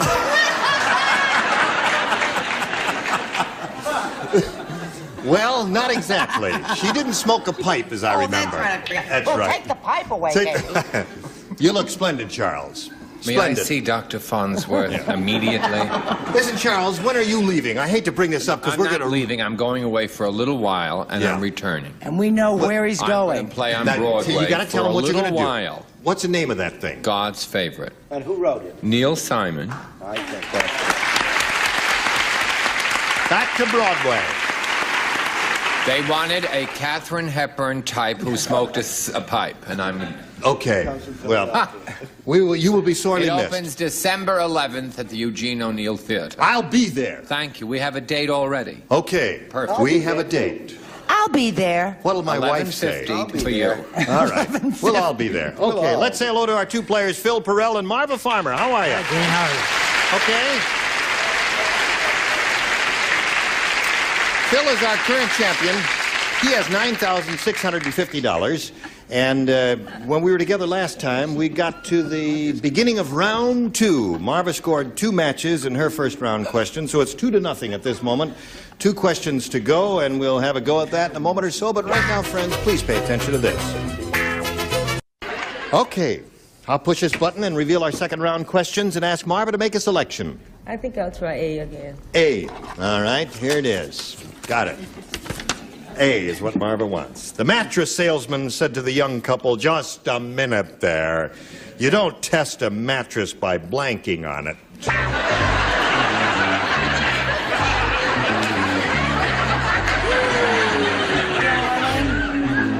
Would you swing that in ragtime? The mattress salesman said to the young couple, "Just a minute there. You don't test a mattress by blanking on it." Well, that's all right. What's that? Who plays? Who plays? 2. Charles and Robert do not play. Okay. Bobby's heart is broken. He They were was in matched in tears the when he saw first Don't round Write of the on his previous little day. drum. All right, now we're all set. We'll come over here to Marva and ask her response to this. The mattress salesman said to the young couple, "Just a minute there. You don't test a mattress by blanking on it." Making love. Making love on it? You like that answer? They like that answer? Everybody likes that answer, and she's hoping you like that answer, Brett. I love that answer, and it's all according to where your head is at, whether or not you think I agree with her. Jumping. No, sorry. Adrienne. Well, for some people, this is the same thing. Wrestling. Okay. Now, What did she say? Richard, Yes. would you show us your card, please? Of course, I don't hedge around the bush. Loving. Loving. There's the match, Marva. And Fanny. Dancing. Dancing. That's another good answer, too.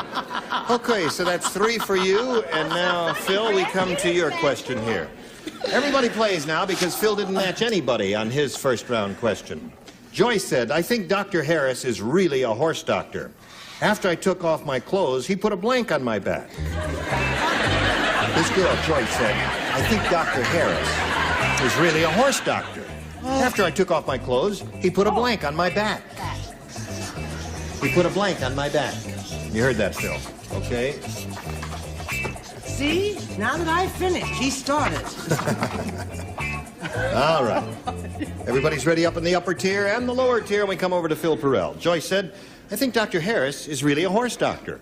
After I took off my clothes, he put a blank on my back." Saddle. Saddle. He had that one all thought out and all planned. I would have said blanket. What'd you say? Saddle. You said saddle. All right. 3 saddles ties the score. 4 saddles wins the game. Brett. Oh, Phil, where do you want to go? Acapulco. Come on Paris. now. Do You not name it, tantalize. honey, and we'll saddle it. There it is. All right, that's 2. Charles? Saddle. Saddle. 3 ties the score. 1 more saddle wins the game. Oh, Phil. What? I said saddle. Saddle. Blanket. Saddle. Okay, come on down, Phil. Here we go again. That's your 5th game. Well, Marva, I'm sorry to see you go. Listen, it was a real pleasure meeting a pretty lady like you. Thank you. May we She wish you the is very great. best of luck. Thank you. Thank you for coming in. Marva Farmer. Okay. I know you're ready to play another game, but we've got to play a game with our audience, and we'll come to you in a moment or so, okay? Here's Phil Perrell, who now has $9,750, and this is the 5th game he's won. And he's going to have a go at over $5,000 now. You're pretty cool about this whole thing, aren't you? I'm trying to be. Believe me, I'm trying, but I'm shaking inside. No, well, you look cool and collected to me, and you're doing very well, Phil, and good luck as we have another go here. We polled a recent studio audience, and we got their best response to this. Shake blank. Now, the answer they gave most often is worth $500 to you if you match it.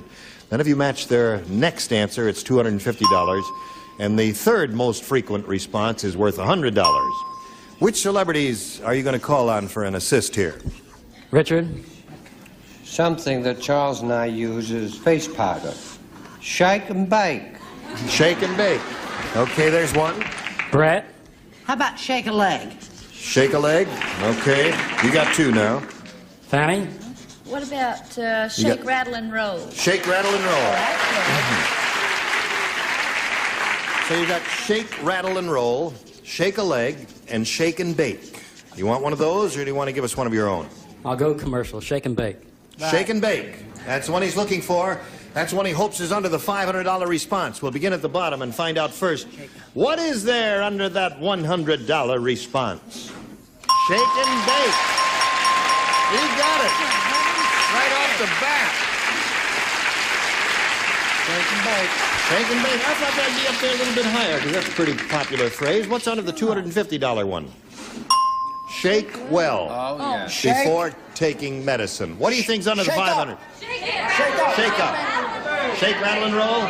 You don't know, do you? Well, here it is. I'll tell her, shake, rattle, and roll. Fanny gave you that one. Okay, Phil, now you're going to play for another $1,000. Which celebrity you want to try to match head-to-head exactly? Fanny. Okay, Fanny, get ready to write. Phil will face me. Here is the $1,000 question. Blank West. Blank West. W-E-S-T.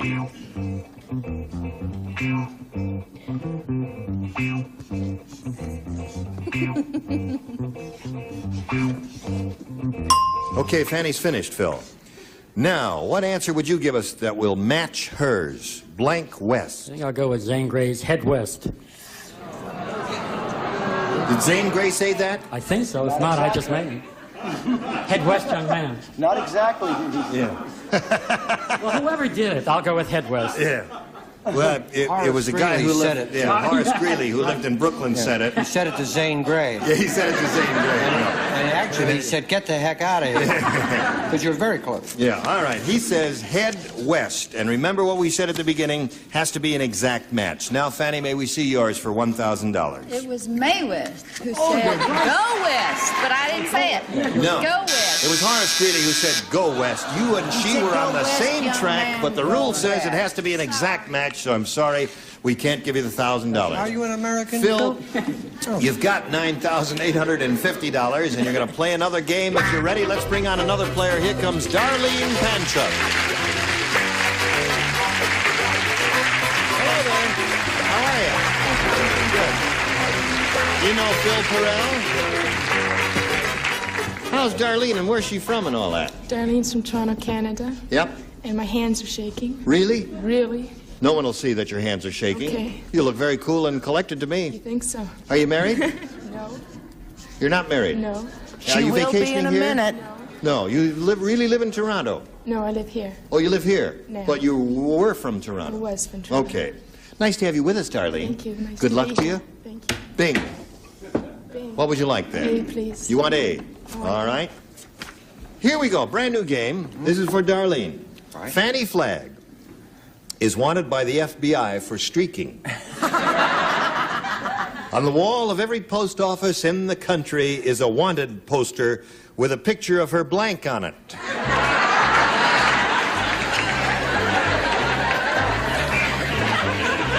One more time, Darlene. Fanny Flagg is wanted by the FBI for streaking.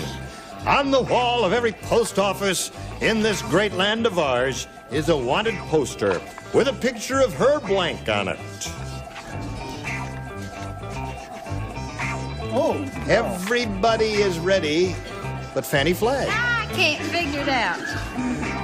Go ahead. Okay. Fanny is a wanted poster with a picture of her blank on it. I did it. Oh, you did it. Oh, I thought you didn't understand it. Oh, I have to change. You have to change, Charles. You're holding everything up. Put a robe on, Charles. Okay. Now we're all set. Darlene, Fanny Flagg is wanted by the FBI for streaking. On the wall of every post office in the country is a wanted poster. You know what they are. Mm-hmm. With a picture of her blank on it. Her bra. Her bra. Her bra. All right. Robert, what'd you say? Well, Fanny, I guess, would have a picture of her fanny. Her fanny on it. Yeah. That's good. Very good, Robert. Brett? When Fanny does this show, we room together. Yes. And you could not mistake them for anything else. Or belonging to another person. I said, bazoom. Doesn't match bra. Getting close, though. Charles? Actually, the picture is not a poster. The picture takes the whole side of a building, because it is her bazoom. I see. Can we do it without all these personal comments? That poor girl. What do you say? This isn't easy. Poor as it girl, looks at home, you're- you know. It isn't. Have you been watching this at home? Of course, and I always think, why don't they all say the same thing, you know? But Yeah. they're choices, and that was my choice. Bosom was my choice, but I really thought that Darlene might say face, so I went with face. Okay. All right. Well, you're playing the game and you're doing it well. Richard, what do you say? Let me think what I say. I always say a stitch in time. Says that. Yes, No. that's very good, Richard. What else do you say? Another thing I say is... How about an apple a day? Rolling Stone Rolling gathers no Stone. moss. That's right. Rolling Stone keeps a doctor away. Right? That's another good one. Yeah. Of course, I don't How about say- better late than never?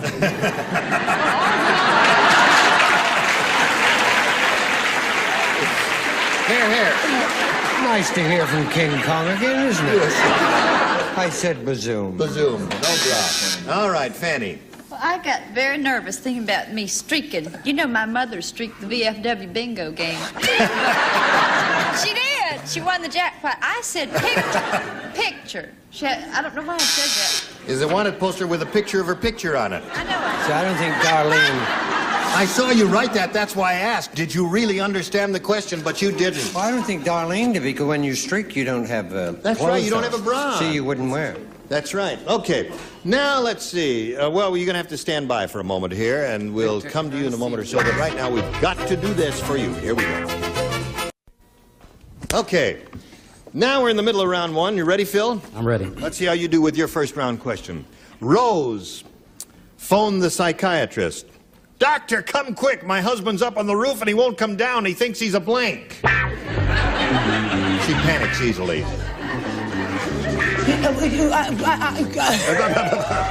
This lady named Rose telephoned the psychiatrist. And she says, Doctor, please come quick. My husband's up on the roof and he won't come down. He thinks he's a blank. Oh, I got it. Oh, honey, that was easy. I don't know what was wrong with me. All right. Everybody's ready. Phil Perrell.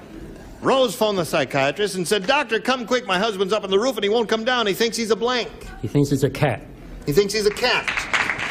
C-A-T, cat, he said. A cat. A cat. No, he thinks he's a Boyd. A Boyd. Brett, what does he think he is? Yes, I thought he was a Boyd, too, A dear. Boyd, all right, Charles. But for a more clever, charming answer, die, die, die, die, die, die, die, die, die, die, die, He thinks he's a fiddler.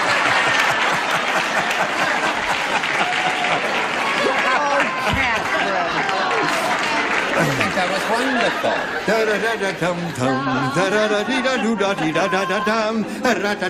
Hello there. Shall we dance? I listened to that song for 2.5 years. I know you did. And what do you say here? Doctor, come quick, he's on the roof and he won't come down. He thinks he's a... He thinks he's a bird. Bird. That's the answer, Phil. All right, Richard. No, he was spinning around. He thought he was a weather vane. A weather vane. That's a good one. Pointing north. Splendid. Yes, Fanny. Now, for your Alabama Baptist answer, he thought it was a TV antenna. That's it. All Like right. ground. We heard from the Alabama Baptist. Now, where are we? Oh, we go to round two, right? Darlene, would you make a selection? B, please. B. You had A last time, didn't you? Yes. Now you're trying B. Here we go. Robinson Crusoe said, on Wednesday, Friday stuffed fruit in his ear. On Thursday, Friday went blank. Robinson Crusoe said on Wednesday, Friday, stuffed No, fruit. you can't see it. Every time she tries to see it. I was speaking. Is he joking? The star was speaking and you interrupted him. Yes, but I'm ready. Robinson Crusoe said on Wednesday, Friday stuffed fruit in his ear. On Thursday, Friday went blank. Friday went blank. You got it. Okay. All right. Now, Darlene, Robinson Crusoe said on Wednesday, Friday stuffed fruit in his ear. On Thursday, Friday went... Repeat the question. Oh, yes, of please. course. Robinson Crusoe said on Wednesday, you know who Friday was? Yeah. He was this friend of Robinson. The two of them were...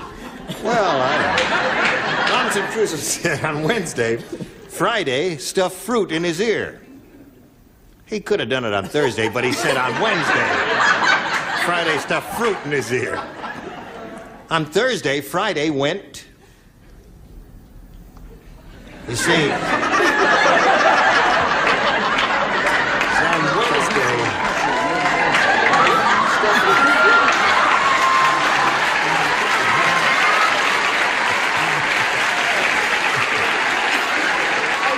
Understand the question. You don't understand? I really don't, no. Well, we have to have an answer from him. Sit down. Say it once. Even though you don't understand it, we have to talk. Robinson Crusoe said on Wednesday, Friday stuffed fruit in his ear. On Thursday, Friday went... Ape. Ape. Okay. Yeah, right. Crazy. Robert, what do you say? You're going to have no trouble meeting people out here. Bananas. No? They're asking, is going ape and going bananas the same thing? It's going crazy. No. He says no. All right, Brett. You mean going ape and going bananas is not the same thing as going crackers? It's a fruit. What are you doing? It's all the same, darling. Listen, Just I think... Goofy is goofy, right?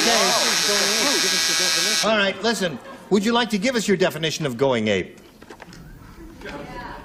Going crackers. What is that? Is going ape is going... Yeah, going ape is going ape. Going ape. Nothing to do with fruit. Crazy to go ape. All right. Charles, what do you say? I said bananas. Right. Bananas. All right. Would you like to have a commercial here while we caucus on what's going on here? Fruit. She didn't All right. pick What did you say? Why do you have to I caucus? tried for both. I said bananas or crazy. Bananas or I crazy? mean, that's what I meant. Going Yeah. bananas is... All right. Okay, what do you say? Well, I would like their definition of going ape. But you have it written there. What do you No, got? I don't accept this. We asked the producer. Let's fight this thing to the finish. What did you... Well, Richard, it's show and tell time. Darlene, I'm going to take this to the highest court in the land. Thank you. Meanwhile, you'll stay at my place. Okay. Crazy or bananas? Crazy or bananas? Right, yes. And Fanny. And now to break the dissent, Yeah. I said he went deaf. Okay.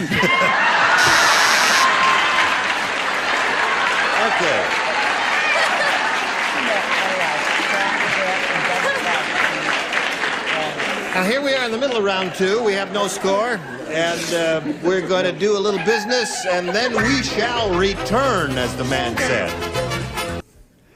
Listen, I tell you what we're going to do. Because some goofy things happened in that question that we gave Darlene, and it was, I don't know, just to be fair to everybody, when we get back together next time, we're going to start round two all over again with other questions. Okay? Fine. All right? Good. Thank you. You were all splendid. And we shall look forward to seeing you next time because you're all beautiful people. Remember the words of our producer when I said to him, "What is life all about?" He said, "Bananas." Gene Rayburn for Match Game 74. Join us next time. Goodbye.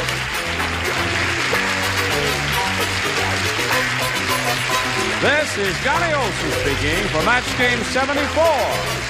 A Mark Goodson, Bill Todman production. Stay tuned for Tattletales next over most of these CBS stations. Get ready to match the stars.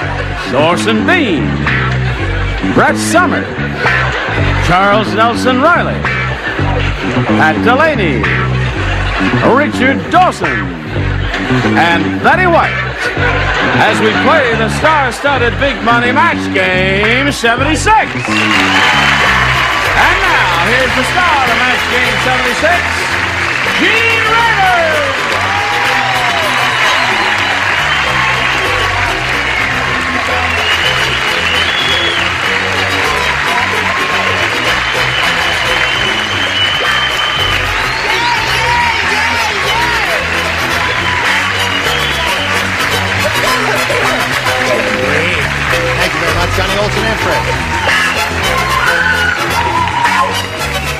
Don't get hysterical, madam. Now, this may take a while. Yes, it may take a little while. How are you, Ors? It's grand to see you again. We've missed you. I'm just fair. Good. Oh, I'm sorry. Actually, I spoke without listening to your response, didn't I? Yes, that often happens, you know, like go into a restaurant and the maitre d' comes around and says, was everything fine, sir? He says, just fair. He says, fine. Goes away. Never hears it. Orson, would you help us in a polite round of applause for the new kid on the block, Pat Delaney of Swiss Family Robinson.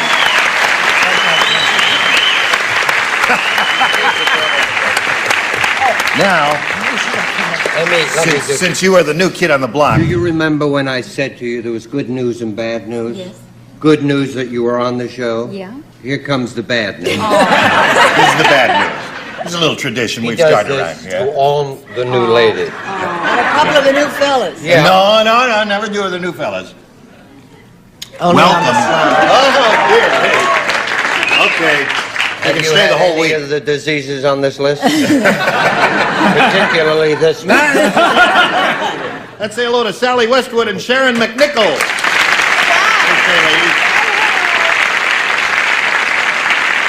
This lady's a champ. She's won $6,650.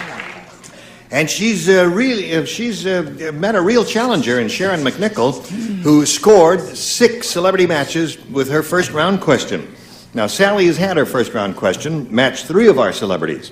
When we come back from this commercial, she'll have her choice of A or B in the second round questions and see if she can catch up and achieve a tie. If that happens, we'll tell you what happens then, but right now, pay attention.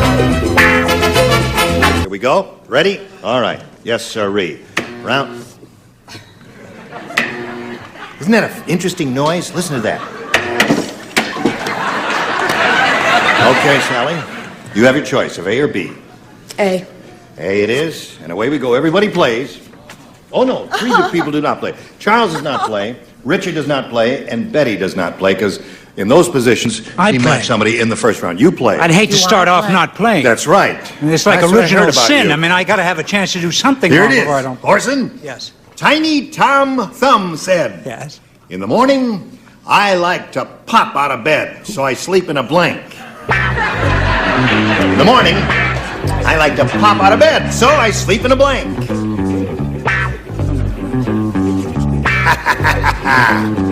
Oh, I got it. How are you? I'm fine, Doctor. Splendid. Don't you play, darling? No. No, he does not. 3 people do not. He is one who does not. Okay. Okay. You ready? Yes. All right. I'm ready. Here we go to Sally Westwood. Tiny Tom Thumb said, in the morning, I like to pop out of bed, so I sleep in a... Toaster. Toaster is good.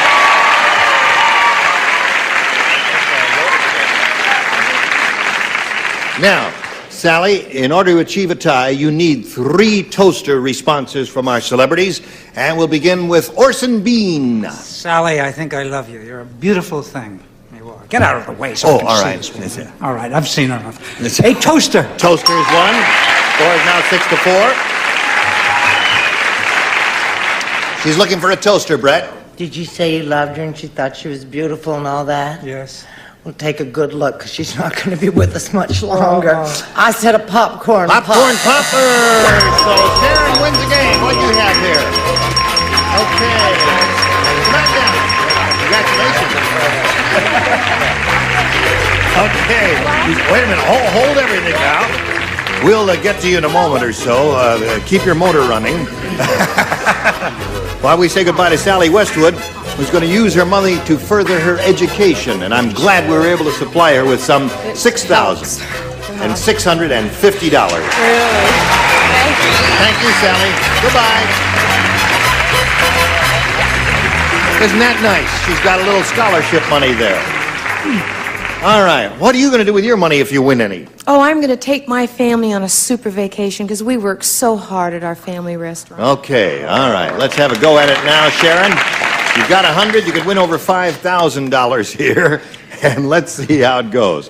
We polled a recent studio audience, and we got their best response to this. Follow the blank. Now, the answer they gave most often is worth $500 if you match that answer. If you match the second most frequently given response, you get $250. The third gets you $100. All right. You are entitled to a little help. I just want to look at him. I don't get to see him when I'm backstage. That's enough of that. She's seen those. Seen them all. What? She had passion juice for lunch. I see. Pull yourself together. I want to ask Brett. You want to ask Brett? I'm torn between two terrific answers. Right. I think I'm going to go with follow the leader. Follow the leader's one? Richard? Follow the yellow brick road. Follow the yellow brick road. Betty? I should say follow the fleet, because that was a Fred Astaire movie. I say follow The story of your life. Girl. Follow the what? girls. Follow the girls? Yeah, okay. Just the fellas are applauding. That's right. Follow the fleet. All right. Follow the leader, follow the yellow brick road, and follow the girls are the three you've got. Sharon, you want one of those, or do you have a better idea of your own? I'm going to go with Brett with follow the leader. Follow the leader. Okay. Well, Sharon, we'll find out if it's up there. And in what position, too. So let's begin down at the bottom and reveal the $100 response. Follow the crowd. Well, some of them are girls. Yes, of course. And some are not. Now, we're looking for follow the leader. Here's the $250 number. Follow the yellow brick road is Richard's answer. Well, that may be a good omen, Sharon. You never know. Here we go. May we see the $500 response.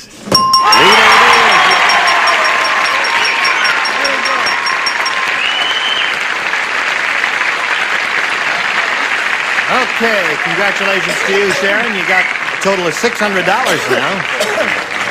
And that means you're going to play for 10 times 500 or $5,000. Now, to collect that amount of money, you're going to what?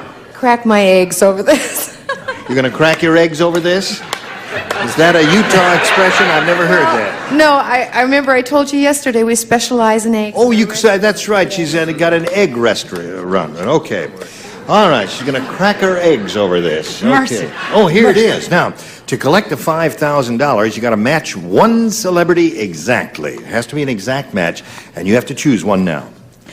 Okay, well, I play this game all the time at home. It's my very favorite. And I always play with Richard. Doesn't it? So will you play with And me, at home, Richard? too. My pleasure.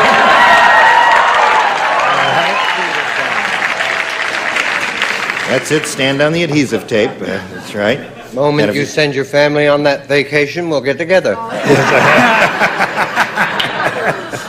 The reason we have adhesive tape, in case you cut your finger, we can just take it up and put it right around there. Okay. Here it is. It's worth $5,000. Carbon blank. That's C-A-R-B-O-N blank. Carbon blank.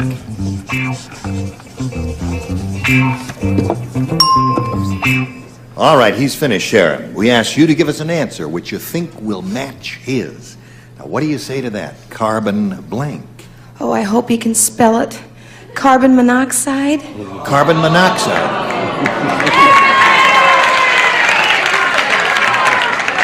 Listen, carbon what?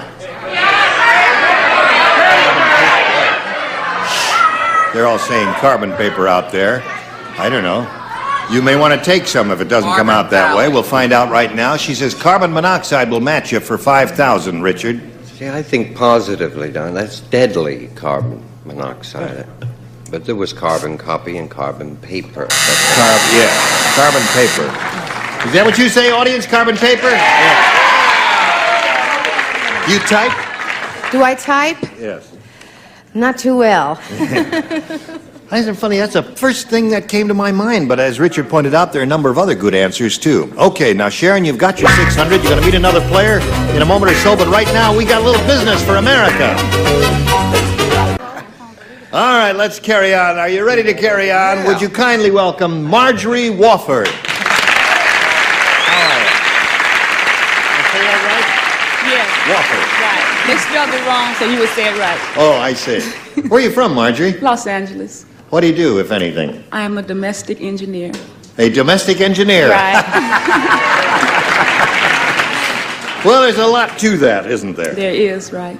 And are you married?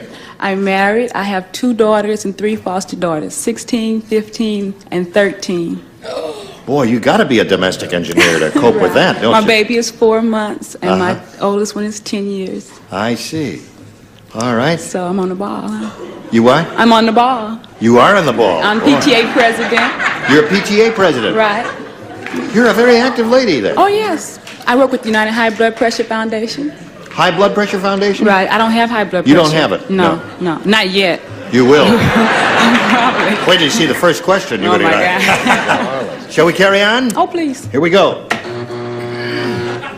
Why won't they get that fixed? It's just a little balky. Some days it doesn't feel too good. Don't worry, everything gonna be all right then. All right, you got a choice, Marjorie. A or B? My family said A. A is what they said. Here we go. Everybody plays. Sally the cheerleader was so short. Let me tell you, when she wanted to congratulate the basketball team, she had to stand on her tiptoes just to kiss their blanks. That's how short Sally the cheerleader. Boy, that's short. That is really short. Well, not that short. I mean, that is short. Just to kiss their blind. Cheerleader. She was a cheerleader, but she was short. And when she wanted to congratulate the basketball team, she had to stand on her tiptoes just to kiss their blanks. There were so many good, wonderful answers. I don't know which one to choose. You know.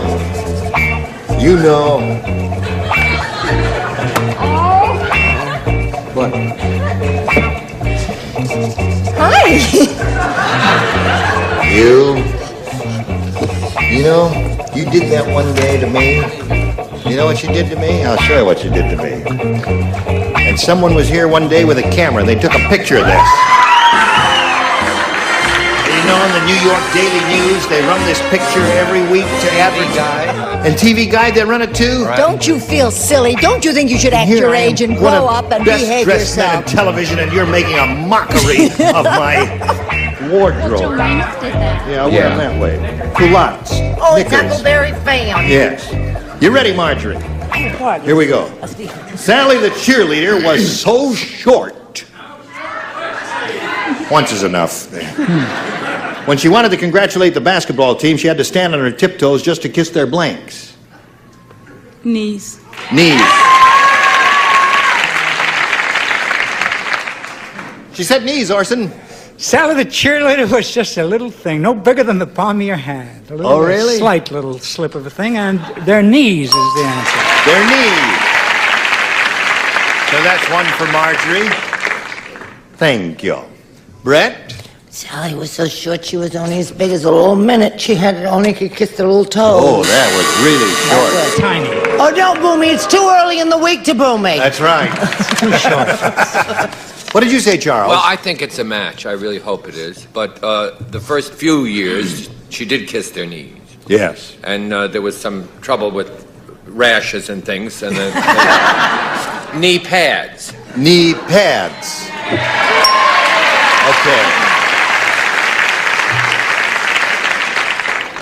Short cheerleader.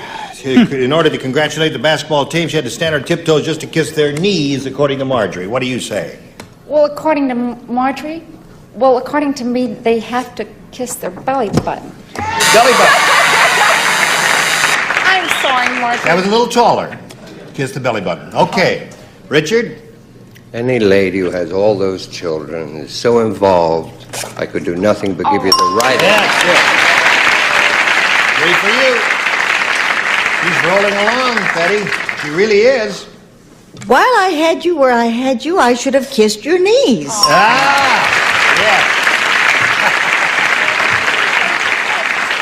That's pretty good for a first-round question, isn't it? She didn't do as well as you did. You got all 6, though. But 4 is marvelous for a first-round response.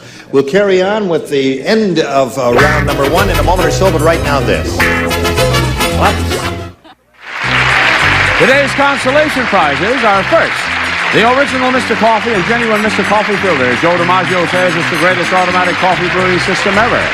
And a deep fryer and golden dip Quality meat, seafood, and chicken deserve this fine breading, not leftover crumbs. You can bake or fry with golden dip.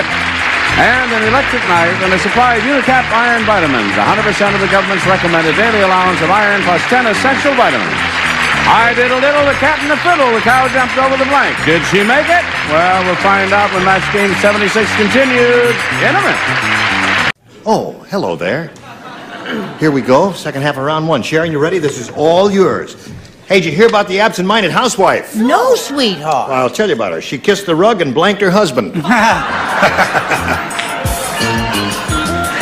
She kissed the rug and blanked her husband. She kissed the rug and blanked her husband.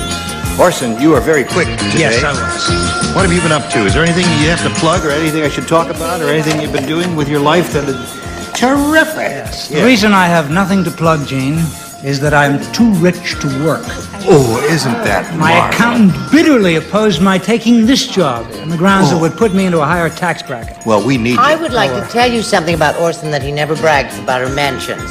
He does reviews in the New York Times book review section, the Sunday supplement. When? Recently? Oh, about a month ago. I read a review he did. Writ himself. How marvelous. I You reviewed think he's just Jerry another- Rubin's book of all things. Oh, you did? Growing up Yeah. at 37. I liked it. All right.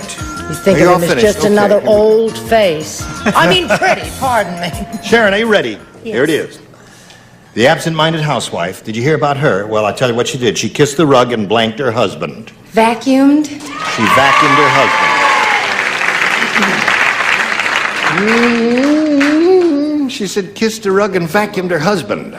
Sharon is not old enough to remember the days when one would take a rug in the backyard, hang it over a clothesline, You had that wire beat it and beat it with a wire thing that looked like a heart shape. Yes, it's Yeah. understandable. Right. All us old folks remember that, Sharon. Brett? Your vacuum cleaner. Sharon. Charles, what happened here? Mine has a light on it, and I'm very happy with it. It doesn't pick anything up, Sharon is though. too young to remember the time when you used to take the rug out in the back and put it over the clothesline and beat it. Does that sound familiar? Yes, it does. I think I've heard it someplace. All right, Pat Delaney, what do you say? Well, I'm rich. You're rich. I vacuum my husband. You vacuumed your husband. Okay. At this moment, the score is 4-2. Now we come to Sharon is Richard. probably too young to remember the word beat. Beat, yeah. You got to go over that clothesline you forgot. Oh, over the clothesline. Over the clothesline, right. Probably too Yes. young to remember. Beating You know, some wino's going to think this is an instant replay. Why are they replaying that?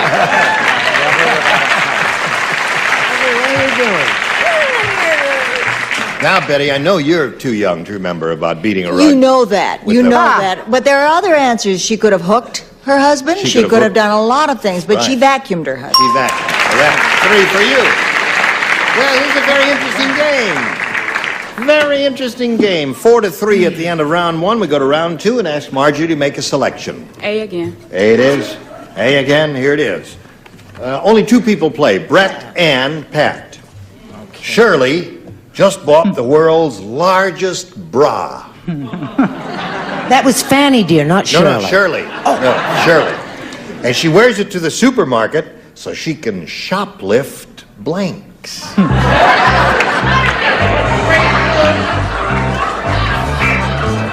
I appreciate the enthusiasm of the audience in shouting out answers. However, I point out to you, you may be giving them rotten answers. So don't say it. All right, put it in the so slot. big, that's the gimmick. So big. You're not even playing. The world's Oh, I got a great answer. Oh, we'll call on you anyway. Well, call on me anyway. Right. Ready, Brett? Yeah, well, I will be as soon as I finish. She worked at the supermarket so she can shoplift blank. Now, come on now. I've got Okay. it, hon. Now, Marjorie, Shirley just bought the world's largest bra. She wears it to the supermarket so she can shoplift. Watermelons. Okay.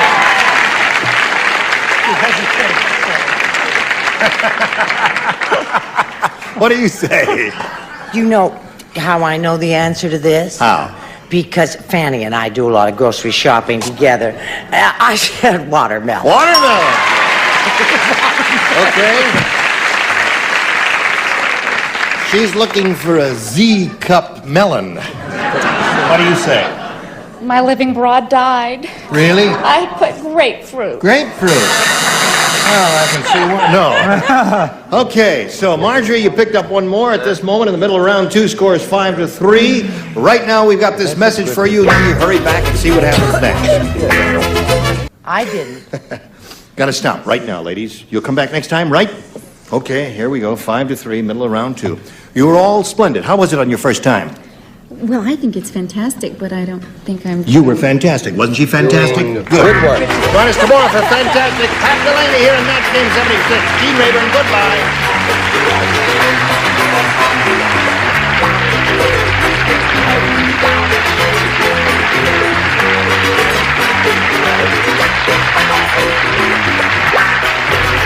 This is Johnny Olson speaking for Match Game 76. A Mark Goodson, Bill Todman production. This program was edited for broadcast. Get ready to match the stars. Bill Daly, Brett Summers, Charles Nelson Riley, Lee Merriweather, Richard Dawson, and Fannie Flagg as we play the star-studded Big Money Match Game 76. And now here's the star of Match Game 76, Gene Rayburn.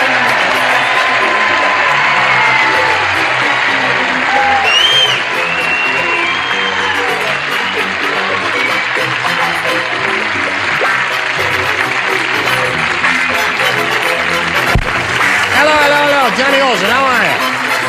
Splendid. You think they caught that maneuver on camera? Flipping the Kleenex box out, the back flip to the Kleenex box. I have a cold. There would be no kissing on today's show. Unless you'd like my disease, huh? Which disease is it? Hey, there's a gale storm over here, if you pardon the old... A gale storm up there? The wind is blowing up there. Now, okay. Oh. Thank you. That's a disease. Hey, that's not bad. That's my sanitary kiss for today. Are you all quite ready? Oh, yeah. Quite cold, but it's all right. Welcome back from the Robert Newhart Whatever show. that is, yeah. Welcome back from Barnaby Jones. And now, let us say welcome to Mickey Betts and Puanani Kaindek. Mickey Betts. How much? You got $600, right? Mickey has won one game. She has $600, and that makes her very happy. She's being challenged by Puanani Kaindek, who's got a great name. And she's had her first round question, had pretty good fortune with it, matched 2 of our celebrities. And you will have your first round question in a moment. Can we go to black? Because I'm going to sneeze.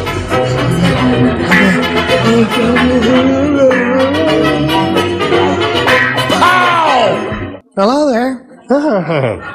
Now, I will push this button with my magic finger, reveal the second half of the first round question. Mickey Bettis, this is all for you. Everybody plays, and here it is. A strange thing happened to Mr. Hyde. When he drank his potion, he didn't turn into Dr. Jekyll. Instead, he turned into Dr. Blank. That's what happened.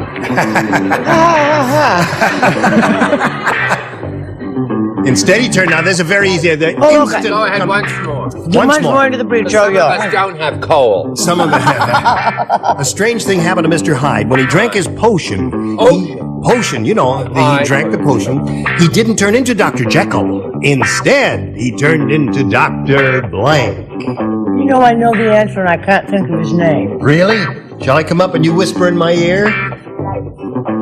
Give me a clue. I can't think of that name. Well, give me But I want that is... Well, stand up now. Stand up. All right, now wait. Let me get the microphone far away.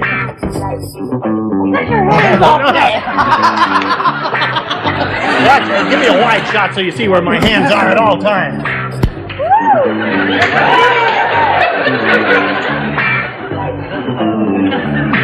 Oh, you're no good. Would you take that jelly drop out of your mouth and talk plainer? I can't remember. Are you finished? Yes, I'm finished. I just had dinner, but I haven't done this yet. Don't be intimidated. Don't be intimidated. That's a hard one for my first day here. Well, what are you going to do? That's a hard one. Yes. One more time? No, Dad. What? I just wanted to tell you. Yes, my dear. Sweet Brett called me up. She asked me what I wanted for Christmas, and I said the main thing I want is peace and harmony among the races. And you know what she gave me? What? A Tony Orlando and Dawn album. Are you ready, Brett? Yes, I am.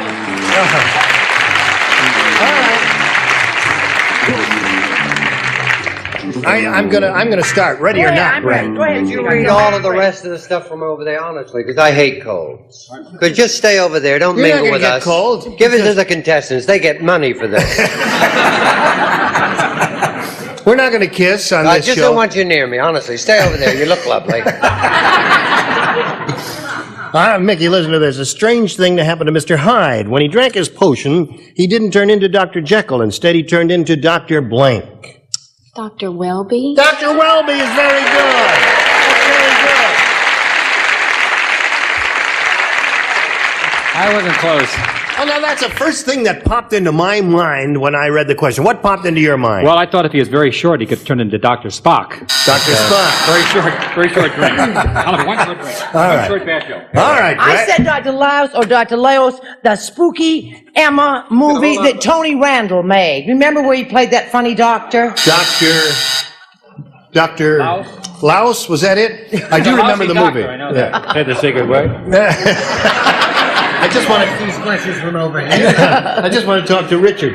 I mean, to Charles. How are you, Richard? You're going to get the flu right up here. I hate it. Yes. Is that all over with now? Yeah, the whole thing, right. I chose a very unique answer.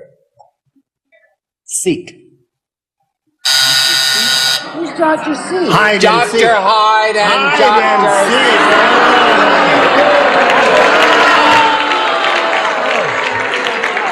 At first, there was a stunned silence, and then when they realized how horrible it was, this group of lovely people gave you a resounding boo. Hello there, Lee. I think that was marvelous, John. When he drank his potion, he didn't turn to Dr. Jekyll. Instead, he turned into Dr. Somebody really peppy, Dr. Pepper. Dr. Pepper. Mickey is looking for the answer. Dr. Welby. How do you feel, Richard? I feel just fine. Good. Who's looking for what? She's looking for the answer. He turned into Dr. Welby, which I thought was a marvelous answer. So do I, my dear. Attaboy. But I gotta tell you one thing, truly. I'm glad that I matched you, but this is the hippest answer of them all. One right coming up here. right now. Here Read comes the question. All right. A strange thing happened to Mr. Hyde. When he drank his potion, he did not turn into Dr. Jekyll. He turned into Dr. Dr. Joyce Brothers.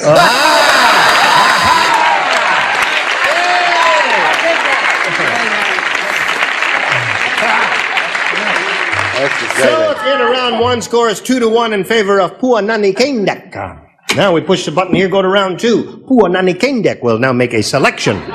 What do you say, Puanani? I'll pick A. You want A? Puanani want A. Yeah. Hey, listen, as Tano put his ear to the ground and listened for hoofbeats. You know who Tano is, don't you, Puanani? Yes. Yes. As he put his ear to the ground and listened for hoofbeats, the Lone Ranger's horse blanked on his head.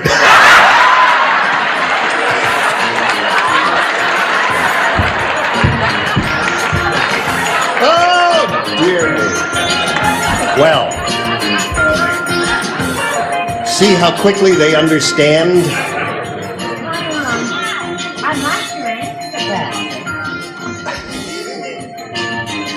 Finished, finished, finished. What? Hey, that's new music.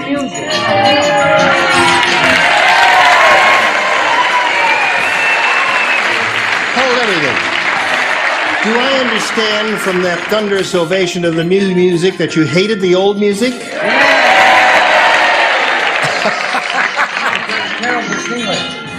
Why is the new music? What if we've been canceled and we don't know it? Yeah, what? This is another show. What? We all just turned up. Right. Why is it Persian?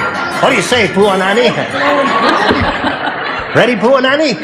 Okay, here we go. As Tana put his ear to the ground and listened for hoofbeats, the Lone Ranger's horse blanked on his head. Tingled. Tinkled on his head.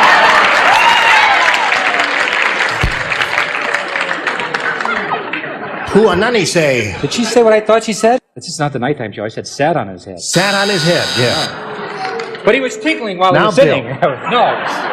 We watch the tinkle. Bob Newhart show. And we don't say tinkle on the Bob Newhart show. And we say in wee-wee. Turnabout. Oh, really, we do. Turnabout is fair play. And if you watch this show with even the most irregular degree of irregularity, you would know that you can say tinkle on this show. All right, tinkle, tinkle, tinkle! No! What I'm saying is watch this show more often. Okay. While I'm tinkling, I'll watch it. All right. What do you say? Nothing. I don't play. Romeo and Juliet are not playing this round. They're not playing this round. Oh, they matched in the previous round. Okay. As he listened for hoofbeats, the Lone Ranger's horse tinkled on his head, according to Puanani Kendek. What do you say, Lee? I didn't. I just went along with the norm. Sat on his head. Yes. Now, Richard. To tinkle? You, sir. You, the diseased one. Would you give us your answer? Yes, I love Hawaii, and I've been there. I've never seen them tinkling at all. Of course, I've never looked. I said sat. Sat on his head. Oh. Give us a little tinkle for Puanani Kendek. What's her name? Puanani Kendek. That's a good answer. No, I said did the bad thing. Tinkle. Did the bad thing. Tinkle. Okay. All right. So you picked up another one. Score is now 3-1 in the middle of round 2, and we'll come back to you in a moment or so, but now watch this. Here we are, just waiting for you. Now, at this moment, the score is 3-1 in favor of Puanani Kendek. Now, Mickey Bettis, you must match 2 to stay in the game, 3 to win. Here we go. Everyone plays except Richard. Chester the Camel said, "Before a big date, I always blank my hump."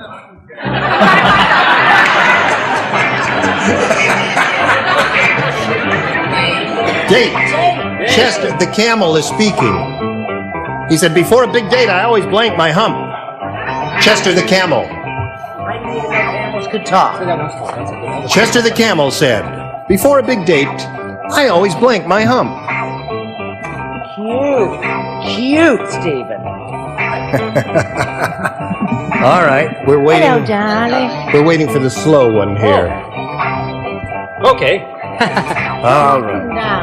Okay. Mickey Bettis. Chester the Camel said, "Before a big date, I always blank my hump." Shave. Shave my hump. Shave my hump. That's not bad. That's not bad. I didn't know they had hairy humps. Did you? Did you, Bill? No, I didn't, but mine's kind of strange. I always brush my hump. Brush my hump. Okay, yes. It wasn't funny and it was wrong. Yes, it was neat, though. It was a neat gamble, wasn't it? Yes. What do you say, Brett? I told you it was a lousy answer. I said to be all nice and slippery on top of his hump. I said he always polished it. He's always polished his hump.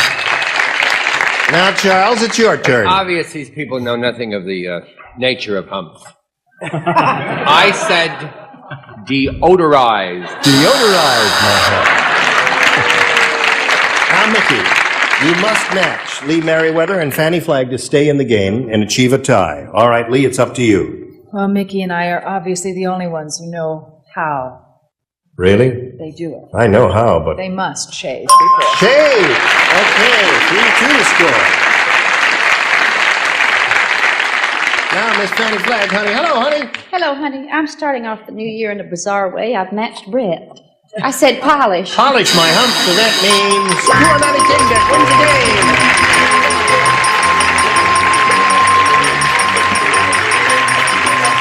Congratulations. You stand by there for a moment or so while we talk to Mickey Bettis and wish her the best of things. We have a total of $600 for you, together with our best wishes for being with us here on Match Game 76. Mickey Bettis, good my dear. Okay, here we are. She's gone. Now, we've got Puanani Kendek here who's going to have her first go at over $5,000. And to do that, are you ready? Yes. All right. I point out to her that we polled a recent studio audience, bunch of normal people like you, and we got their best response to this. Blank fork. Now, the answer that group gave most often, Puanani, is worth $500 if you match it. Now, if you match the answer they gave second most frequently, you get $250, and the third gives you $100. Now, let's see how your ESP is here. Which celebrities do you want to call on? They're going to give you some terrific answers. Richard. The thing that Gene uses when he eats soup, knife and fork. A knife and fork. Well, you're going to get my disease for sure, I can tell that. And who? And Brett. Brett? I have two. I don't know which one to take. I think I'm going to go with salad fork. Salad fork. Okay. And Charles. Charles? When I was a boy, I worked on a farm for many years. Yes. Yeah, that's the one. Yeah. And I chose pitchfork. Pitchfork. So you got pitchfork, salad fork, and knife and fork. Which one do you want? Well, pitchfork is the one that I had picked too. You had picked that in your head.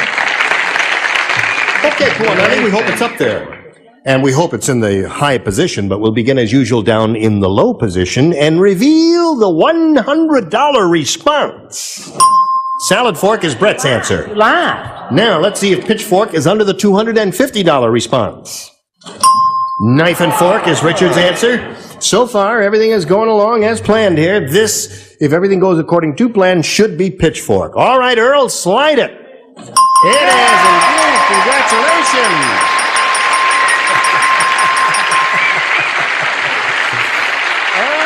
Boy, oh boy. Puanani now has $600. You got $600. And now you cool it for a moment or so. We got to do a little business with America, Puanani. We'll get back to you, but first, this. Today's consolation prizes are an assortment of Sarah Coventry jewelry that you buy from a friend at home. Stretch your wardrobe with the many looks of Sarah Coventry fashion jewelry. And a hairdryer and Wella Balsam shampoo conditions your hair while your shampoo leaves it looking healthy, shiny, and soft. Even repairs split ends. Wella Balsam shampoo. And from Amarok, the beautiful Monterey collection of Max hardware designed to give your home a distinctive touch. Amarok, a leading name in total home decorative hardware. Al Jolson used to say, "You ain't heard nothing yet."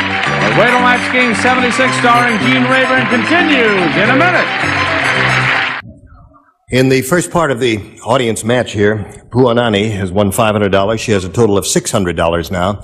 Now she's going to play for 10 times $500 or $5,000. Now to do that, Puanani, to collect that amount, you've got to match one celebrity exactly. Which one will it be?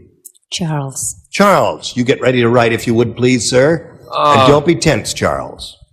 Because the ESP was very good between the two of you last time. I hope it's about the farming then. Here it is. It's worth $5,000. Now, let's get those thought waves going between the two of you here now. Here it is. Blank collection. Blank collection.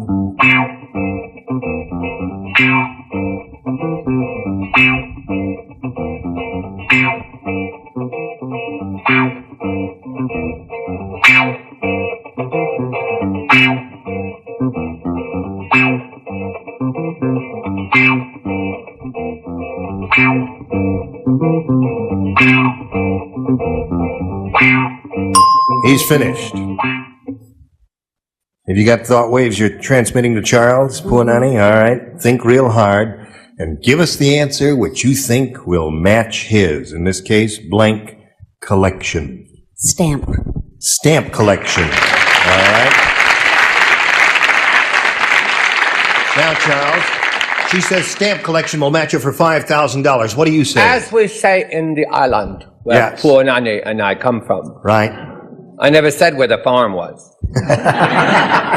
No, you have son, Puani? Son have collection of these, what you call stump? That is what I felt when I looked into volcano.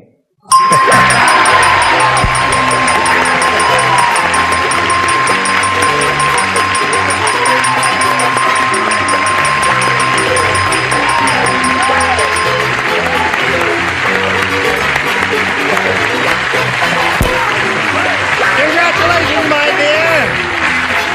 You got $5,000. Good for you. You ready to play another game? Yes. All right, let's ring on Wendy Wilczynski. Here's Wendy. Hello, Wendy. Okay, now you can climb aboard. You two ladies know each other, so we'll ask Wendy to tell us a little bit about herself. Would you please? Yes, I would. I'm a medical assistant, Yeah. and my husband Mark is a law student, and I'm really excited to be here. Okay, well, we're delighted to have you. Wendy, would you please make a selection here, A or B? B, please. B it is. Everybody plays. New game. Hey, did you hear about the fundraising benefit for New York City? Let me tell you about it. People paid $100 a seat to see the mayor eat blank.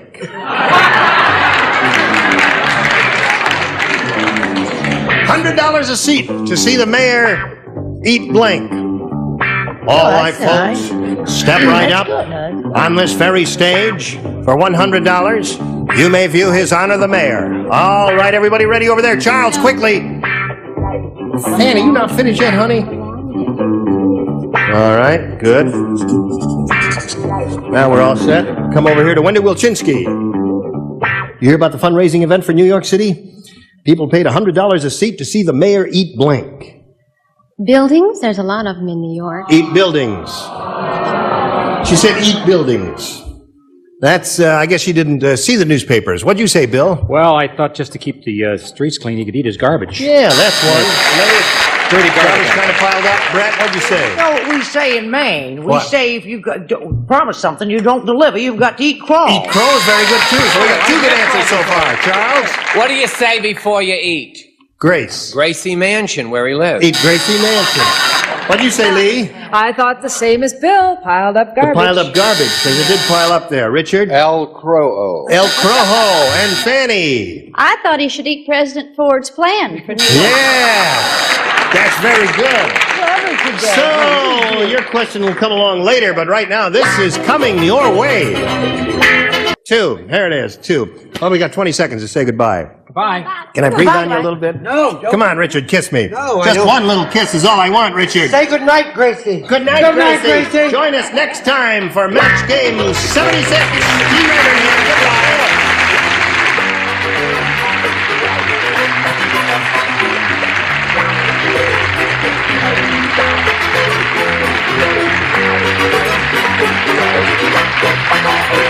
This is Johnny Olson speaking for Match Game 76. A Mark Goodson, Bill Todman production. Stay tuned for Tattletales next over most of these CBS stations. This program was edited for broadcast. Get ready to match the stars. Bobby Vane, Brett Summers, Gary Berghoff, Brienne Barbeau, Richard Dawson, and Fanny Flagg as we play the star-studded Big Money Match Game 74. And now here's the star of Match Game 74, Gene Rivers.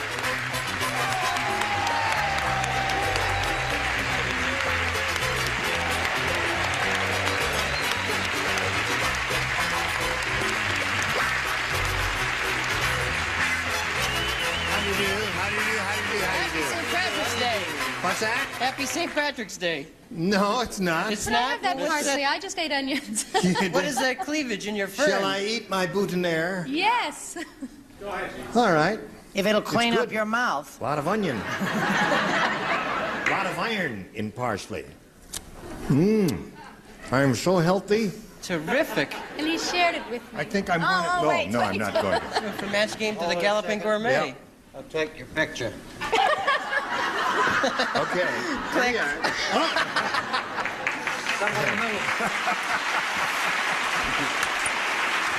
Let's see what develops. Okay, let's see what develops. Look at that parsley tasted Get the beautiful. negative out there now. All right, let's say hello to our current champ here, Fred Mills. Hello, Fred. Fine, thank you. How much money you got? $100. Oh, you just won. Just one. Well, we were together last time. He had just won, and now he's going to have a go at the Big Money Super Match, right? The audience match and all that, right? You ready for it? I'm ready. Okay, we'll do that right after we do this for you especially. Now we're ready to have a go at it, Fred, if you are. I'm ready. Okay. Here we go with the big audience Oh, I wish super I could match have a here. go at it. We polled a recent studio audience, Fred, and we got their best response to this. Blank opera. Now, the answer that audience gave most often is worth $500, but you got to match it. If you don't match that one, you match the next one, you get $250, and the bottom one, $100. 3 celebrities are allowed to help you with suggested answers here. Which ones do you want to call on? Richard. Soap opera. Soap opera. Adrian? A night at. I don't know. I can't. Will that work? A night at the opera? A Night at the Opera, Yeah. the old Marx Brothers Yeah. movie? A Night at the Opera? I'm blank. I'll have to say. Okay, that's it. Leave her alone. Talia, you come up and do it. Okay. And Bobby, please. Metropolitan Opera. Metropolitan Opera. So we got those 3.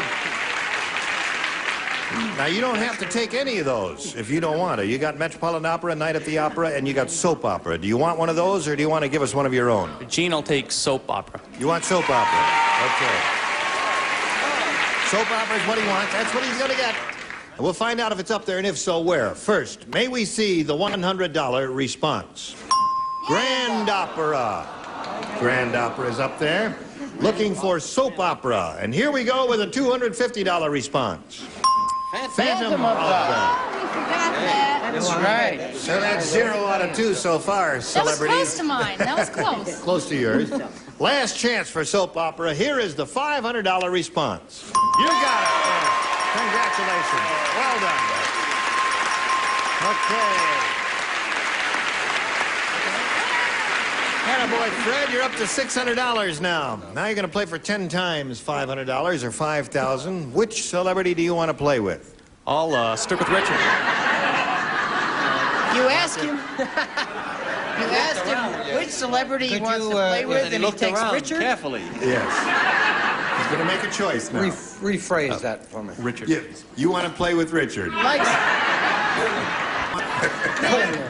say, these are the days of your lives. Right. Okay, you face me if you would, please, Fred. I will extract the $5,000 question from the slot and ask Richard to write his answer. Queen blank. Queen blank.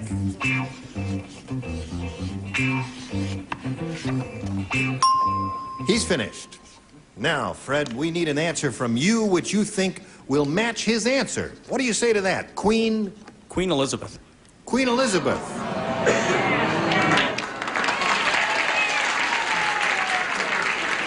Well, I suppose if you're doing with an ex-Englishman named Richard Dawson, you might say Queen Elizabeth, right? All right, what does the ex-Englishman say? Never even occurred to me. He didn't. Nope. Queen Bee. Queen Bee. All right. How quickly you forget. How quickly they forget, Well, right. she doesn't write to me, and I don't write to her. That's the way it's going to Things be. work out that way. I'm Yeah. sorry, Chief. Okay, so, well, no, Queen Bee was a good answer. Queen Elizabeth was also good. Fred, you've still got your 600. You're going to meet another player right now. So let's bring on Bev Walters. Hello there. How are you? Fine, thank you. I want to climb aboard. Bev, you know Fred? How's Bev Walters? Fine. Good. What else you want to tell us about you? Oh, I'm a housewife. Yeah. I'm originally from Decatur, Illinois, and now I live in Sun Valley, California. I have 2 little girls, Katie and Jenny, and I go to school part-time. Really? What are you studying? Nursing, which I feel like I need a doctor right now. Is there a... Is there a Hi, yes. Is Oh, there a- you know how to play doctor. Oh, yes. Those days are gone forever. Okay. Bev, you're going to be just dandy here. Good luck to you. I'll push this button and we'll get into it, and you make a selection and we'll have a go at it. A, please. A, all right. Listen carefully now, Bev. Brett said. She said, I just saw Fannie Flagg's IQ score. She says, I just saw Fannie Flagg's IQ score, and I want to tell you, her IQ is the same as her blank. Can I come and see you when y'all are in the hospital? Didn't y'all wait for me all day? Yes. Write an answer, Brett. Oh. Remember, you are talking in this Oh, well. fantasy world question. All right, everybody ready down here? Oh, I've never seen anybody with a camera on their blanks. Now, Bev, I'll give it to you one more time. Brett said, I just saw Fanny Flagg's IQ score, and I want to tell you her IQ is the same as her... Bottom. Bottom. Really? I'm not that intelligent. She's not that intelligent. I don't know, you're pretty smart, Fanny. I don't know what that would measure, but I'm not going to ask. But I would imagine it'd be kind of a low IQ, wouldn't you say? Well, if you know Fanny, you'd know that it was the same as her bra size. Her bra size. Okay. And what did you say there, Brett? Or 36D as in bust line. Bust line.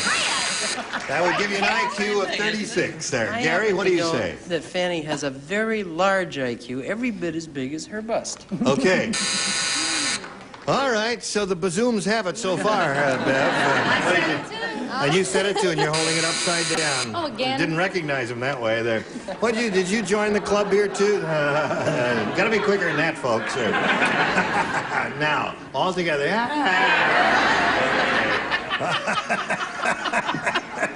What did you say, Richard? Are you waiting for us? There, now, Richard, now you're on. If you don't believe my answer and you happen to live in Birmingham, Alabama, you can go backstage and see Fanny tonight and check out her bazoom measurement. Her bazoom measurement. Just got a little plug-in for Fanny's play, Happy Birthday. Oh, happy birthday. She opens tonight in Alabama. It opens Happy tonight birthday, in Alabama, Fanny. right. Yes, I'm very That's nervous. terrific. She's 43 today. Now, Wait a minute, that's her bust measurement.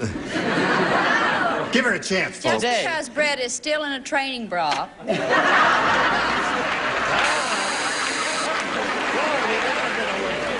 Well, got a question for you in a minute or so, Fred, but first we've got to do a little business here, dear. All right, here we go. Ready, Fred? I'm ready. This one's yours. Let's see how you do with your first round question.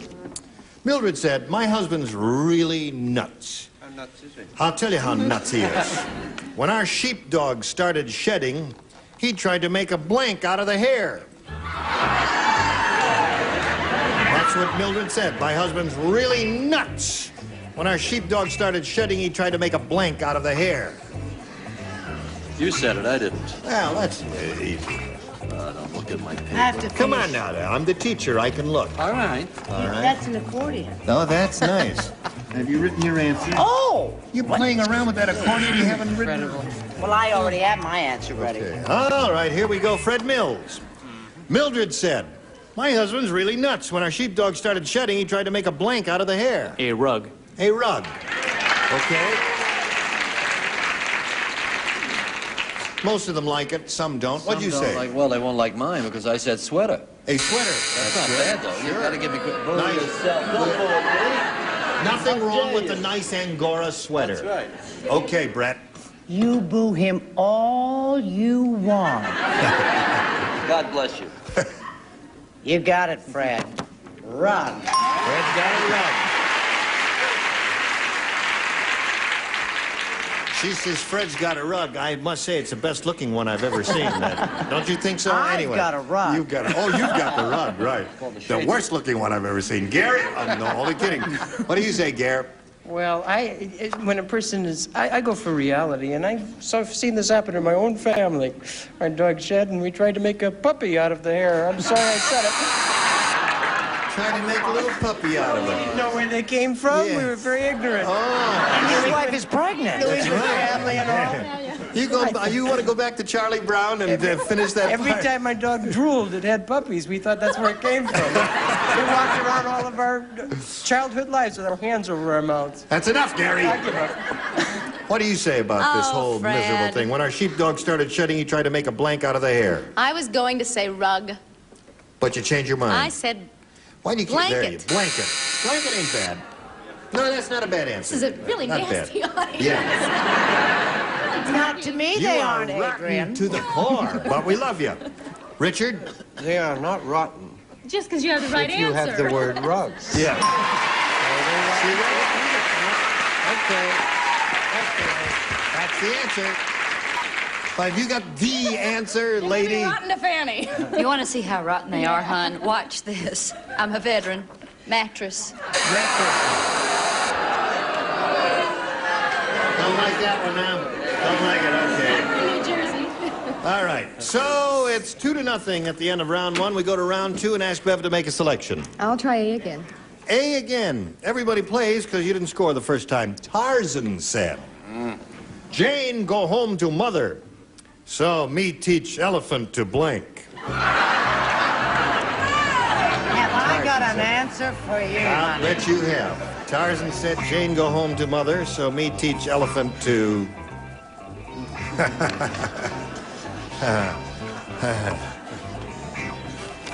Okay.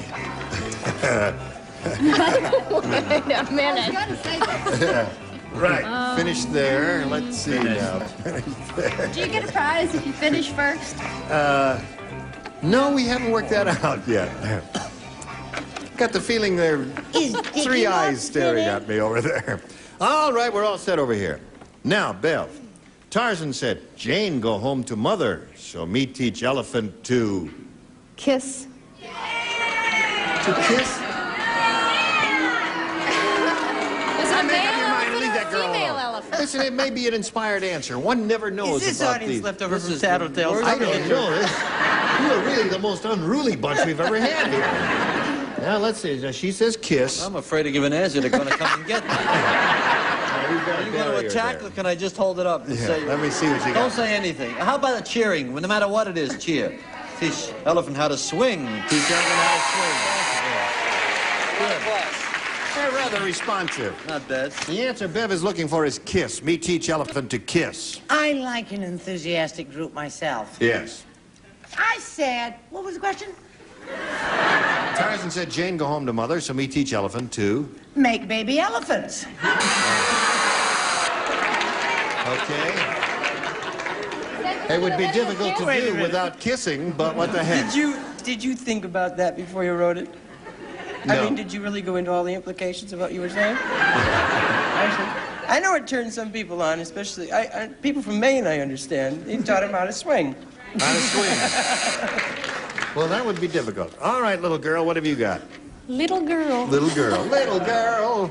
I was going to say swing. I wrote it down and threw it away, and I said cook. Cook. I figured it was a female elephant. Thank you. Got to match Richard and Fanny to stay in the game, Bev. Let's see how it turns out. Richard, you're up. The people that brought you Queen Elizabeth. Cook. Cook it is. So, Fred wins the game. What do you have, Fanny? Come on down. Congratulations. So there's another $100 for you. Gee, Bev, you're in and out of here just a little too quick, aren't you? Yes, I'm it was sorry. very much fun, though. Thank you. Thank you, Bev. Walters, nice to have met you. A gift too. for you backstage. Bye-bye. Goodbye. How about you swinging around there? We'll swing this commercial your way. Here we go. All right, here we go. And you ready? I'm ready. You've been here before. Yes, I have. I thought I saw you somewhere around here. Now, you got $700, and you got a chance at over $5,000 now, Fred. Remember how it goes? We polled a recent studio audience, and we got their best response to this. Blank David. And the answer they gave most often is 500, 250, and 100. 3 celebrities are allowed to help. Whom do you choose? I pick Richard. Richard. The only person I can think is from the Bible, King David. King David. All right. And Fanny? Fanny. I take my responsibility seriously, so therefore I shall say Mogan David. Mogan David. Okay. All the winos in the audience love that answer. Fred. Like that answer, don't you? All right. Brett. Brett. I'm trying to read Fanny's answer. You were trying to read her T-shirt. Let me see. King David, Mogan David, and... Brett. Camp David? How about Camp David? Is there a Camp David? There is a Camp David, yes. La Okay. Cienega. Okay. All right, so you want to do Camp David, and we've got Camp David, King David, and Mogan David. You want to choose one of those, Fred, or give us one of your own? Gene, I think I'll take King. King David. King David. You want King David? You bet. All right. We've all got our fingers crossed for you. That's the answer that Richard suggested. Let's find out if it's up there, and if so, where. First, here is the $100 response. King David, right off the bat there, pal. There's another 100. You're up to 800 now. What do you think's in the number 2 slot there? Mogan David. All right, here it is. May we see the 250? Little David. Little David. All right, and how about the top one? Logan, I Mogan. You were right. Crazy lady with the yellow sweater. You were right all along. Okay, so now you've got 100 more. You're up to 800. You're going to play for 1,000. But to collect, you've got to match one of them head to head. Which one will it be? I will pick Richard. You will pick Richard. You're a stubborn little cuss, aren't you? Yeah. All right, here we go. The $1,000 question. Ready? Blank velvet. Blank velvet.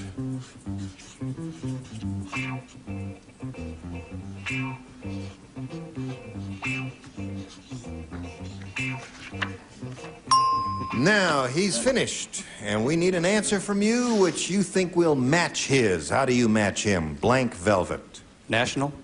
National Velvet? Was that old movie? That's Elizabeth Taylor's. Oh, Elizabeth Taylor's. Yes, I remember that old picture. It was a great old picture. All right. He says National Velvet, Richard. It's up to you now to show us your answer. I wish she'd appeared in a film called Crush Velvet, because it would have been such a delightful thing. I wrote National. You're right.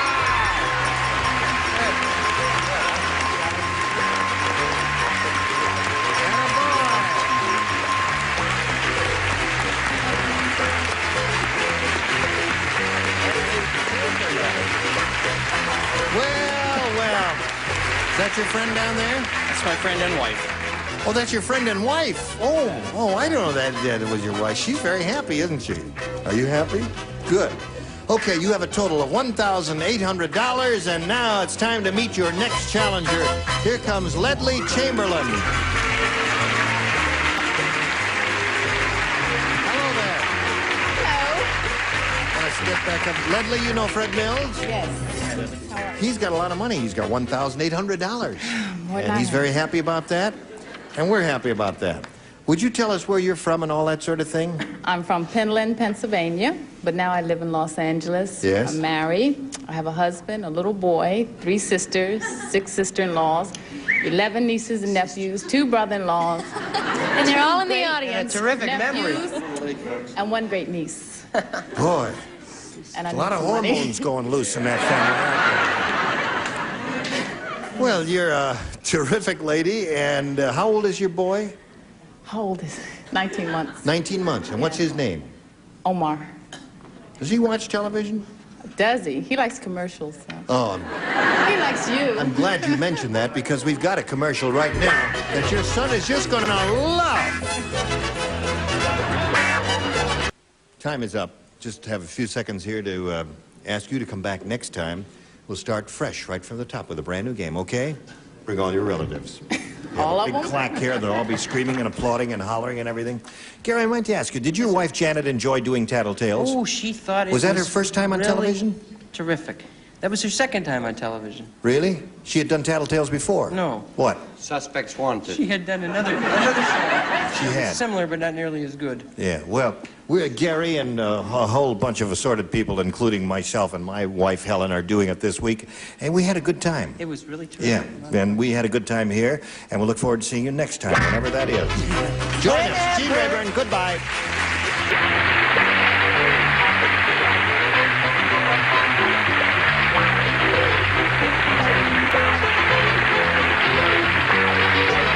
This is Johnny Olson speaking for Match Game 74, a Mark Goodson, Bill Todman production.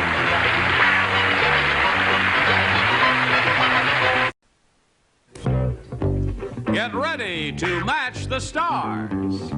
Robert Q. Lewis, Brett Summers, Maury Amsterdam, Joyce Bulifant, Richard Dawson, and Ann Elder as we play the star-studded Big Money Match Game 73. And now here's the host of Match Game 73, Gene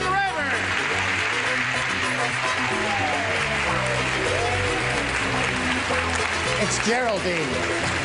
Hello there. Hello there. Thank you. Dapper Dan. Yes, sirree. Thank you very much. How's old Johnny Olson? Good. I thank you for the warmth of your reception. Thank you for joining us wherever you are, and nice to see all of you. Is everybody ready to have a go at it? Yeah. Terrific. What are you doing? Look Are you like playing with your cards? He's playing with my cards. He's playing with your cards? Look at what he does. Oh, stop that. Don't you recognize modern art when you see it? All right, let's say hello to our two players, shall we? Jerry Mayo and Ellen Hoey. Hello, players. If you were with us last time, you know that Ellen is the current champ. She's done very well here. She's up to $11,550. She's won 3 games. And she's being challenged by Jerry. We started this game last time out, finished round 1, and had no score at all. We'll go to round 2 and see who scores right after we see about this. Okay, we're ready to have a go at it. Are you all ready? Ready. I'll push the button, reveal the questions for round 2, and ask Jerry to make a selection. I'll do it different this time. I'll go to A. He wants A. Everybody will play. Very wise thing to do. Yes. Count Dracula was so absent-minded, he left his blank on the subway. Did you hear that, Jerry? Count Dracula was so absent-minded, he left his blank on the subway. Do you know about Count Dracula? Very good, Brett. First one. Very good, Ma. You got it in there. Ann is having a little trouble with this one. Sorry about that, Ann. Here, come along. Sorry, I'm doing the best I can. All right, now we're all ready. We'll call on Jerry for his response. Count Dracula was so absent-minded, he left his... Cape. Cape on the subway. They like that answer. Let's see if our celebrities like that answer. Cape is his. What is yours? My answer is fangs. Okay. Brett, what did you say? What is Jerry so depressed about? I've never seen a man smile as much as he does. I said Kate, darling. Good girl. I get more. Maury, what about fangs? He's got fangs on us already. You have a cape or fangs? Well, he was singing Fangs for the Memory, but he left his cape. I matched the girls. Okay, so you're up to 2 now, Jerry. Let's see. Did happen to leave his fangs on the subway. His fangs? Unfortunately, in the neck of the conductor. What do you say? I say that Count Dracula was very old. He left his false teeth. Aha! Just for that, they will bite you in the neck. Oh, okay, so that was 2. 2 for you, Jerry. And let's see how Ellen does with hers. Now, Ellen, you must score twice to stay in the game and to achieve a tie. 3, however, will win the game for you. This is it. Sweet Lilani hired a gardener to blank her grass skirt. You all right? Sweet Lilani hired a gardener to blank her grass skirt. You're right, Gene. It is better if you don't think. Okay.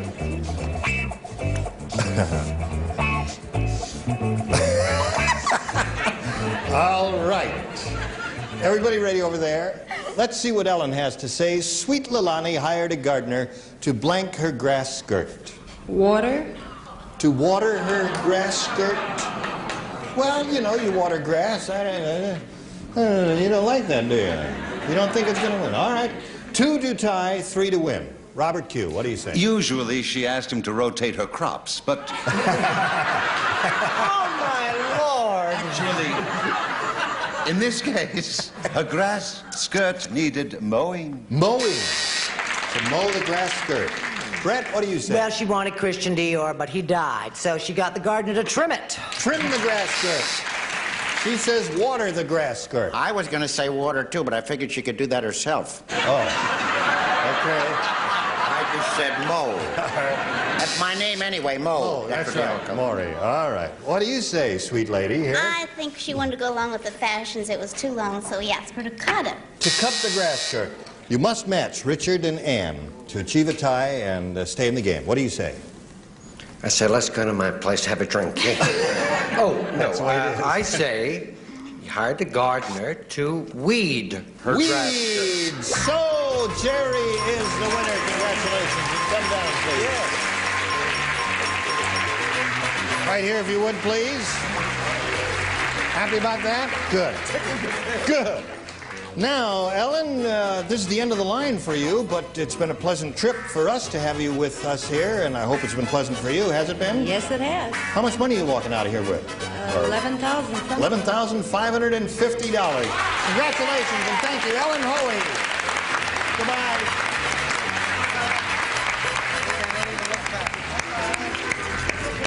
Yeah, Jerry's applauding louder than everybody. Are you happy? You're happy for her, right? I'm happy for me, and I'm happy for her.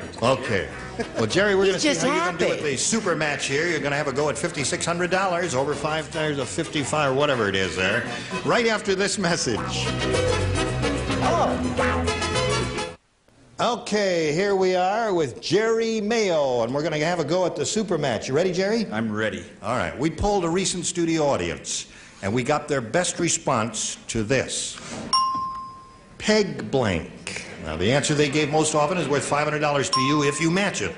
The second most frequent response, $250. The third, $100.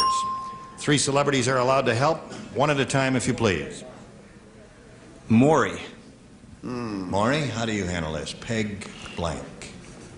Peg leg. Peg leg, you say. All right. Anne. Anne. Pegboard. Pegboard, she says. One more. Richard. How about peg of my heart? How about it? Would you like Great little dad, sir. Yes. All right, so you got pegboard, peg leg, and peg of my heart. You may choose one of those as the answer, Jerry, or give us one of your own. What would you like to do? Leg, the answer. Peg leg. Yeah. Are you letting the audience influence you? I don't know. All right. You're a blank? Fill me in. All right. He's looking for the answer. Peg leg. Let's find out if it's up there at all. First, may we see the $100 response? Peg of my heart is there, the answer. Richard Dawson gave us that answer, peg of my heart. Still no peg leg. Here is the $250 response. Pegboard is up there. You're getting close, Jerry. Here is your third and last chance. Here is the $500 response. Peg leg! Got it! There's the answer Maury gave you.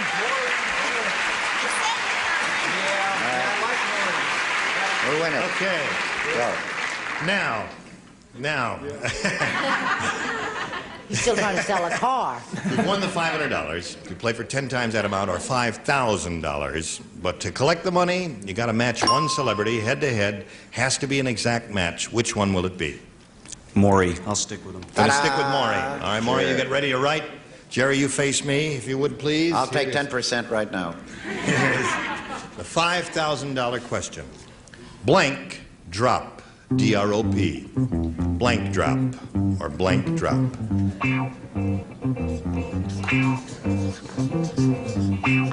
We appreciate your enthusiasm, but you may be giving him a rotten answer.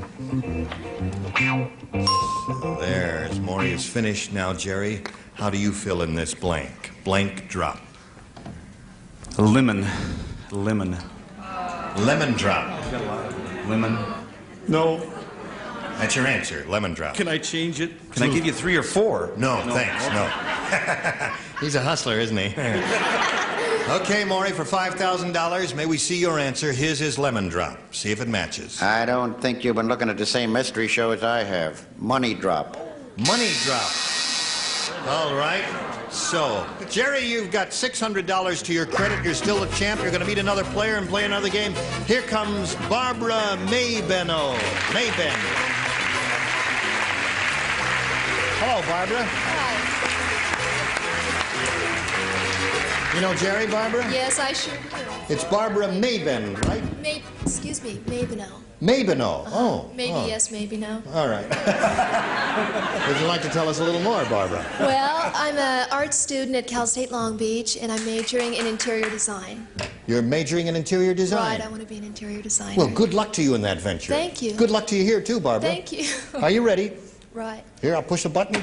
Bing, there it goes. Barbara, would you please make a selection? I think I'll take B. B is for Barbara.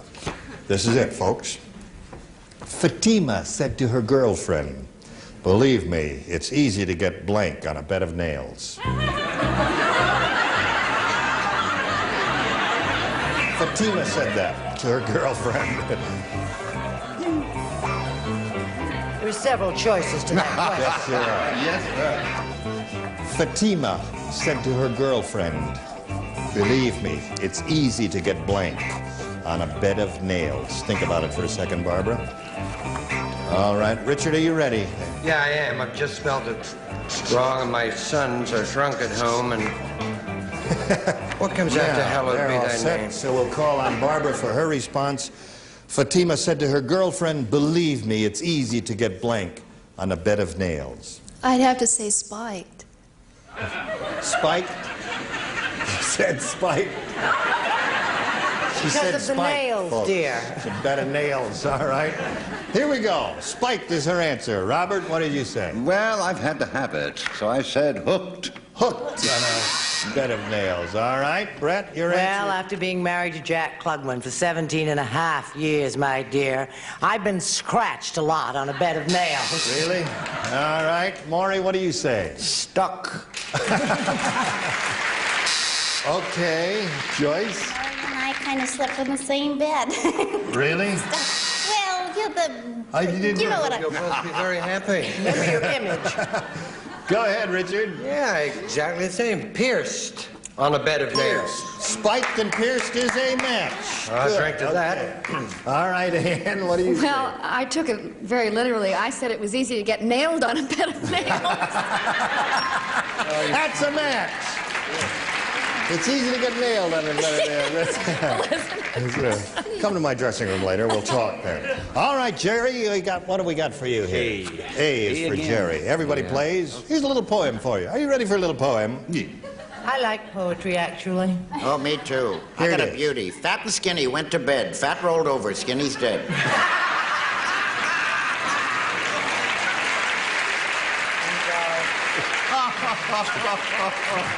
Spent 3 years with Burma Shave. How am I going to top that? I'm going to try with this. Corsets are tight, moo-moos are loose. For Henry's last birthday, Jane gave him a blank.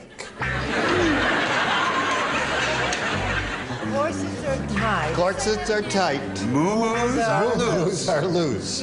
For Henry's last birthday, Jane gave him a blank.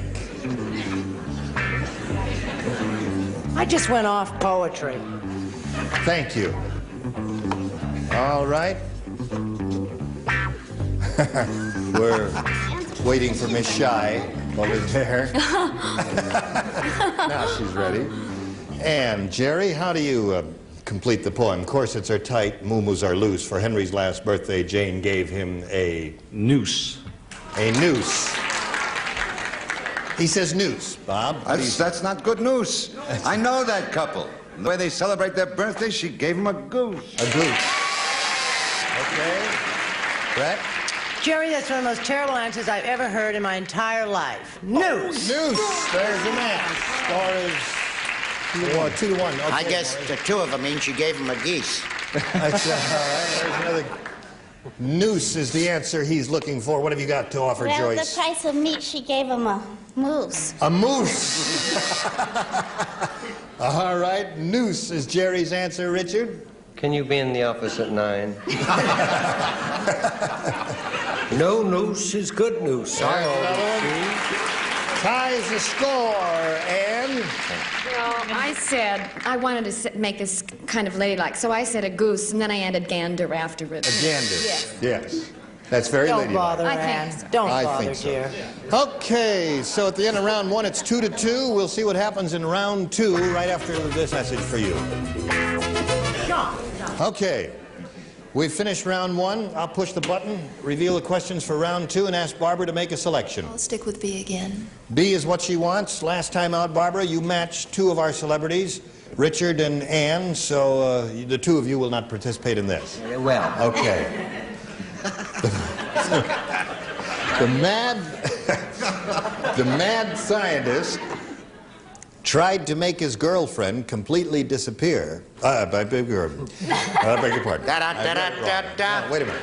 The mad scientist tried to make his girlfriend completely invisible, but he couldn't make her blank disappear. Aren't you glad you're not playing? I wish I weren't. The mad scientist tried to make his girlfriend completely invisible, but he couldn't make her blank disappear. Put something down on those cards, if you would, please. Barbara, are you thinking about that? Yeah, I'm thinking. All right.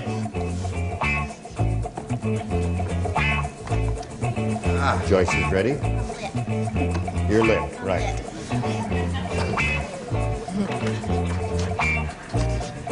Speechless, are you? Okay, everybody's ready, so Barbara, we'll call for your response now. The mad scientist tried to make his girlfriend completely invisible, but he couldn't make her...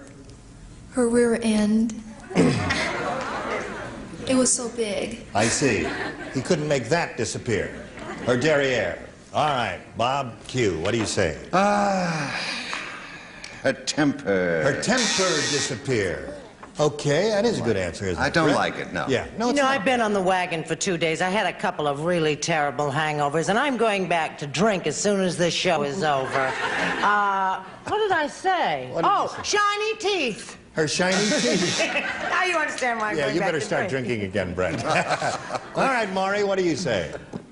Well, I'm trying to think of the last part of somebody that would disappear. Her nose. Her nose! She had a very big nose. She took a trip to Europe once, stuck her head out the porthole, and turned the boat around. All right. Joyce, may we see your answer? Well, I think he couldn't make her wig disappear. Her wig disappeared. Oh, that's a good one. Okay, so you didn't score with that, and we'll go to Jerry at this round. Jerry, the score at this moment is tied. One match for you will win the game. Here we go. John had Martha's tongue blanked. Last time out, you matched Richard I know and the Brett. answer to that because Jack tried to do it to me. You do not participate, neither does Richard. Everybody else does. John had Martha's tongue blanked.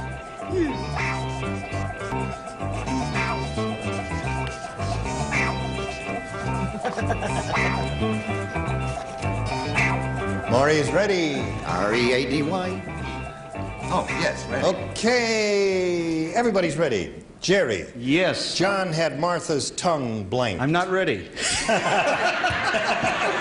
Now what do I do? No encore there. John had Martha's tongue blanked. Capped. Tooth, tongue, Yeah. No, you can't talk with a cap on your tongue. You know. I guess that's his answer, folks. And you're stuck with it. There, here we go. Smiling? Must have been a dentist. What do you say, Robert? Well, I wanted to have him put her back on the wagon and have it pickled, but I have cut out. Cut out, yes. Okay, we go over to Maury. He didn't want to hear it, but he wanted to remember it, so he had it bronzed. I guess he didn't have the same John and Martha in mind that you had in mind there. Joyce, what do you say? I think any John wants Martha's tongue cut out. Cut out. Okay. Ann Elder, what do you And say? I said removed. Removed. Yes. She said cap. So late. All right, so this game, folks, ends in a tie. And I'll tell you what happens when we have a tie. We go Shazam and wipe the board clean like that and push the button, and nothing happened. No, there it is. And we come to a tie thing here. Now, we got one question for each of you. And the one who's scored the most, well, will be the winner. All right, Barbara, make a selection, if you would, please. I might as well try B one more time. B, she says, one more time. Everybody plays. Fay Ray said to King Kong, "You're a nice guy, but you're too blank." All right, do it as quickly as we can. Let's see if we can resolve this tie. Quickly, Brett. I'm in there. I'm in there. Okay, everybody ready. So, Barbara, would you give us your response, please? Could you repeat it, please? I didn't... Fay Ray said to King Kong, "You're a nice guy, but you're too..." Harry. Harry. All right. She says, Harry. Bob, what do you say? Harry. Got it, Harry. Holy wait a minute. Let's go one at a time. Brett said Harry, and he says... She said Harry, and I say Harry. There's 3 Harrys. 3 Harrys there. One George. All right, what do you say, Joyce? I think he was too tall. Too tall. No match there, Richard? One more Harry, and we've got the Rich brothers. Harry. All right, And I said Harry. Harry, another one. That's 5 for you, and you have to stand by because we've got a message for you, and this is it. Okay. Sorry to delay the suspense here, Jerry, but you've got to come back next time to resolve this tie. Will you do that? I will do it. Okay, see you next time. See all of you next time. See you on the new Perry Mason. Hear you on KFI. And we look forward to seeing all of your beautiful faces and bodies here. Gene Rayburn from Match Game 73. Join us whenever. Today's consolation prizes are a Texas Instruments calculator. Adds, subtracts, multiplies, divides in the palm of your hand. Advanced electronic technology at your fingertips from Texas Instruments. And from the Chapstick people, Chap Hands Cream, specially formulated for problem hands. An effective cream you can use to soothe and soften rough, dry hands. And Rice-A-Roni, the big flavor side dish is so quick, so easy. Saute and simmer to flavor perfection. Rice-A-Roni, the San Francisco treat.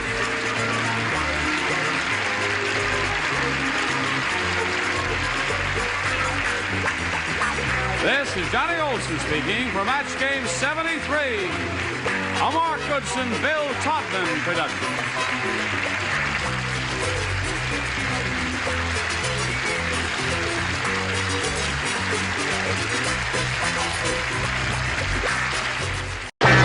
Get ready to match the stars. Avery Schreiber, Brett Sommer, Gary Verga, Arlene Francis, Richard Dawson, and Betty White as we play the star-studded Big Money Match Game 75. And now here's the star of Match Game 75, Gene Rayburn.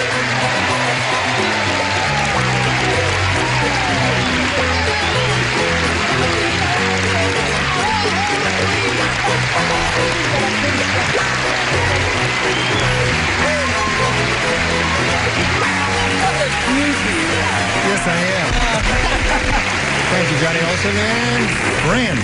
You got a lot of friends out there, John, haven't you? Good. Gene, would you do my income taxes? Do your income tax? I can't even add 2 and 2. But you dress like H&R Block. But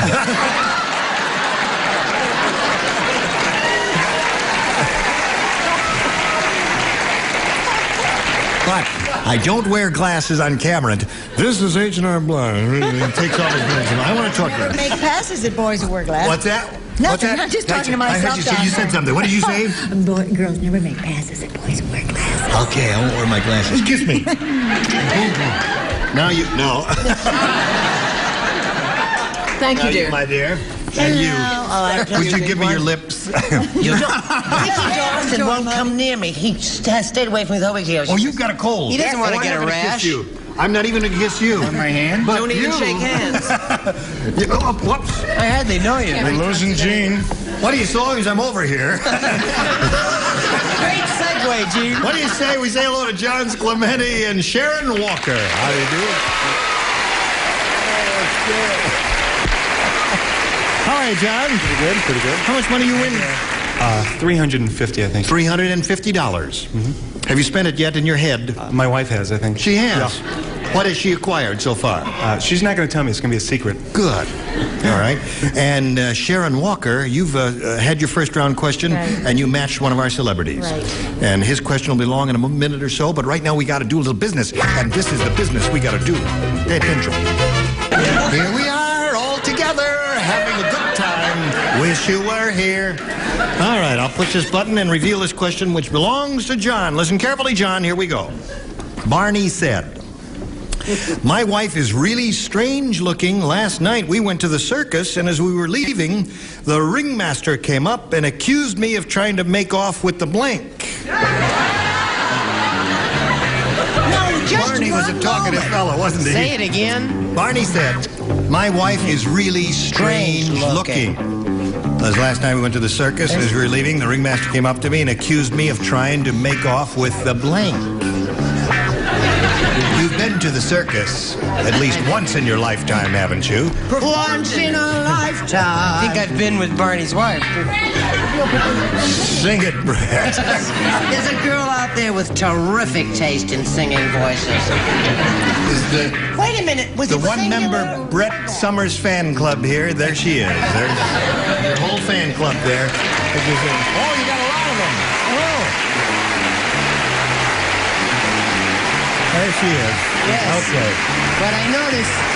Freddie Avery. I noticed the lady in the third row with the blue hair wasn't clapping. All right, John, you're ready. Yeah. Barney said, my wife is really strange looking. Last night we went to the circus, and as we were leaving, the ringmaster came up and accused me of trying to make off with the blank. I got so many to pick from here.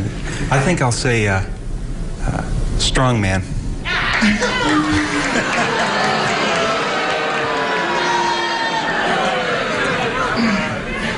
The Romans are going to throw you to the lions.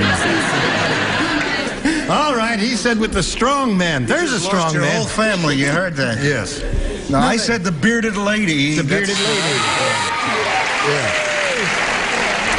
It would have been better if you'd, say lady of some kind, a bearded. What do you say then? Well, honey, I was torn. It's the minute. Well, we won't. Go ahead, Donna. Go on.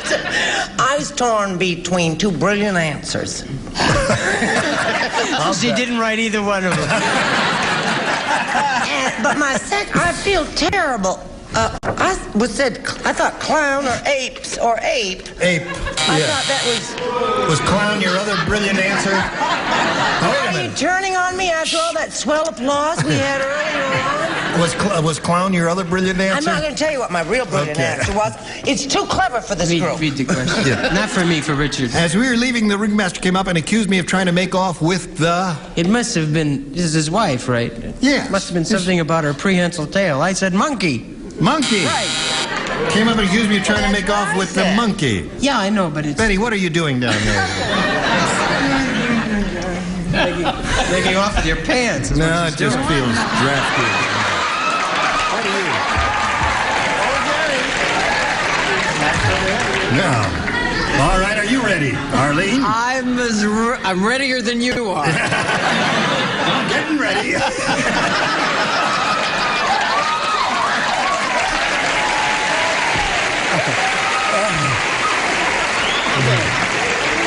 Now, yes, ma'am. My strong man happened to be a clown. A clown. My wife is really strange looking, went to the circus, and was really the ringmaster come out and accused me of trying to make off with the ta-da.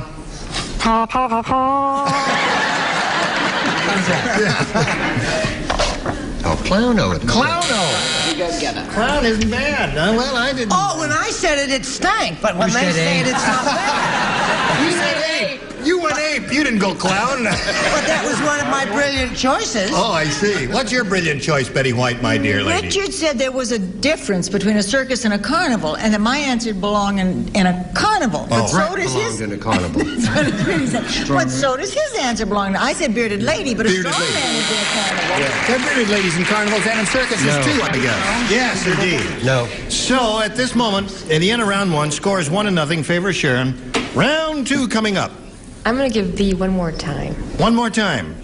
Did you have B last time? Yeah, and I almost wiped out. Yes. Match Betty, yes, okay. The Pillsbury Doughboy got crazy drunk and tried to blank a bagel.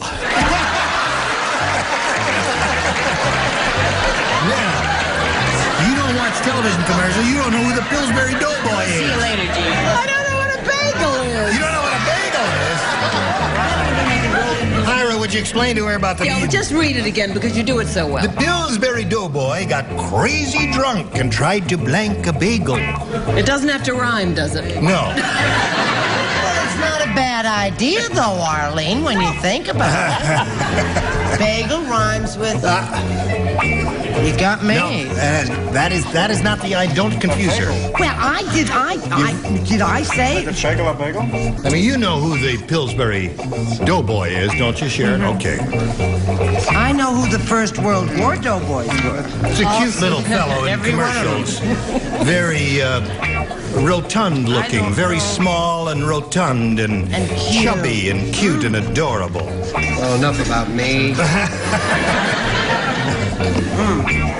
I guess you really have to have seen this commercial. Everyone needs. Listen, we're going to send you back to New York and let you write an answer soon. Oh, am I the one that's holding it up? You're holding up the whole thing there. Oh, I'm so sorry. That's all right.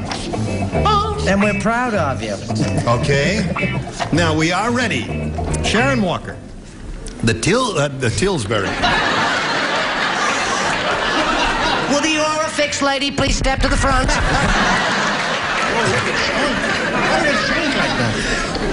The Pillsbury Doughboy got crazy drunk and tried to blank a bagel. What do you put in that blank? I wish I would have taken A. What? I wish I would have taken A. You wish you would have taken A? Yeah.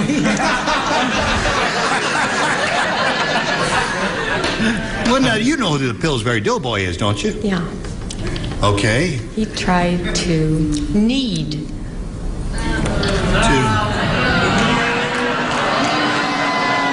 As long as she needs me. Okay, she says need. Well, you see, I figured that the Pillsbury getting, well, anyhow. I figured he was trying to roll a bagel. Trying to roll a bagel.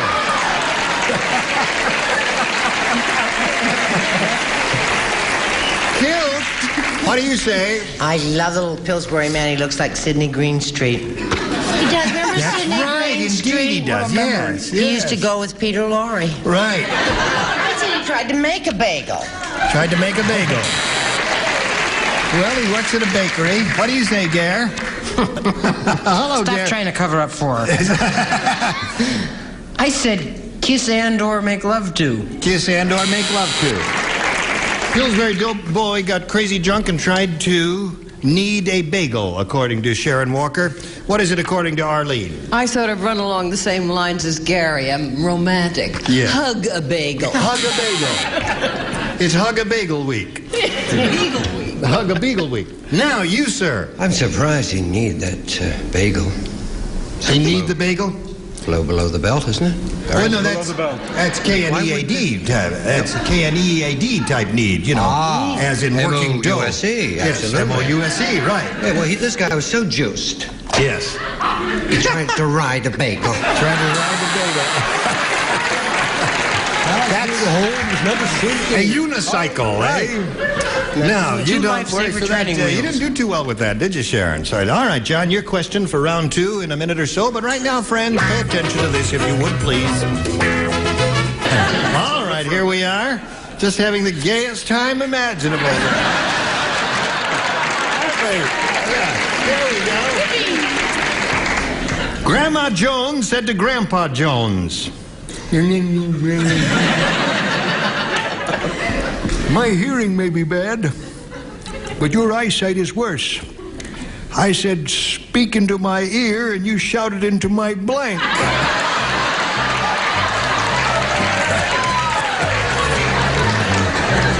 Grandma Jones said to Grandpa Jones, "My hearing may be bad, but your eyesight is worse." I said, "Speak into my ear," and you shouted into my Bagel. Hey, what are we doing different on this set that I keep tripping over? You're not lifting your legs up. This big black snake-like object here. I've tripped over it twice already. Like, can't we bury that or make it go underneath or do something else? Get that out of here. Please, cut that in 2, would you please? Just cut it in 2. We're waiting for you. I'm waiting to see these lights go on well, here. I was trying to help Gary with his answer. Oh, it's not allowed. That's the blind leading the blind. All right. I'm telling you, I will. I hate you, Betty. Let's go, Brett. No, I will not go to the motel in Encino with you, Brett. Now, John Sclemente. Grandma Jones said to Grandpa Jones, My hearing may be bad, but your eyesight is worse. I said, speak into my ear, and you shouted into my... I'm going to say nose. Nose? If anybody knows, speak into my ear. And he shouted in her nose. I don't understand that, but maybe you do, Avery. I understood it so well that I screwed it up completely. What'd you say? I said my beer. And that had nothing to do with your eyesight. Yes. Well, no, that's it. Nemesis, Ma. Speaking to my ear, that's good enough. Now, wait a minute. Eyesight. Speak into my ear, and you shouted into my beer. It's all right if he had a fuzzy white face. Hearing joke. That's right. We're looking for a scene. I thought it was a hearing joke, too. Oh, well, then I guess we're all going down the drain together, including John. What do you say? John is aces high in my book. Why? Because I said no. No! Okay.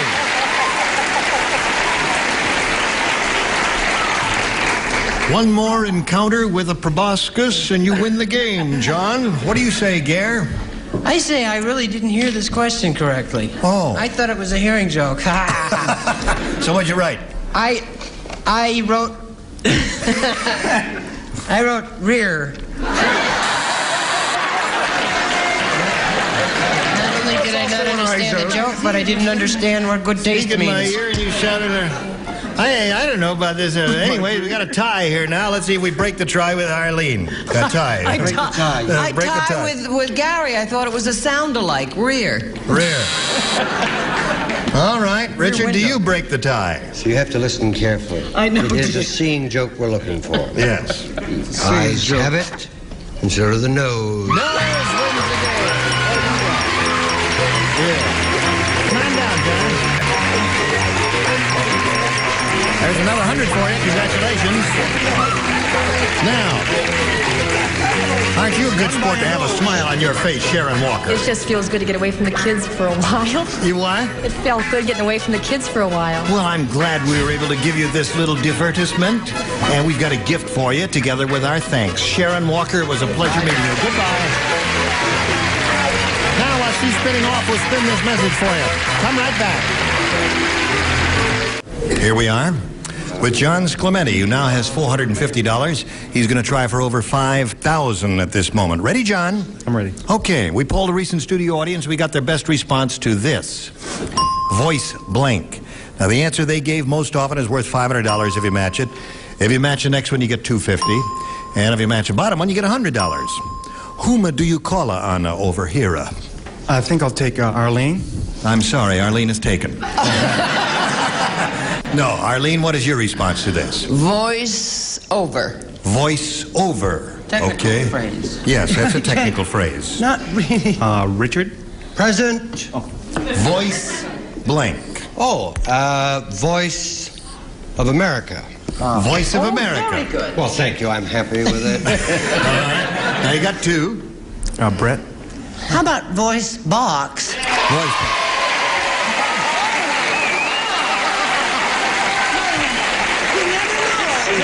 Wonderful take. Yes, that's really innovation there. Hello there. That's a hard choice. I think I'll go with Brett. Gerald Ford, You're going to go with voice box, all right? Okay. We'll find out if it's up there. If it's there, where is it? That is the question. Is it under the $100 response? I ask you now, is it there? Okay, Earl, voice lessons. You got two dings there, eh? How come you ding twice there, Gus? You feeling your oats there? All right. Looking for voice box, here's a $250 response. Voice of America was Richard's response. Last chance for voice box. Here is the $500 response.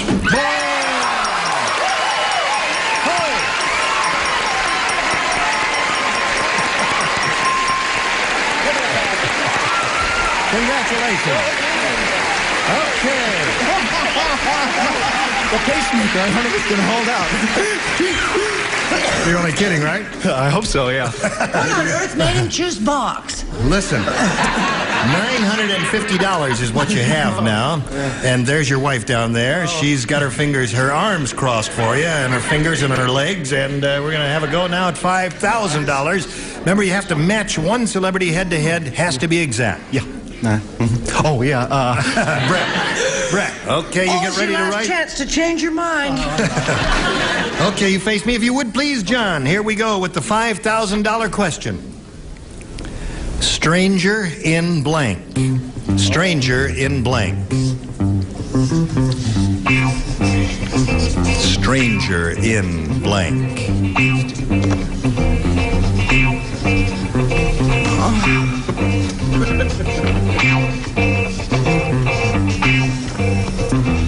Is he in America? Yes, of course. Put it in the slot if that's your judgment. Torn. Brett. What was it, stranger what? In blank. Stranger in blank. I'm sorry, I have to go with I changed my mind, but I've gone back. She mumbles a lot, John. Now, what answer would you give us in order to match Brett, who changed her mind 8 times in the 30 seconds she wrote her answer? What do you say? The only thing I could think of is a song, Stranger in the Night.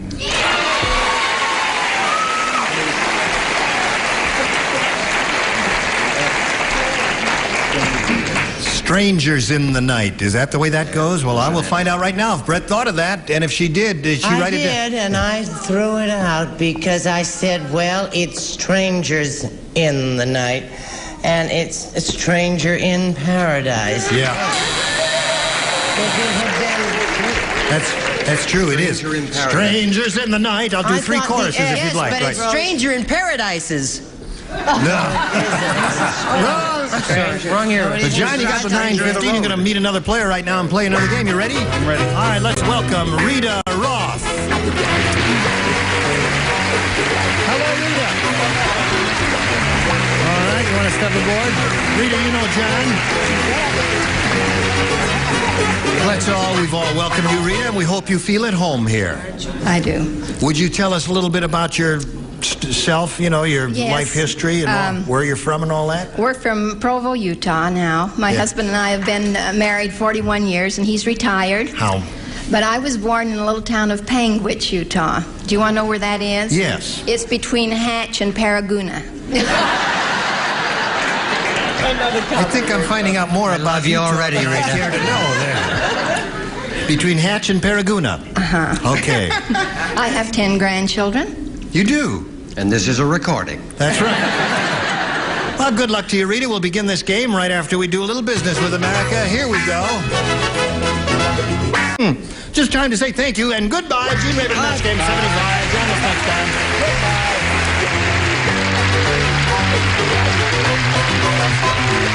This is Johnny Olson speaking for Match Game 75, a Mark Goodson, Bill Todman production. Stay tuned for Tattletales next over most of the CBS stations. Get ready to match the stars. Bert Convy, Brett Summers, Charles Nelson Riley, Joanne Flew, Richard Dawson, and Joyce Beulah Fox as we play the star-studded Big Money Match Game 75. And now here's the star of Match Game 75, Gene Raven.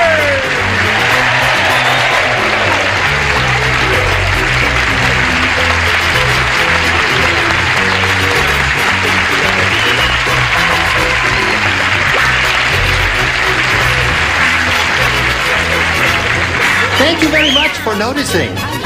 Aren't you sweet to notice that? And the Reuben Brothers International will be very happy about that. I thought it was a man from Glad. Can I have a Dixie cup, please, Gene? I see you're all in fine fettle. Are you in fine fettle? Mm-hmm. What's it mean? I thought she was in purple today. This is not fettle. Are you in fine fettle? I'm not wearing my glasses. Is he talking to me? Yes, I am. Okay. No, I'm going to play without my glasses. Really? Yeah. You know what I just realized? Are your eyes blue, really? Old Blue Eyes is back. Yes, they're blue. Really. No, it causes a great sensation, so I'm going to try it. Okay. Well, that's his Butch Act for today. And now let's say hello to our two players here, Jerry Ballas and Diane Armijo. How are you? Just one. Jerry's our current champion. He's won one game. He's got $100 to his credit. Now he's going to be challenged by Diane, whom we are meeting for the first time. Diane, we welcome you, and we ask you to tell us a little bit about the story of your life, if you would, please. I'm married, and I have a 3-year-old daughter, and I also have a part-time job as a skincare consultant. As a what? What do you like A best? skincare consultant. A skincare What do I consultant. like best? Well, I mean, what do you like? You like the baby best or the part-time job? I like my husband best. That's nice. There. I'll withdraw the question. Yeah. She does have lovely skin, doesn't she? She does. And I guess she knows what she's talking about. Well, we'll start this game in a moment or so, Diane, right after this message for you. All right, here we go, friends. Now we're ready to push this button and ask Diane to make a selection. I'll take A, please. A it is. Brand new game everybody plays. Here we go. Vice President Nelson Rockefeller said... Yes? I'm rich. No. He said, I love to play Monopoly. I play it with blank. I love to play Monopoly. I play it with blank. I got it. Sometimes I'm just a little bit late. All right. These two bodies are ready. Well, everybody ready up there? we're all. Yes, you're 1.5 there. No, almost. No, a whole Almost. person. A whole person? Sure. Oh, one more month. Oh, isn't that exciting? We're all so happy for you. Sign it for me. Sign that? Please, your autograph. No, then I want one. No, really? He gets one, Okay. I want one. Sign it. No, I'm sorry. No, if I sign it for you, then I got to sign it for everybody. This is a special reason. Please sign it. No, I'm not going to do that now. All right. Okay. Go ahead, Diane. Vice President Nelson Rockefeller said, I love to play Monopoly. I play it with Real money. real money. That little lady came up with a terrific answer. She did, huh? Are you going to support her or not? She's got a husband to support her. What do I have to do? Oh, I see what you mean. Yes, with real money. Real money. One for Diane. How about it? Would you believe me if I told you I said real money? Yes. You're right. You said it. The tint of your glasses matches the tint of your jacket there. And the rose in my heart Yes. matches the black How in my about you, bones. sir? I said real money. Real money. Hey, you're doing okay, Diane, for a first-round question. That's most unusual. What do you offer this little girl? A little real money? No. No? No. I love to play Monopoly. I play it with blank. She says real money. Well, no, I said I wanted to be different this time. I'm sorry, Diane. I said he played it with happy. With happy. Okay. Well, who else would he play with? Well, I don't know. Well, then other nights he plays it with grumpy. That's right. Depends on who's around. What did you say? Remember Charles, who once said, what's happening? Real money. Real money. 4. Now, Joyce, do you make it 5, I ask you? Well, I said yes, that he plays with real money, real buildings, and real land. That's it. Okay.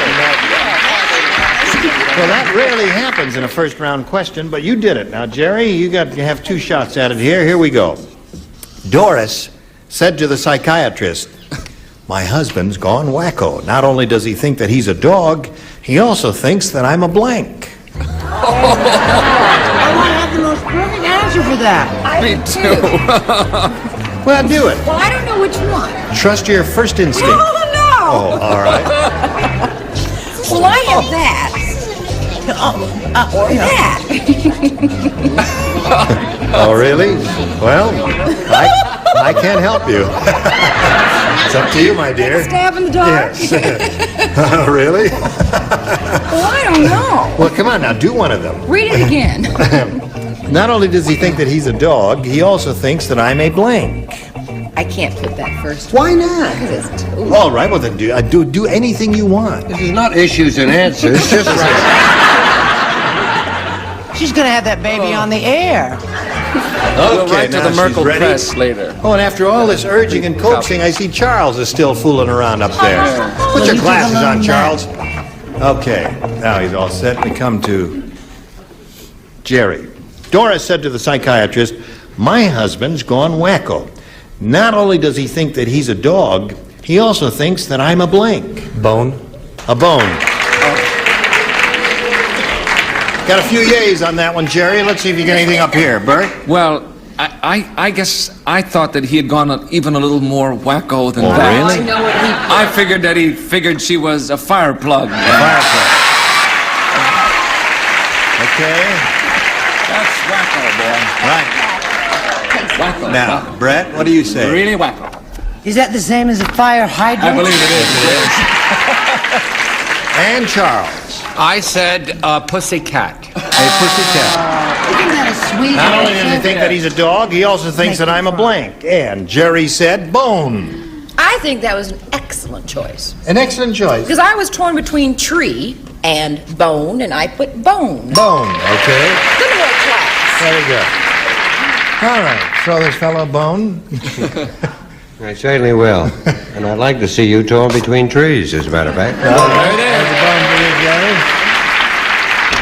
Okay. I didn't think she was skinny enough to be a bone. I thought she was short and chunky enough to be a fire hydrant. A fire hydrant. So that's 5 for you, 2 for you, Jerry. And round 2 coming up right after we do this message for you. Smaller. Hello there. Shall we go to round 2? Shall we do that? Okay, Diane. I'll take B, please. B for Diane. Now, this is only for one person. Who is it? Happy. Me. Oh, that's right. Yes, Happy. Guess who? All right. Weird Willie decided that if women could be liberated, he could be too. So Weird Willie went home and burned his blank.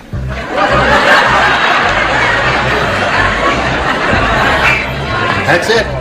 That's right. If women could be liberated, he could be too. So Weird Willie went home and burned his blank. His hair. Let's see. Well, I No think loud speculations. I'm thinking something tacky, but then I could say. Shh. No speculations at all. No talking while you are formulating an answer. Do I dare? Yeah. Do you dare what? Oh, no, it's tacky. Have you changed? I love it. He's worried about being tacky. Write an answer. Well, can you? That's a wonderful answer. I can't see it, but it's a wonderful answer. Okay. That's terrible. Put that in there. Diane, they're Prospect making... of motherhood is done. Weird something Willie to it. decided that if women could be liberated, he could be too. So Weird Willie went home and burned his... Shorts. His undershorts. shorts. She says Weird Willie went home and burned his shorts. Now hold your card up so I don't America want can see. to. And then I'll hold it up for you. Oh, I didn't write it. Brett did. She says, burned his jock you know what.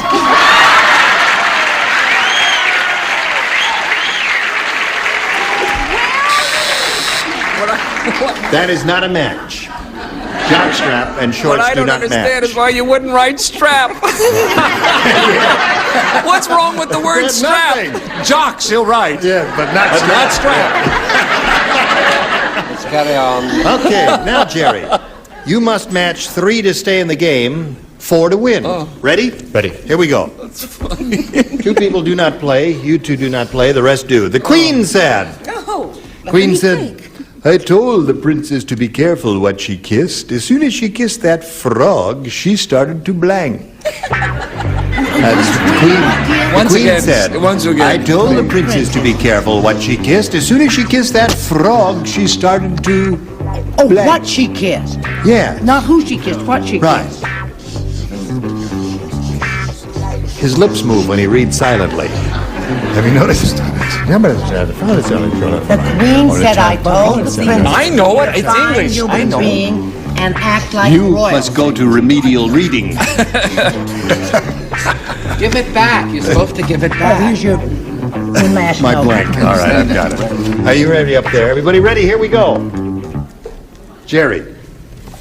The Queen said, I told the princess to be careful what she kissed. As soon as she kissed that frog, she started to Croak. to croak.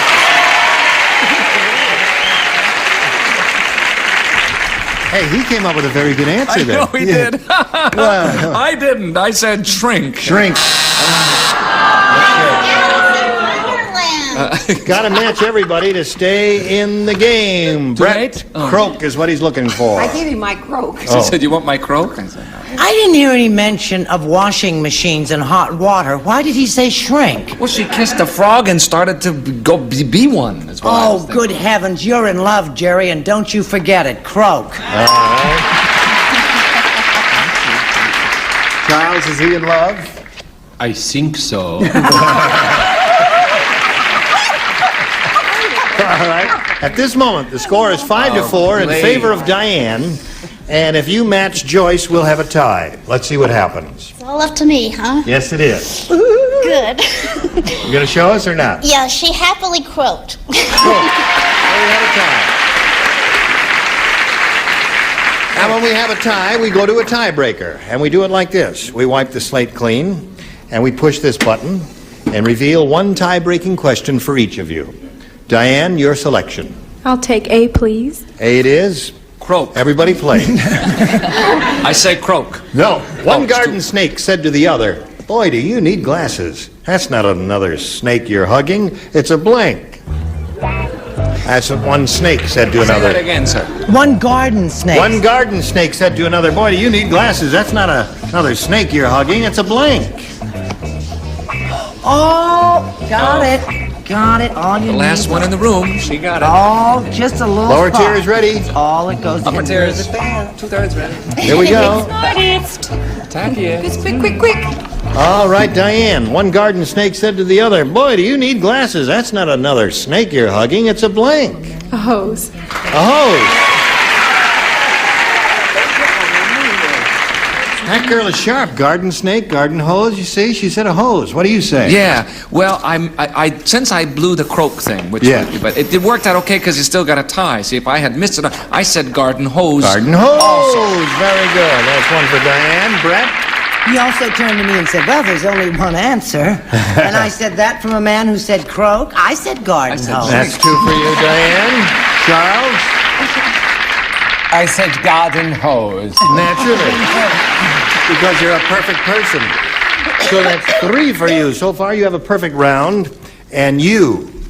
And me? And you are I love the new Charles. the new Charles. Yes. It's a garden Splendid. strap, she'll say. A garden you know what? I wrote garden hose. Garden hose. 4. Okay, Richard. We're up to you. Yeah, we're up to you. I'm not up to him. So far, it's 5, Joyce. Oh, 6. It'll be tough going for you in a moment or so. But right now, this message, and you hurry right back. Told him. Oh, hello there. All right. Ready, Jerry? Ready. You got to go all the way with this. I realize that. Okay. This is very important to Jerry, so pay attention. Okay. Your back is to the audience. Are we on the and you air? are in show business? Oh, Good heavens! I didn't know we were on. My hearing. Listen to this now. This is very important. He's got to match everybody to stay in the game. Mrs. Dracula said to the Count. How did she talk? I just Southern accent. partner. She says, "Don't you think our son is old enough to have his own blank?" Whoa. Don't you think our son is old enough to have his own blank? Count Dracula's wife said Mrs. Dracula said to the Count, "Don't you think our son is old enough to have his own?" Everybody. Don't you think our son is old enough to have his own blank? I have a choice. There are two very good answers.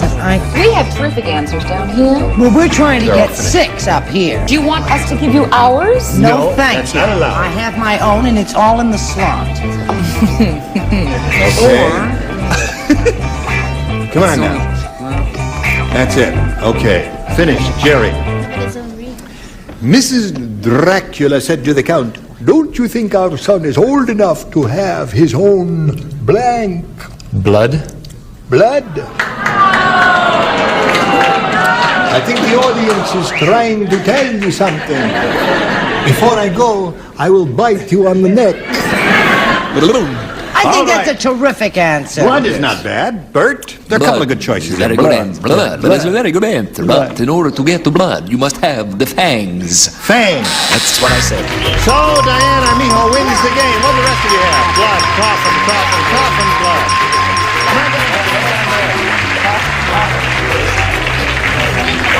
Okay, you stand by for a moment if you would, my dear. And Jerry, we're going to say goodbye to you. You're going to be leaving with $100 and our best wishes. Thank you. Jerry Dallas. Goodbye. How are you? Sure. A little nervous? Yeah. Well, you may put your arm around me. Okay. Okay. Hey, we don't have to do this on Tattletale. No, you don't. That's get your own show. Oh, you got your own show. Yeah, it's on 11 o'clock Eastern but and you 10 get to o'clock live together Central and on that Western. show. Tattletales. Okay. All right, here we go. We polled a recent studio audience, Diane, and we got their best response to this. Blank. Monkey. Now, the answer they gave most often is worth $500 if you match it. If you match the next one, you get $250. If you match the bottom one, you get $100. Whom do you call her? Bert, please. What do you say, Bert? I said brass. Brass monkey. Yes. There's one. Richard. Richard? Something that Bert and I were before we got out of show business, a grease monkey. Grease monkey, okay. And Joyce. Uh-oh. I can only think of one thing, and that's a swinging monkey. A what? A swinging monkey. That's a swinging monkey. party, dear. Yeah, not that a is your basic swinging monkey. All right, so you got a swinging monkey, a grease monkey, and a brass monkey. You want one of those, Diane, or do you got a better one in your head? I'll go with Richard on Grease. Grease monkey. That's what we're looking for. And of course, Diane, hope it's under the $500 response. We'll begin at the bottom and reveal the $100 response. Spider monkey. That's a species. Looking for grease monkey. Here is the $250 response. Brass monkey. That was suggested. Last chance for the grease monkey. Here is the $500 response. You got it. Grease monkey it is. Congratulations. Okay. Now, Dan, you got $600. You got it, and you're going to play for $5,000 right now. You got to match one celebrity head-to-head exactly to collect. Richard. Okay, Richard, you get ready to write, and you face me if you would, please. Here we go. Blank Atlas. A-T-L-A-S. Blank Atlas.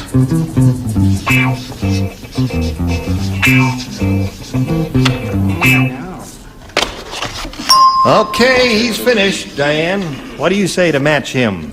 Blank Atlas. World.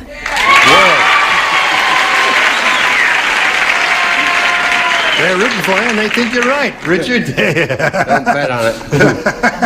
Obviously, I've come now that I have to move on to another show. Oh, really? Because I've lost all of I used to be able to match like that, right? Yeah. Now, you didn't. You didn't. Well, the only person I could think of was Charles Atlas. Oh, yeah. 1924. Well, just because he ruined your body, there's no need to be tested. He refused his body, did he? Yeah. Well, she said a World Atlas, which is good, but Charles Atlas is good too. That They're on the back of every magazine my children have, you know? No. Send your body in. I tried to think of him, but I couldn't remember his name. Well, could you visualize what he was? I was thinking of, the man, but you couldn't think of. Yeah, well, we would have helped you in that. I don't know. Well, listen, you've got the $600, and you are going to meet another player a little later on. But right now, we're going to do a little business with America. Do it again and be as gay and witty and as charming as you were today. I'll be witty. You'll be happy. charming. Who'll be gay? Who'll be gay? Tuesday on Match Game 75. Join us next time. Goodbye.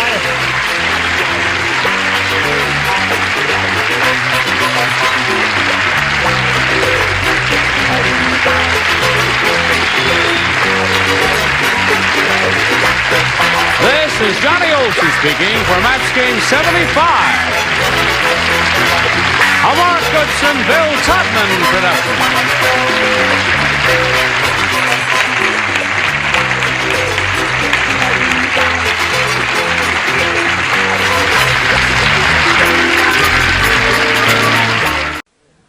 Match Game 74, production number 0233, and it's take one.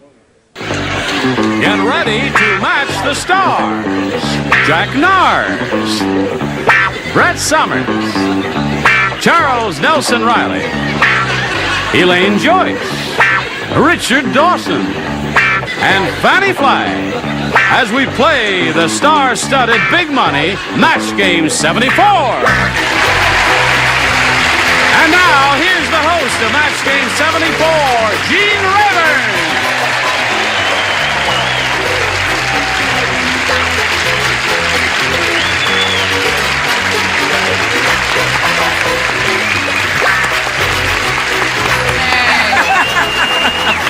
Thank you, one and all, for joining us here. Thank you, Johnny Olson. Nice to have you here on Match Game 74, and nice to have all of you here because you're terrific. Yeah. Terrific. So are you. Well, I thank Are you. you sure we are? Yes, okay. No, you're splendid so far. I'd like to say something. You'd like to say something? What would you like to say, Brett? I'm wearing my own hair, and you haven't said one word. How do you think I feel? Brett has worn her own hair. Everything you've seen up until today was a wig. Yes. Oh, no. Which belonged to Charles Nelson Riley. It was Charles Nelson Riley's An wig. old wig. Her own wig and my beads. No. That's right. I'm Her wearing my own beads? hair and Fanny's beads. Yeah, well, Stole my beads. I don't think we ought to inquire any further about These are mine. Whatever's there, honey, belongs to me. Okay, now let's say hello to our two players, Lee Conant and Nancy Palangi. Hello there, Lee and Nancy. Are you ready? Lee's the current champ. He's won one game, and he went all the way with that game. He won the $500 in the first part of the super match, and then he won the $5,000. He and Richard Dawson teamed up on that one. So he has a total of $5,600 now. And at our last meeting, we had just introduced Nancy, and she told us she was married, and she had 2 children. Did you tell us that? I told you that. That's true. What else did you tell us, Nancy? I manage a resort hotel in Dillon, Colorado. Oh, and you're here on vacation? Right. And we were lucky right. enough to get you. Oh, thank you. All right. Good luck to both of you. We'll begin this game right after we finish this message. Shirley. We're all set to go here, and I'll push the button and reveal our first round questions and ask Nancy to make a decision. B, please. B is what she wants. Folks, here it is.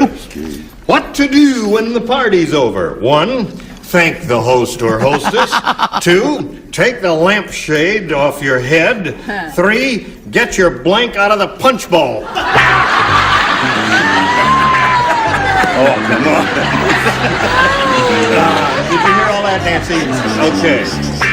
What to do when the party's over? 1, thank the host or hostess. 2, take a lampshade off your head. 3, get your blank out of the punch bowl. Charles, you're a famous Hollywood host. This should be no problem for you at all. Thank you, Gene. I don't know why I love you so much. Goes like wine. Bubble up goes like wine?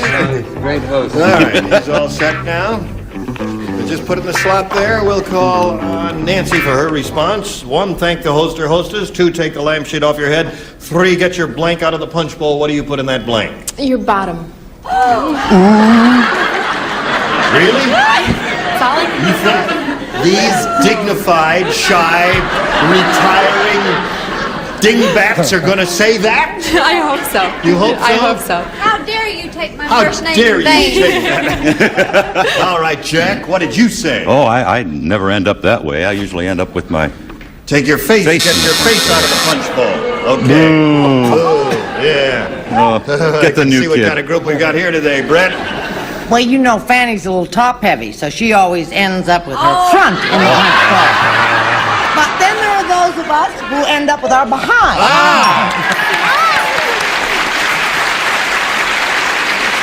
Okay, Charles. Well, I just thought car keys. That's... Charles, does that say car keys? Car keys. It says car keys here, Charles. You said time to go home, so... He must be wearing socks. I'm sorry, did I hurt you, my dear? No. Did I entwine myself around you in any way? That's nice. Would you like him to entwine himself? Would you show us your card there? Well, I happen to know the reason why Brett is not wearing a wig today is because we went to a party together last night, and I had to take her wig out of the punch bowl. That's one for me. And that's not all. Okay.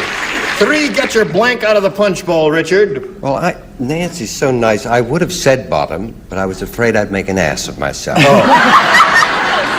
So I said hand. Get your hand out of the punch bowl. Yeah. I'm sorry, Doc. All right. Fanny, Phyllis, or... I'll just straighten your tie. I heard this was a formal show.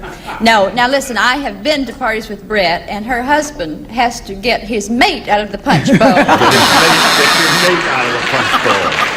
So that's 1 for you, and now let's see how Lee does with his half of round number 1. The psychiatrist said, Mrs. Harris, I have good news and bad news. Uh-oh. The bad news is your husband still thinks he's a dog. The good news is I've taught him how to blink.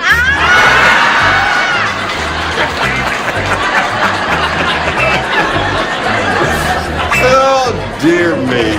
Did you hear all that, Lee? Yes, I did. Okay.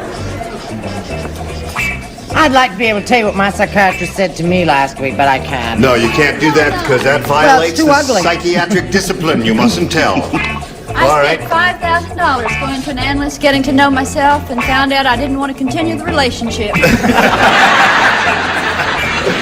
All right, Lee, they're all set over there, so we ask you now. Psychiatrist said, Mrs. Harris, I have good news and bad news. The bad news is your husband still thinks he's a dog. The good news is I've taught him how to blink. Bark. Bark. Okay. You know, I didn't think of that, but that's pretty good. That's pretty good.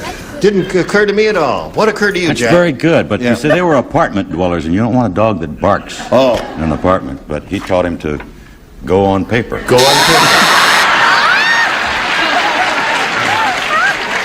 Okay, Brett. What's wrong with Jack? I don't know what's... Yes, You know the name of this show? Now you see it.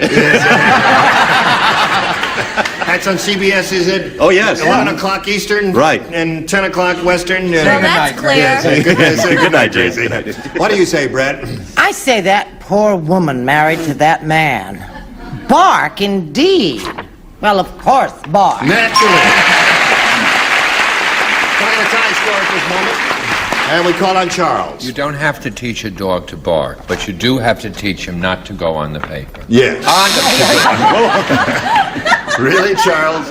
I'm not coming to your house to visit for any length of time. What do you say? Well, I say he thought he was a dog long ago, so obviously he knew how to bark.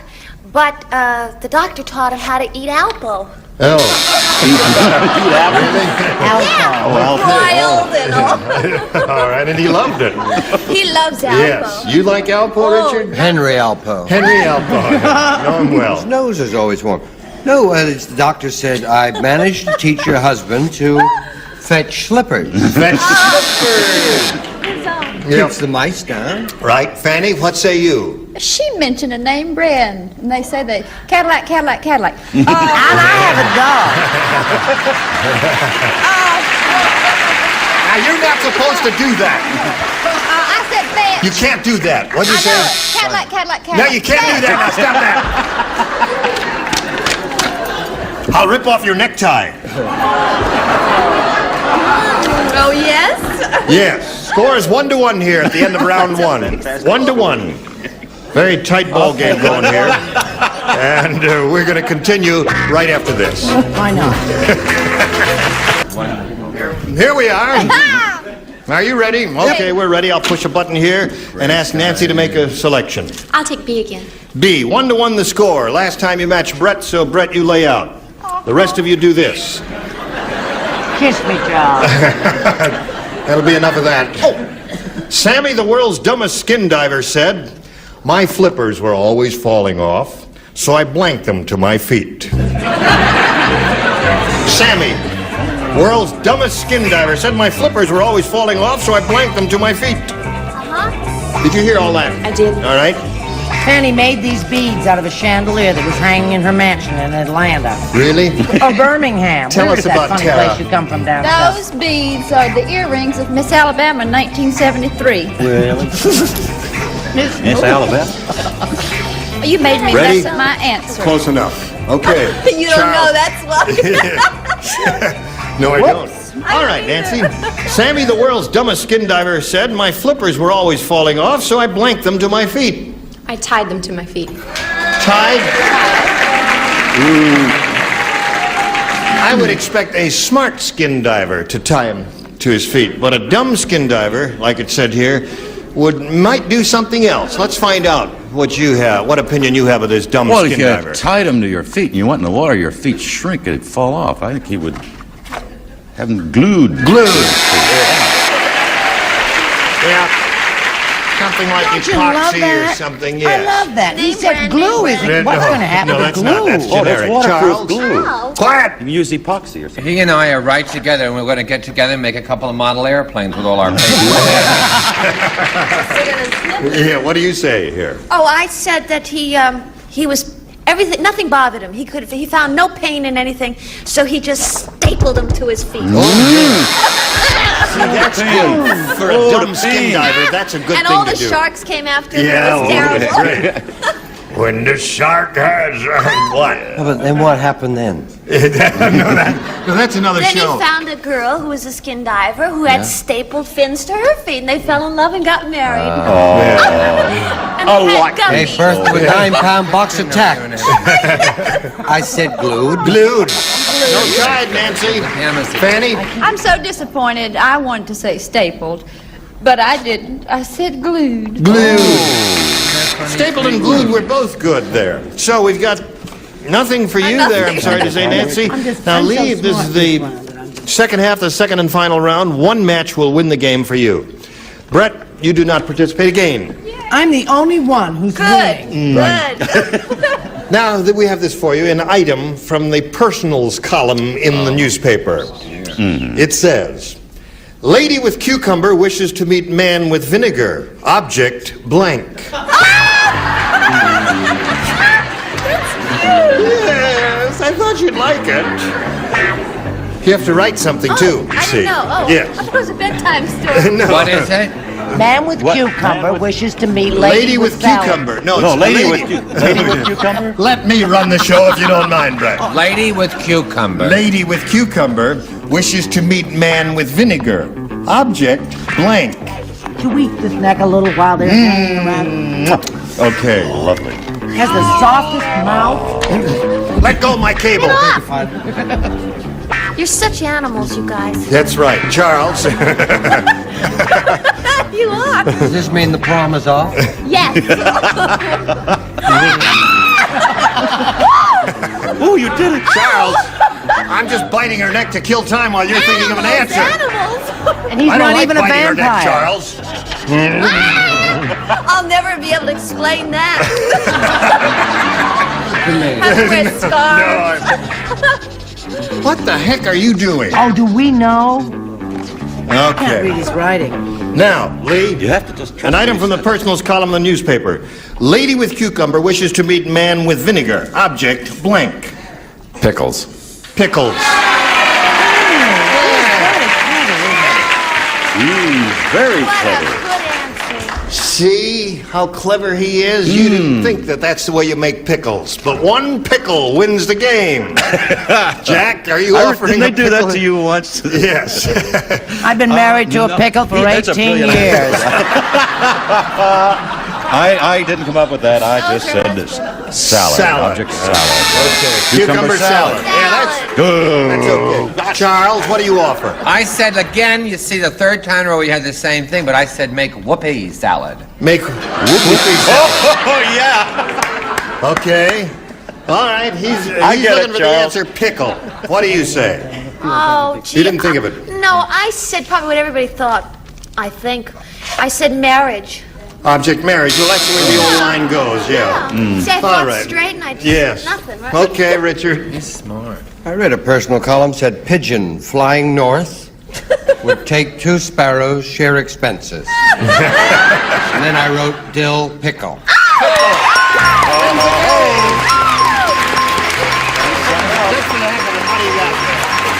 Salad. Okay. Okay, we congratulate Lee, and unfortunately, we've got to say goodbye to Nancy. We have a gift for you backstage, together with our thanks for being here on Match Game 74. Thank you. Bye, Nancy. Bye-bye.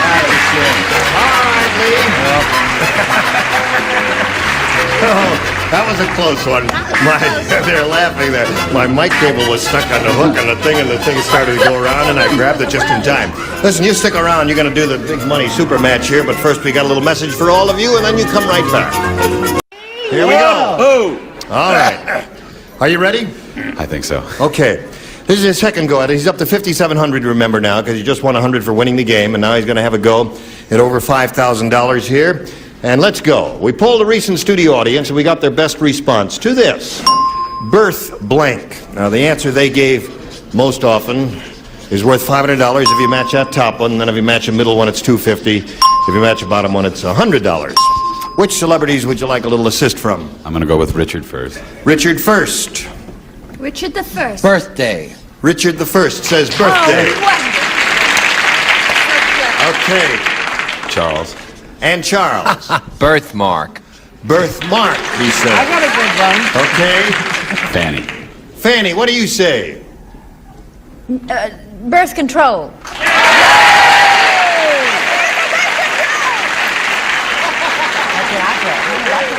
You know what birth control is? No, what is birth control, Richard? Never having to say you're sorry.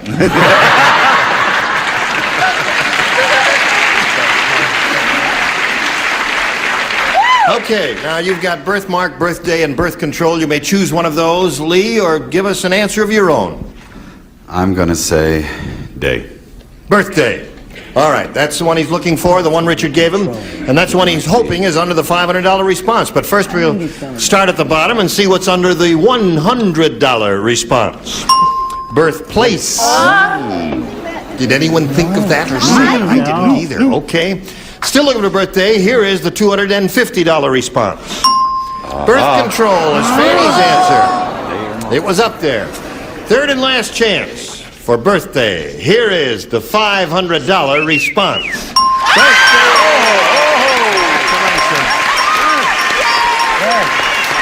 Hey, Smear. What the hell? What's going on?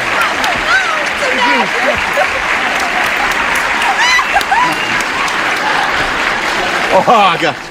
Well. Happy anniversary. All right. In this order. Okay, is there anyone out there you'd like to kiss? They can't. Wayne, the cameraman number 2 there, he's a good kisser here. You'd like to kiss him? He's got a beard that tickles. Yeah, now why don't you go out there and give him a little? Your wife is jealous? Well, she'll let you. Would you mind if he kissed Wayne for $5,000? I'll kiss him for $5,000. Okay, there he is. See? All right, now listen, you've got the $500, and that means you're not going to play for 10 times that amount or $5,000. To collect, remember, you've got to match one celebrity head-to-head, and it's time to choose one. Richard again. Okay, Richard, you get ready to write.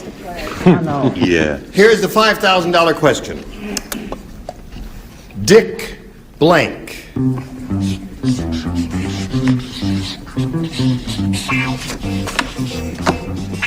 All right. Did the dinger ding? There it is. Those quick naps. You got it. Yeah, that's right. You got to wake up back there. I don't start functioning till I hear that dinger going there. Okay, now he's finished. What answer would you come up with in order to match him? Dick blank. Tracy. Well, we'll find out. He said Dick Tracy. Richard, for $5,000. May we see your card? I don't even know who that is. Who's that? Well, the English, what do you see? Well, no, yeah, what English. Is it, what, a comic strip? Comic strip. Dick Tracy with he invented the wrist radio. Listen, you all sneered when I wrote birthday, folks. I didn't forget that. He came up with 500, right? And that'll give him another 5.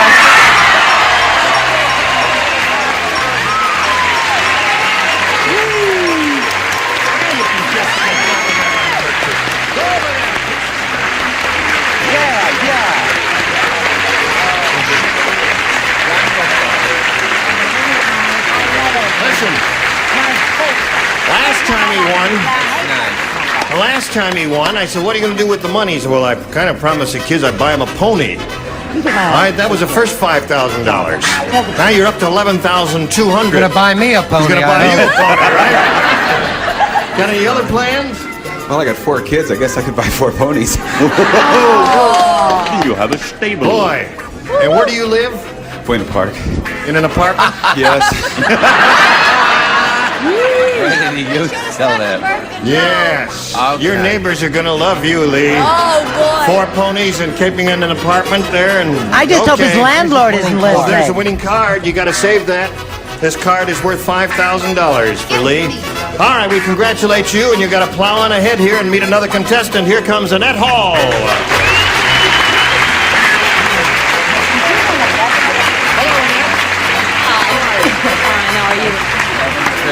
You know Lee Cronin? Yeah. Congratulations, Lee. Thank you. That's very sportsmanlike of you to congratulate Lee. We're all happy for him. He's up to 11,200. Would you like to tell us a little bit about yourself, Annette? Sure, I'm married. I have 6 children, and I'm an education aide. You're an education aide. Right. Okay. All right, Annette, we'll start this game right after we start this message for you. We just have time to thank all of these lovely people here and say goodbye to them. Goodbye, all. Goodbye, Gene. And say goodbye to you. And join us next time for Match Game 74. Gene Rayburn here. Goodbye.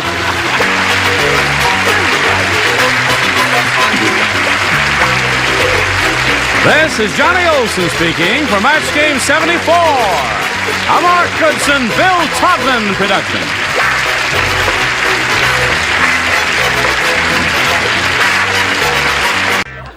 Get ready to match the stars.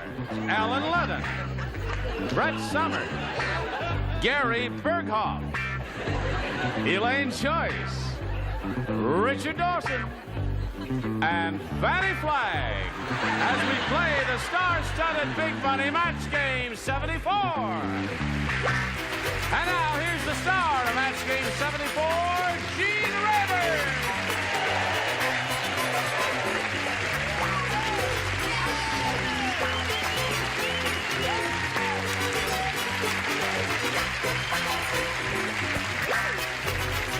Hello there. Hi, Johnny.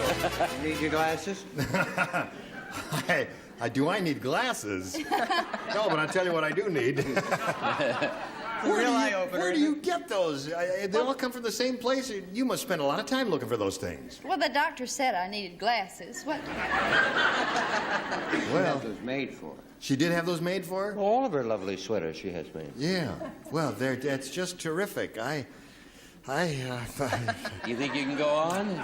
My eyes are failing me. I think I need bifocals. Yes. Fanny. I'll go on. Well, I will muddle through. How long have Remember, you had? It's show business, right? Yes. How long have you had 20/30 vision?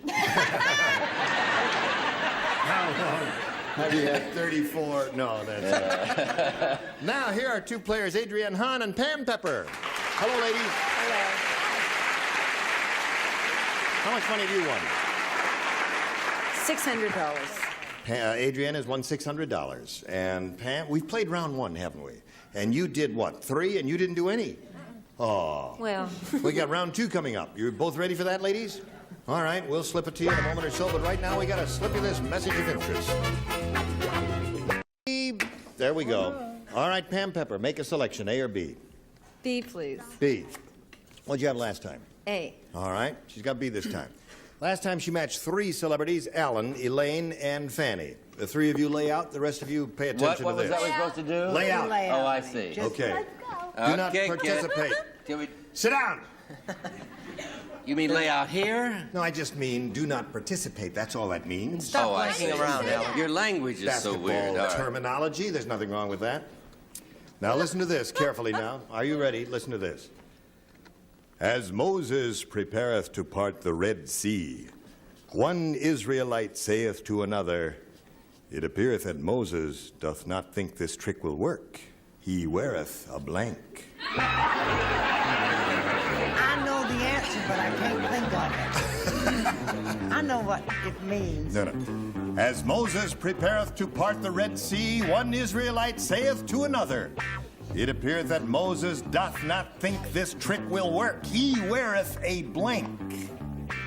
He was preparing. I know it, darling. I know it. I get Sea. so carried away because you're so biblical. Scooby-Doo. I have an announcement. announcement to make. Wait a minute. While we're waiting for Yeah, Gary and I Brett, have an she has an announcement to make. What is it? I don't want to give a plug, but you know, a lot of female stars have their own line of makeup, a la Polly Bergen, and Brett Summers is starting her own line. It's called Kim Tone, and I just wanted to give it a plug.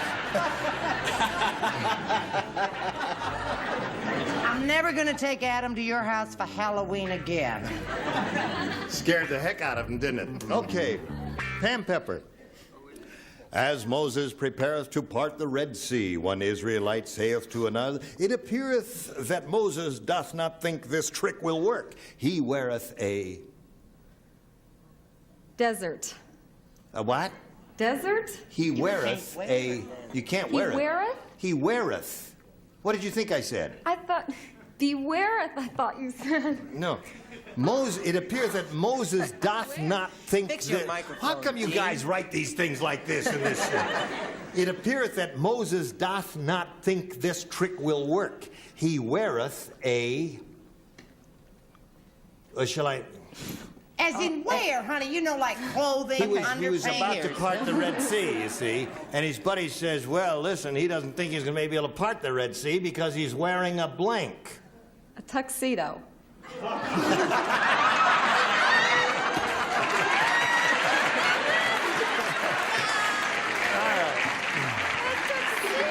She was closer when she thought you said beware. Yeah. Did the best I could, folks, and I hope you're going to do the best you can for her. Brett? He don't write? He don't write. She don't think. No, she don't. I do. I said life jacket. A life jacket, certainly. Okay, that's the answer. That's one of the good ones. Gary? Well, it's really amazing. I said tuxedo. Oh, where? No. No, I said aqualung. Aqualung. There's another good one. So we've got two good ones. You got another good one, Richard? Hell, I wish I had tuxedo. I'd get the biggest laugh on this show. Where did you get it from? Where did you get that answer from, Don? I couldn't even understand the first part of the question.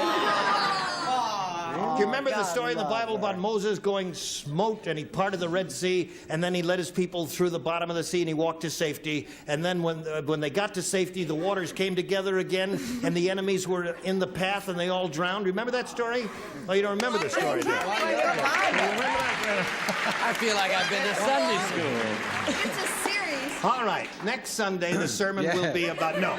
Well, also Moses said to Ramesses, let my people go. Right. Ramesses said, haven't seen your people. I said life jacket. Okay. Now, where are we here? Adrian, you'll take Adrian says, now you need 3 to tie, 4 to win. The garbage man said... Was das Muskrat? He said, I haven't seen your girl. No. He says, hey, things have gotten pretty rough for the people on my route. Nowadays, they don't give me their garbage. I have to blanket. That's another winner. Did the writers go home early? After the I'd last like question. to see all the writers in Gene's dressing room after the show, please. The garbage man said, Adrian, for you. The garbage man said, things have gotten pretty rough for the people on my route. Nowadays, they don't give me their garbage. I have to blanket. Ready? Oh, wait. Oh. No, you can't change. Now, come on now. Stop that. Okay, darling. Okay. What? See how quickly I acquiesce when All right, you can shouted change it because the dingling is not finished yet. Not the ding-a-ling, the dum-dum. The dum-dum is not finished. Go ahead. Straight body. Yes. I have a question from last week's show I'd like to change. Is that okay? Don't give me the garbage. I have to blanket. I have to. Things hath gotten pretty rough. Don't mix me up. For thy people I have to. On my route. Bewareth of dumb blondes. I have to grass. This is a recording. Okay, there she's finished. Now we call on Adrienne. The garbage man said, things have gotten pretty rough for the people on my route. Nowadays, they don't give me their garbage. I have to blanket. Steal it. Steal it. Steal it. Good answer. All right. Did you write something? You look incredulous. Hello, testing. 1, 2, bing, bing. I have buyeth it. Buyeth it. Yeah. All right, buyeth. That's a good answer. That is a good All right, answer. Brett. What? She says steal. He said buy. Two good winners there so far. Rip it offeth. Rip it off. Steal it. That's it. Very good. Very good, Brett. What do you say, Gare? Steal it. Steal. Oh, there it is. One more, you got a tie. You gonna steal some garbage, Elaine? No, he had to make it. Get thee to a nunnery. That's disgusting. That's my secretary. That's right. Mother Brett. All right. Are you stealing garbage these days? I certainly am. Make us. Maketh. You'd have gotten a laugh on that, even Yeah. though No, you were because wrong. it was done twice already. Steal.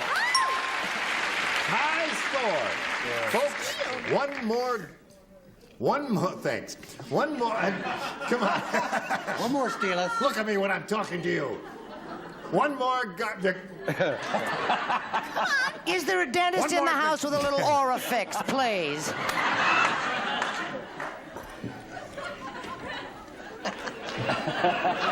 one more garbage I stealer. told you, you can't win doing that. No, you can't. One more garbage stealer, and she wins the game. What have you got there? Tuxedo. Bye. Buy it. What do you say? We end up in a tie here, 3-3. So, tune in after this message and find out what happens in a tie. Will you tune in? Thanks all. Now, this game ended in a tie, 3-3. What sayest thou to that? Tuxedo. Let us wipe the slate clean, Scooby-Doo, and push this button here. And yea, verily, we have a tiebreaker, A and B here. Pam Pepper, it's your choice. A. A. One question for each of you ladies. The one who scored the most will be the winner. Are you ready? Ready. No, I'm making a It was raining. Pardon? It was raining. Yeah. And there was nothing to do. Okay. So, John and Mary spent the afternoon testing their blank. That's what. I got it, darling. Good. I got it. Atta girl. Write it down. John and Mary. Spent the afternoon testing their blank. It was raining. There was nothing to do, so John and Mary spent the afternoon testing their blank. You mind your own business, sweetheart. Let's hurry up over here so we can get Pam Well, I've Pepper's done it. terrific answer. I got mine. You got yours? Me too. Good. Everybody's ready over here, Pam Pepper. We're all waiting with bated breath to hear what you're going to say to this. Funny. It was raining, and there was nothing to do. So John and Mary spent the afternoon testing their Bed. bed. Bed? There it is, folks, from the girl who gave you Tuxedo.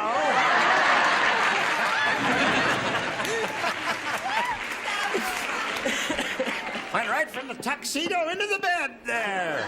With the tuxedo. Yeah, with the tuxedo, fully clothed. There, hello, little boy. She has a direct kind of precise mind. That's doesn't right. she? Yeah, not bad And for if 12 the years judges old. have the kind of loose, kind of related mind that I hope they have, they'll accept this. Well, Spent say the it, you afternoon dummy. testing- Relationship. Testing their relationship.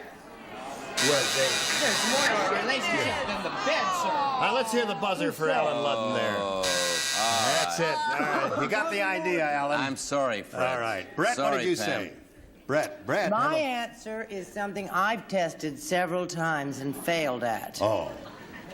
And I think it matches hers. Marriage. Marriage. No, it doesn't match hers. No. It doesn't? No, it doesn't. No, they're two different things there. Gary Teller. I could They give do you a not lecture necessarily on go that. hand in hand there. Gary? The testiest person I know. People honestly don't watch the commercials. They were testing their tissue. Really? Paper towels. I see. Is that worse than relationship? Yes. That was the relationship. Elaine Joyce. Listen, Gene, you didn't say that they were inside or anything. I didn't say anything of that. That's right. So it was a rainy afternoon, so the two of them went out and tested their umbrella. I mean, that's what you do. Yeah, I suppose so. Don't comment. All right, there. Richard. Look, it's rejecting it. Yeah. Even the wastebasket doesn't want that answer. What have you got there? On a rainy afternoon, what I always do, What do you any do? young lady that I can get my hands on. Right. What? I test our endurance. And may I tell you, the time just I bet it do. Certainly did. Yes, sir. Next rainy day. That's enough of that there. That's where we were, Wednesday. Oh, yeah, Wednesday. I'd like to call upon the writers, and I'd like to remind them of a line from a famous play by Mr. Tennessee Williams that most writers should be. And Mr. Williams had in Cat on a Hot Tin Roof, he had Big Mama come into the bedroom and point to the bed and said, when a marriage is on the rocks, the trouble is right here, and she touched the bed. So therefore I said marriage, and I think it would match, but it doesn't, does it?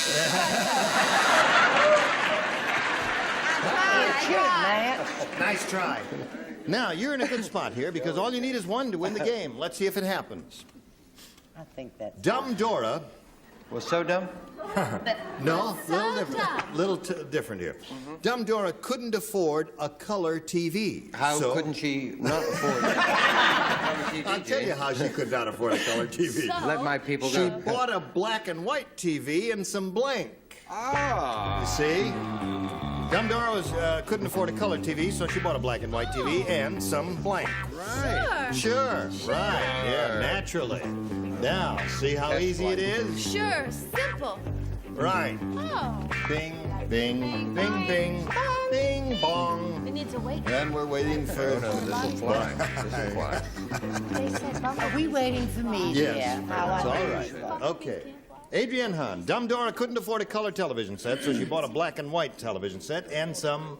Paint. Paint. All right. One can of paint wins the game for the little girl, Alan.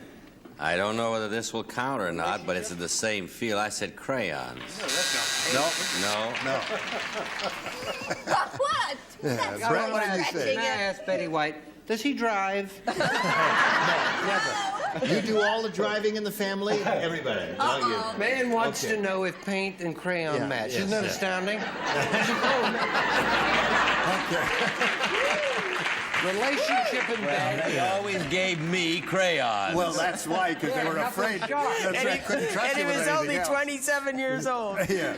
Now, Brett, give us an answer. She wants paint. She do? She do want paint. That wins the game for her. She got it! Paint.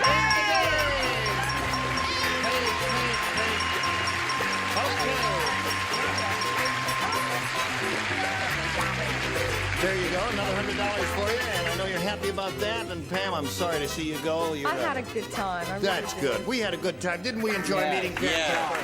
Yes, sir. Goodbye, Pam.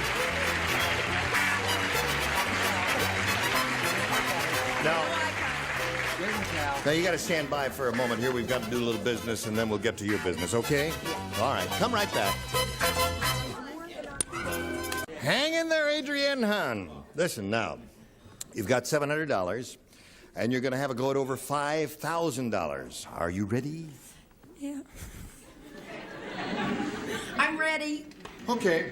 I'm ready, brother. Here we go. We polled a recent studio audience. We got their best response to this. Hoot blank. Now, the answer they gave most often is worth $500 if you match that one. If you match the next one, you get $250, and the third, $100. Which ones you want to get a little help from? I want Fanny. You want Fanny. What do you say, Fanny? Hoot nanny. Hoot nanny. There's one. Hoot nanny. Richard. Hoot owl. Hoot owl. Brett. How about Hoot Gibson? Yeah.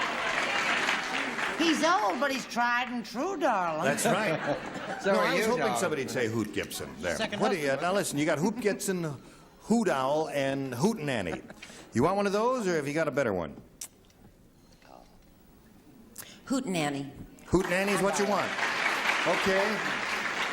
I want Hoot Gibson. Okay. I had Hoot Gibson. You were Hoot. She is Hoot Gibson. So, Hoot Nanny is what we're after, folks. Let's find out if it's up there, and if so, where. First, may we see the $100 response. Hoot and holler. Yes, I said. Yes, sir. They Hootin' say all that. the Hootin' all the time. All right. Now, Hootenanny, where are you? Hootenanny, are you under the $250 response? Hootenanny is under the $250 response. There you go. You got $250. You got $950 altogether. One. Now, that's the one who gave. Brett gave you that one. No, Fanny gave you that one. All right. What do you think is under the $500? Owl. It's divided between the Owls and the Gibsons. Let's find out. May we see it, please? Hoot Owl. Why didn't you trust me? You don't trust Richard, do you? I do trust him, but I didn't this time. You trusted him before? Your Yes. daughters would have trusted me. Yes, I they looked would. down at them and they went, What made you lose your trust in him? Well, I can explain that. Oh, all right. Well, let's not go into that. All right, you got the $250. Let's play for $2,500. Which one celebrity do you want to choose to match head-to-head exactly? I'll trust Richard. Oh, dear. Oh, dear. I'm sorry. He's refused you. Yes. All right, you get ready to write, Richard, and here we go with the $2,500 question. Blank Lee. L-E-E. Blank Lee.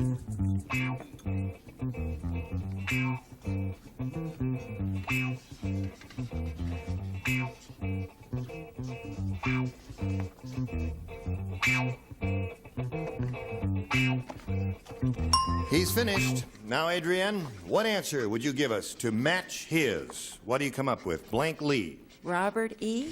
Robert E. Lee. All right, Richard. She says Robert E. Lee. This may be a tough one for you because you may not be as familiar with well, American we eat history. lots of cake in our house. And it's made. What? Not Sarah Lee. What do you eat in your house? We eat a great cake made by...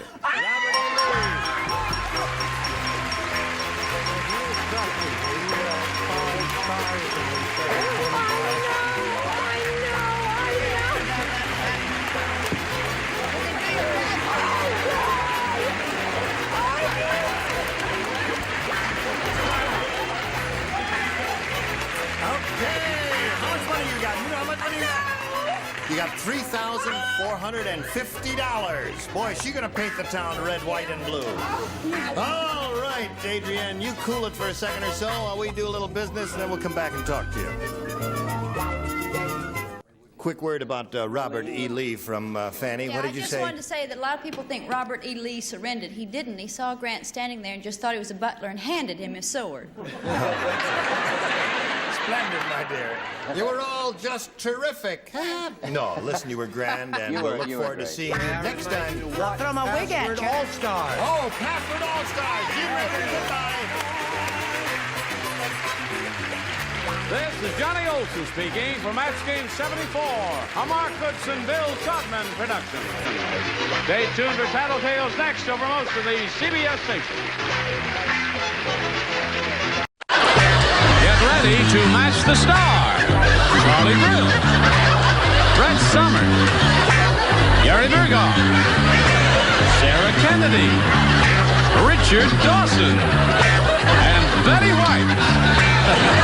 As we play the star-studded Big Money Match Game 75. And now here's the star of Match Game 75, Gene Rivers.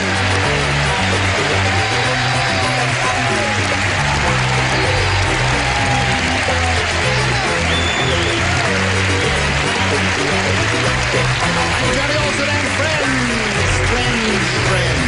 Well, they're obviously friends, aren't they? With that kind of a warm welcome. Hello, friends. Hello, darling. How nice to have all of you on this scene, you talented, grand bunch. Is there something I can do for anyone before we go on here? Yes, kiss me on the lip to us. What? Any messages for me? Any messages for you?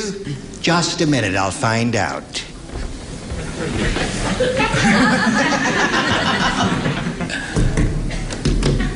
Are there any messages for Mr. Wait until I ask you.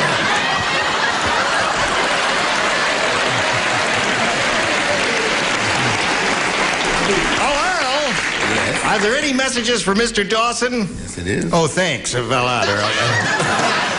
No tip? No tip. What a Dawson is a cheapskate. rotten tipper. He said there is a message for you. Let me see what it says. Thank you for earning me $33 by putting me on camera. Earl just earned $33. That's nice. Thanks, Earl. Well, anyway, here's our two champions, Patty Diddy and Duff King.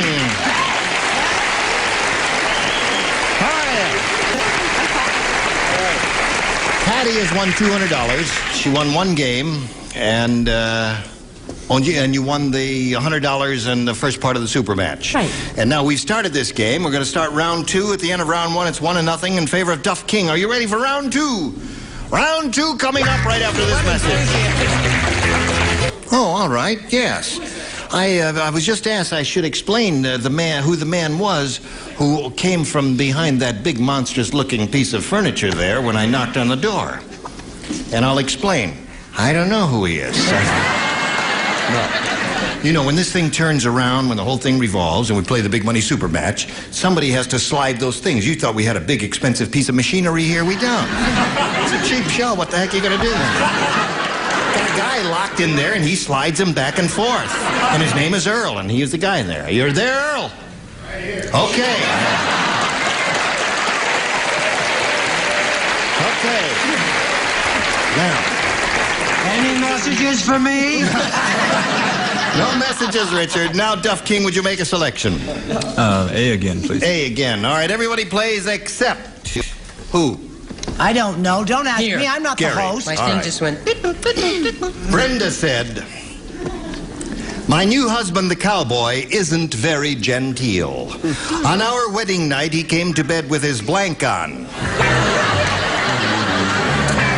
On our wedding night, he came to bed with his blank on." I got it.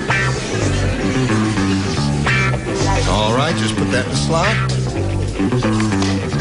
Gary doesn't play because it's all right. Yes. They caught us in the All right. sandbox. All righty. Here we go, Duff King.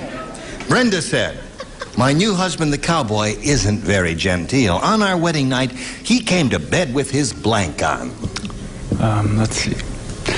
He has spurs. His spurs.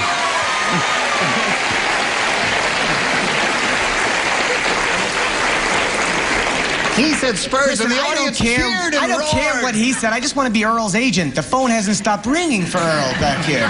He's been getting so many jobs, Earl.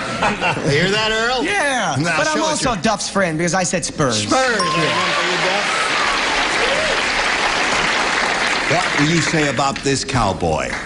I say I thought Duff was Mr. Right. For a minute. But I think I've just blanked it all up. I got spurs that jingle jangle, but I got boots too. Oh, you went to bed with his boots on. Came to bed Well, with don't boo me. It's better than spurs. All right, Gary. I don't write this time. You don't write. Okay. How can I cover that up so you're not embarrassed that you asked me? Well, you see, I can't, from my angle, I can't tell from see this that angle this either. light is on from that angle. Well, so. fix that for Pete's sakes. You got a guy Can in we there have pulling brighter things lights back and here forth. Put so a I guy can in here see? to turn the light That's up. right. I'd like you to see what Betty White did to my sock while I was standing back there. I don't know what I'm going to... I just hope her husband gets home soon. Do her a bit of good. Brenda said, "My new husband, the cowboy, isn't very genteel. On our wedding night, he came to bed with his blank on." And Duff said, "Spurs."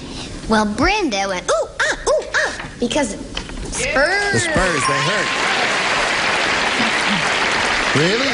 She went, ooh, huh? Holy mackerel. Now, what do you say?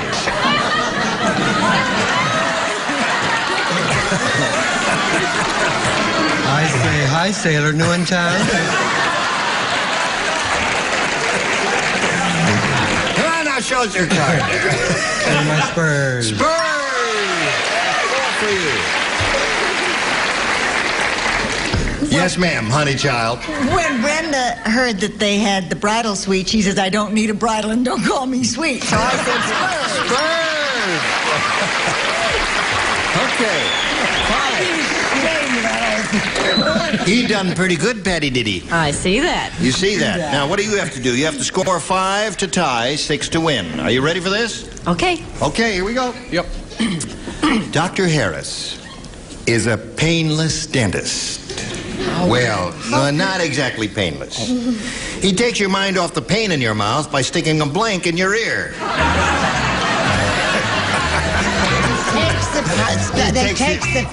He takes your mind off the pain in your mouth by sticking a blank in your ear.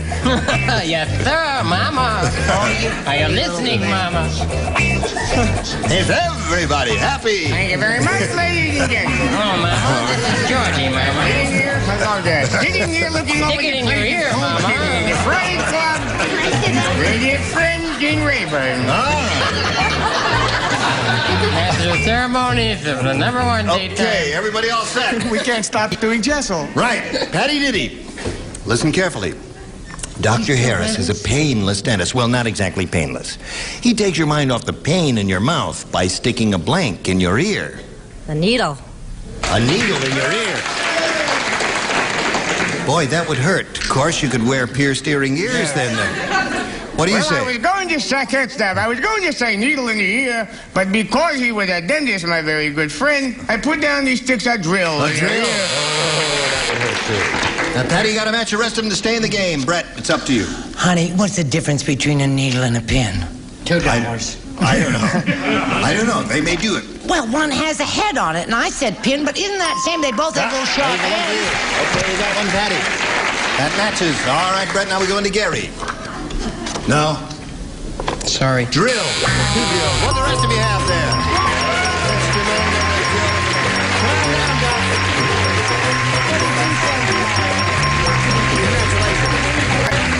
Can you stand by for a moment or so, Gus? Well, Patty, I'm sorry to see you go. You're a delightful person. You've been a marvelous contestant, and you won a little money. Thank you. You happy about that? A lot of fun. Thank you. Good. Patty Diddy is leaving us. Goodbye, Patty. $200 for you. Here we are. You stand by for a moment or so and do a little business, then we'll have a go at the big money super match. You ready? Easy. Okay, be right back.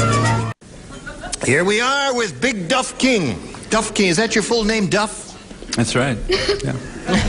You were born, your mother and father said, let's name him Duff. That's right. You want to make something out of it?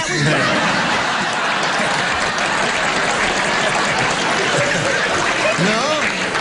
I'm just curious about names. I think it's an interesting name. Up King, up boy. Nice save, Gene. Attack, King, attack. All right. I'll make books. Listen, no, I got the money, Duff. I know. Got to be nice to me. No, I haven't got the money.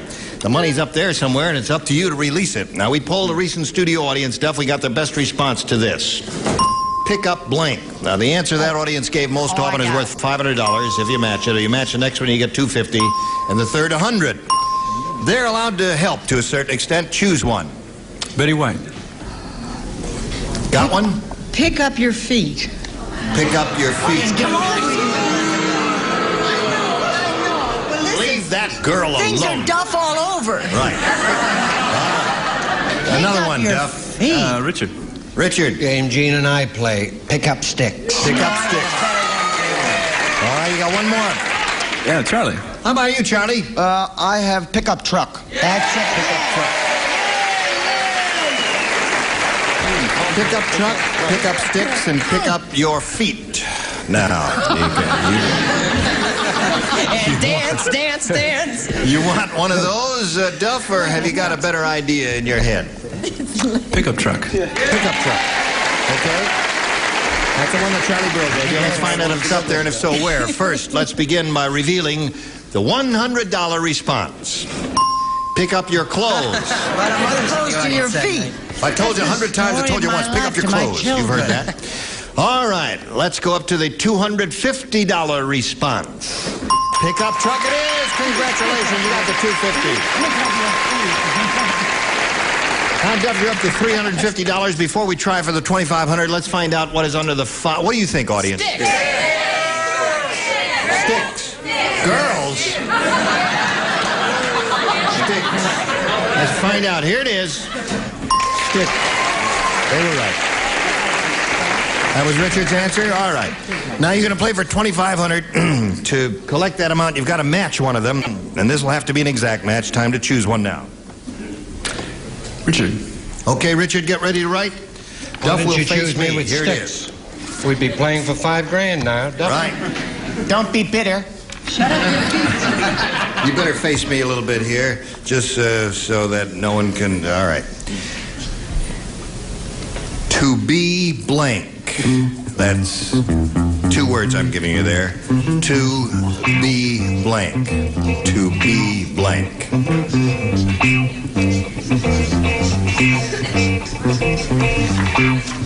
Okay. Now, Duff, what answer would you like to give us what you think will match his in filling in this blank? To be blank. Or not to be.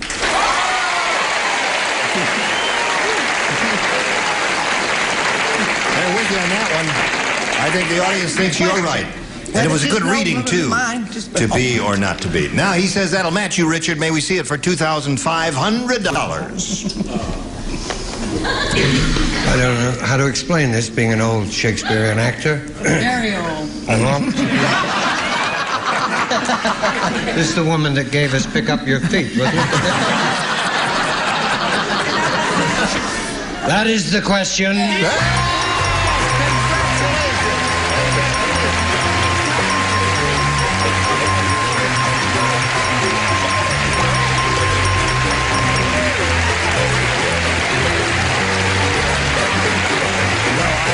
Marvelous, isn't it? Terrific.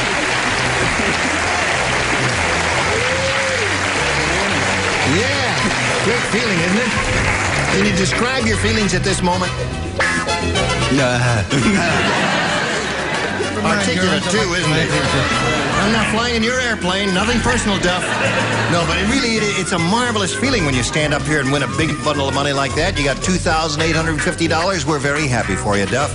Now, if you're all set, we'll bring on another contestant here and start another game. So let's welcome Paula Olson.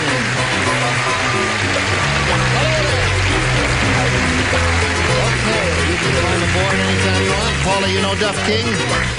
Now, how's Paula Olson? Fine. Good. Nice to have you with us, Paula. Please tell us a little bit about yourself. I'm from West Covina. I've been married 6.5 years, and we're expecting our first baby. And I love Las Vegas. You do? There's a bus leaving in 5 minutes. You hit the jackpot. No, if you love Las Vegas, how come you live in West Covina? Because I'd spend all my money in Las Vegas. Oh, I see. When is your baby due? The beginning of August. The beginning of August. Mm-hmm. Okay. You're going to stay away from Las Vegas between now and then so you can pay all those bills, right? No. No, okay. All right, well, I can't talk her into anything, so I guess we might as well go to a commercial then start this game, okay? Here we go. All right, Paula Olson, please make a selection, A or B. A, please. All right, everybody plays. Brand new game. The message in Brett's fortune cookie said, never turn your back on Gary Berghoff. If you do, he will blank you. That's what the message in the fortune cookie said. Do not turn your back on Gary Berghoff. If you do, he will blank you. I finished, actually. You finished? How sweet. And I know the real answer. You do. She's the only one. I don't know myself well enough to answer this question. Just a moment. Could you move your shoulder just to the left a little bit, Dickie? Yes, just move your shoulder over there. All right. But just checking up on everybody. All set. All righty. Now we come over here to Paul Olson. The message in Brett's fortune cookie said, never turn your back on Gary Berghoff. If you do, he will brank you. Pinch you? Pinch you. He will pinch you. That's a nice Victorian thought, isn't it? She just came from 2 weeks in Palermo, Sicily, where... Yes. Well, the pinch. Me twice. The pinch is the prelude to the attack. He will attack you. Turn your back and he attacks. Yes. Now we come to the real answer. What did that fortune cookie say? That little devil stab you as quick as he'll look at you. Stab you right in the back. That's not true. That is not true. You wouldn't do that, would you? Certainly. She's just saying that because she had her face lifted last week and it was a botched up job. See what I mean about stab? But her back wasn't turned to me. No. Actually, Truman Capote knows this better than anybody. He turned his back on me once, and all of a sudden I started to do a terrific impersonation of him. He will impersonate you. Right. Okay. Folks, everybody in this theater, turn your backs. You're in for it. Remember, he's a veteran on MASH. It's true. How about you, Sarah Kennedy? Well, I know what they do upstairs. So, Gary was... Sarah, dear. What? Okay. So, I Not know for national Gary, consumption. And Brett loves it. What a tacker. He would attack her. You better Okay. believe it. All right. Yes, sir. Very nicely phrased.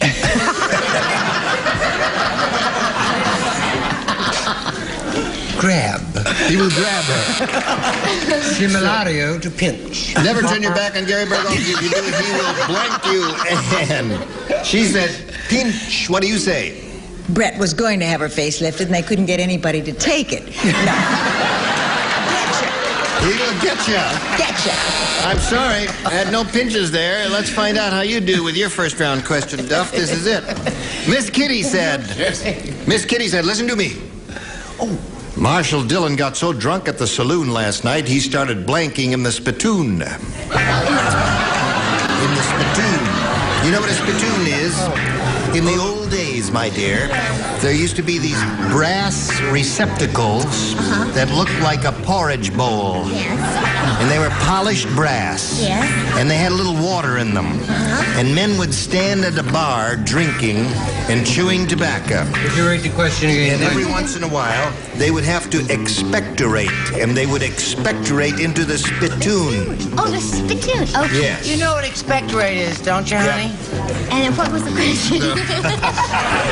Now, Marshall Dillon got so drunk at the saloon last night, he started blanking in the spittoon.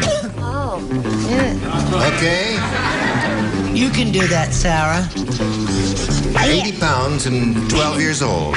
Naturally, she never heard of a spittoon. Quickly, folks, we're running out of time here. All right, now we come over to Duff King. Miss Kitty said Marshall Dillon got so drunk at the saloon last night he started blanking in the spittoon. Throwing up. Okay, Charlie, what do you say? Oh, I said swimming, some dumb Swimming kind of in the spittoon. All right, Brett. I never do vomit jokes. I think they're tacky. Yes. I say ringing his bell and or tinkling. All right. Go. I'm sorry. I didn't hear the question. Speed up. I said shooting. I didn't hear. I said blanking the spittoon. What did you finally come up with? Yeah, I came up with the right one. Threw up. Growing up. That's one for you. Standing in the spittoon. Spitting up in the spittoon. Spitting up, is that a match? Spitting up, yes, that is. Okay, 2 for you, and none for you. That's the end of round 1. And now this message for you. I should like to thank this gifted bunch. But you can't. But you can't find it in your heart. Find words are inadequate. Tell us who we're going to have. Oh, I'll tell you, next time we get together, we will have these dinglings. Nipsey Russell, Brett Summers, Gary Berghoff, Elaine Joyce, Richard Dawson, and Connie Flyer. Gene Rayburn Match Game 75. Join us next time. Thank you. Goodbye.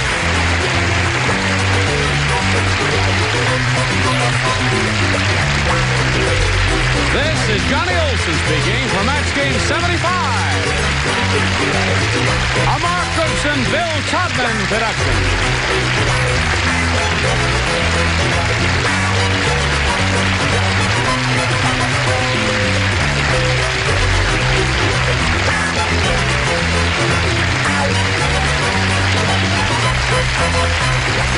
Stay tuned for Tattletales next over most of the CBS stations.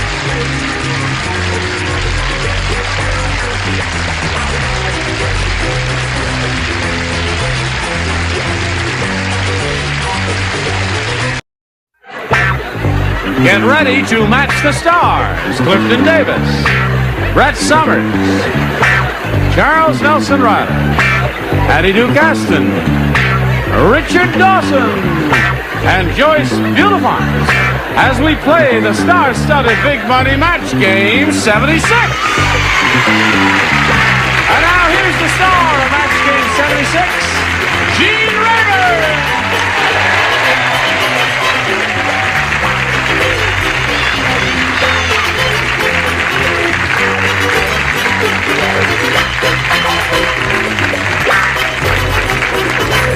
friends? Are you ready for it? Are you ready out there? Okay. Are you ready up here? For what? I'm ready for anything. That's right. Let's get on with it. Oh, all right. Let's say hello to Nancy Pappas and Eileen Neander. Hello, ladies. Nancy is our current champion. She's won a total of $1,550, and she's happy about that. And she's being challenged now by Eileen. We met you briefly last time, found out a little bit about you, and let's repeat some of that pertinent data. Well, not very glamorous. I'm a widow. To me, you are. Thank you. I'm a widow. I have a son, and he has a beautiful wife, and I have 2 grandchildren, Renee and Todd. I live out here in California with my sister and her husband. Very happy, and I come from Illinois. Okay, good luck to you, Eileen. We'll start this game in 1 minute and 5 seconds. Be sure to keep tuned. Ready? Here we go. Boing.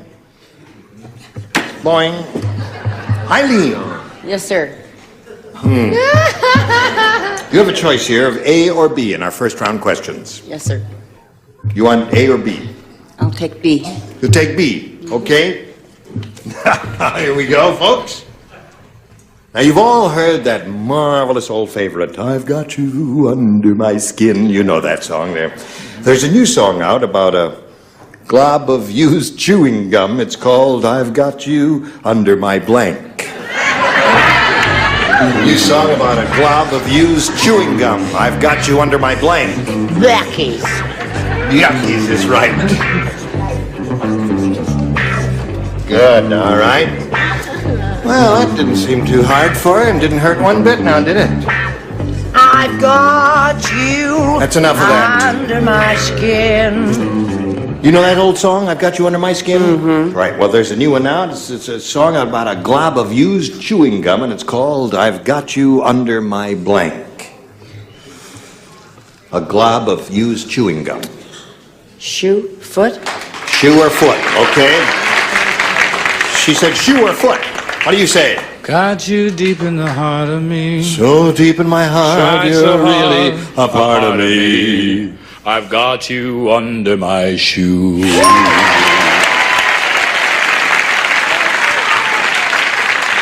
And Eileen, my dear, that's one for you. I wish that I could make it too. I'm sorry, I went all the way up to the top. I said plate and or false teeth. I hated that question. All right, Charles. I've got you under my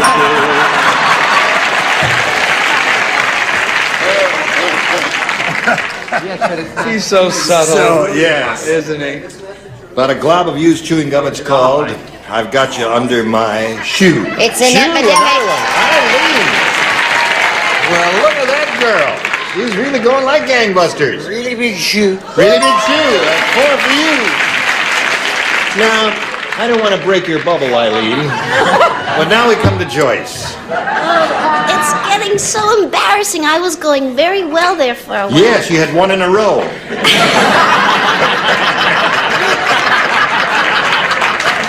I feel so bad.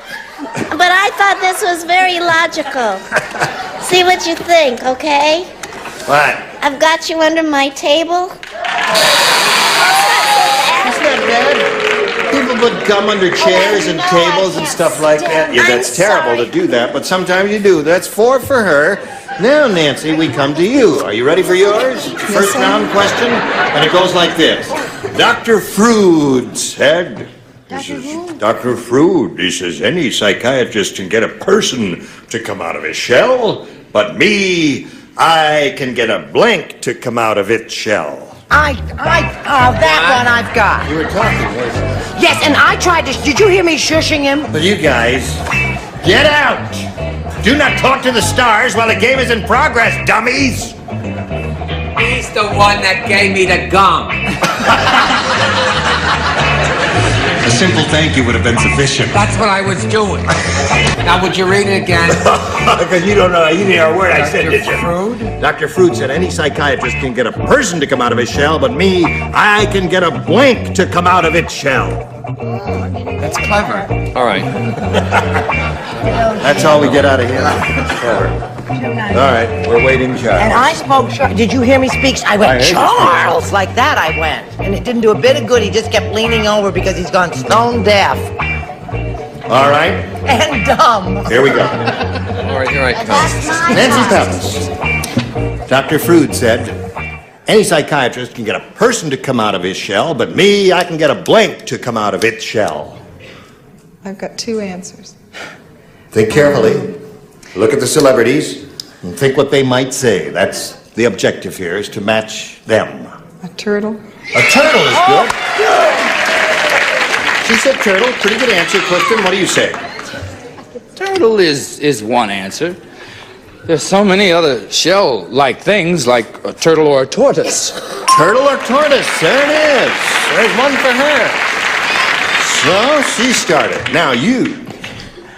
You know what? Joyce Bulifant has given me her disease.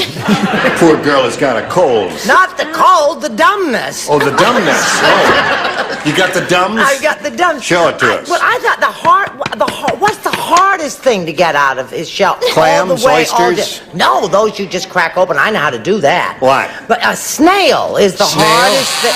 All you need is the right Snail is not bad.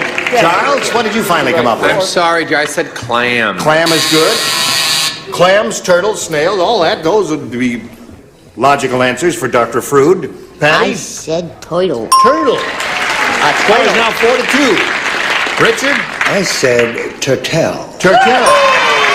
Score is now 4-3. Yeah, score is 4-3. And as we get to Joyce, I think it's going to stay there at 4-3. Just one moment, please. Just a moment, Just please. one moment. Yes. I gave Brett my dumbs, and I got the smarts, because I said turtle. Tie score. 4-4. Oh, we got a real good game going here. We'll continue this game right after this. Hello there. Here we go. Now, go to round 2. Ready, ladies? Here we go. Round 2 coming up. Eileen, it's your choice, A or B. I'll stay with B. B it is. Now, who plays? 2 people play. Guess who? Brett and Joyce. You two. Are you ready? Yes. Just us? Just the two of you. Just us, hon. No one else, sir. Dumb Dora tried to kill herself. It's a Dumb Dora question. Dumb Dora tried to kill herself, but it didn't work. She was so dumb and... Someone called? She was so dumb, instead of sticking her head in the oven, Dumb Dora stuck her head in the blank. Oh, I think I got it. I think I got it. That's it. Very Go good. with your first. She No, got don't it go first. with your She's got a Give good a lot one. of thought, James, on the second stuff. That's how you spell it. It's not too tricky. It's all right. Well, okay. Put in the slot. All right, they're ready. Eileen. Dumb Dora tried to kill herself, but it didn't work. She was so dumb, instead of sticking her head in the oven, Dumb Dora stuck her head in the blank. I was going to say icebox, but I better say Don't say it! Frigidaire. Frigidaire. Yeah, they don't call them iceboxes out here. Well, you know, I mean, we all We say do. icebox, we mean Frigidaire, but she Yeah. said in the fridge. Don't boo her. That lady is over 29, so stop booing her. Hello there. That woman is bright, intelligent, perceptive, attractive, charming, brilliant, and fridge.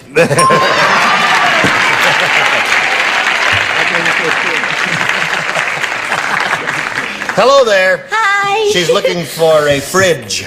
Well, I don't got one. I got a toilet.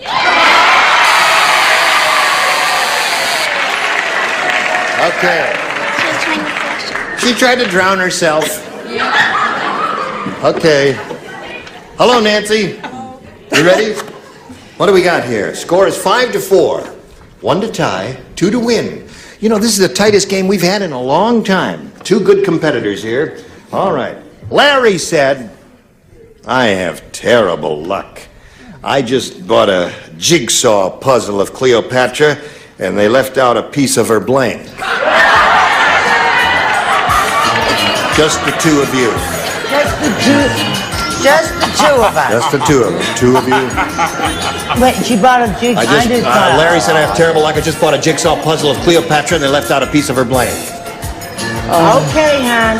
Okay. Now we come over here to Nancy. Are you ready, Nancy? Larry said, I have terrible luck. I just bought a jigsaw puzzle of Cleopatra and they left out a piece of her blank. Asp. Asp. She said asp. She has a strong plosive sound. What do you say, Brett?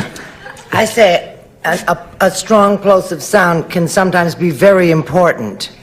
I said asp.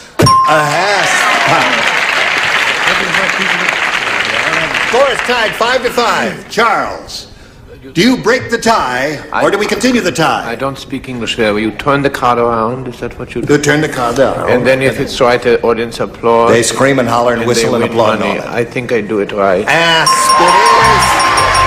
Nancy wins the game.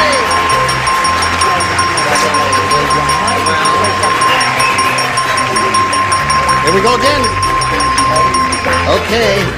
That was a very good game, ladies. A hard-fought, close game. And Eileen, you're a marvelous competitor and a sweet lady. We've got some gifts for you. Thank you.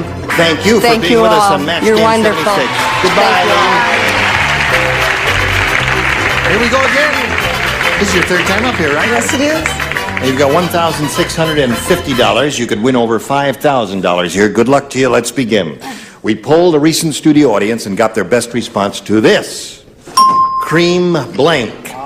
Remember, it's $500 if you match the answer that audience gave most frequently.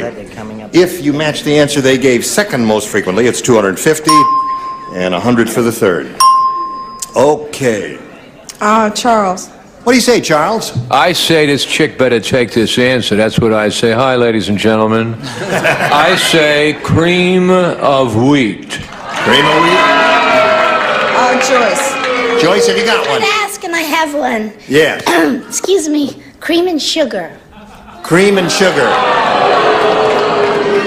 Yeah. thought that was good. Cream cheese. Cream cheese.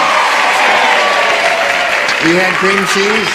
Yeah. He had cream cheese and cream of wheat. Okay, those are the cream cheese, cream of wheat, and cream and sugar. Cream cheese. You want cream cheese? I have a cream cheese, whole of lettuce. All right, cream cheese, what we're looking for. Let's see if it's under the $100 number. Cream and sugar. There's Joyce's answer. Not bad, okay. Let's see if the cream cheese is under the $250 number. There it is. Congratulations. You got $250 more and even $1,900. Now, that was Richard's answer. What do you think's on top? Of wheat.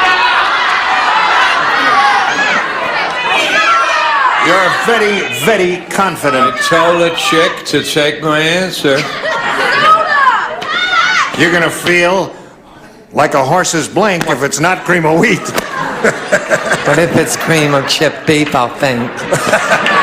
Now, don't be a coward. Don't go away, Charles. I told a chick to take the answer. All right. Earl, slide it.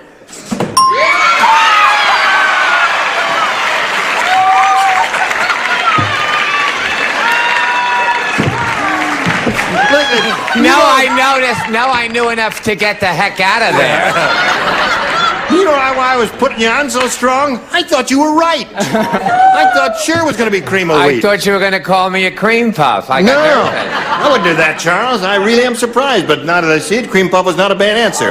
Now, Nancy, you've won an additional $250, put you up to $1,900. You're going to play for 10 times the $250 or $2,500, but we can't give that money to you until you've matched one of our celebrities exactly, and it's time for you to choose one.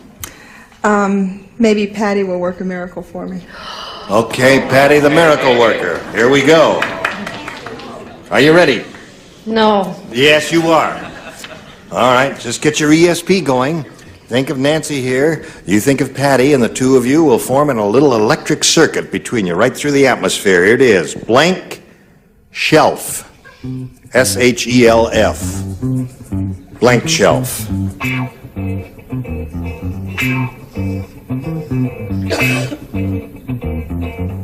bet you wish Anne Bancroft were here. Oh, do I ever?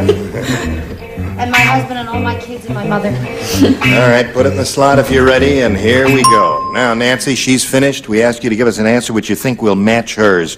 What do you say to that? There it is, blank shelf. Top shelf? Top shelf. What are you booing for? What would you say? Bookshelf is what they're saying all at with one voice. All right. She says top shelf will match you, Patty. What do you say? Book. You said book. Bookshelf. Okay, may we see it? We have to see it for the record. Okay. He had top shelf. You know, they're both good answers, top shelf and bookshelf. Okay. Now, Nancy, you've still got your $1,900. In a moment or so, you're going to meet another challenger. But right now, this message for you. In Cardona. Hello, Barbara. Now, we'd like to find out a little bit about you, if you please. I was born in Brooklyn, New York. Good old Brooklyn, huh? Nice place to be from. Right. I'm currently a Hardlines advertising coordinator for local discount department store. Uh-huh. And I love to ski, and I just got back from a week in Aspen, where I hurt my elbow falling in the sauna. Skiing is good in Aspen. Super. Good. Okay. Good luck to you, Barbara. Let's begin by asking you to make a selection. Big B. Big B for Barbara. Here we go.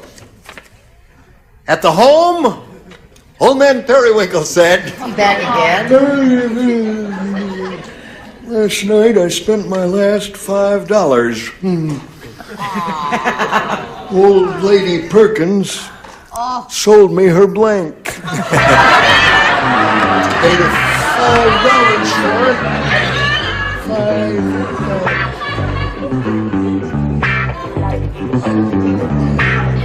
Last night, I spent my last $5. Old lady Perkins sold me her blank. You do that character the best of all. Hey. It's the closest to you.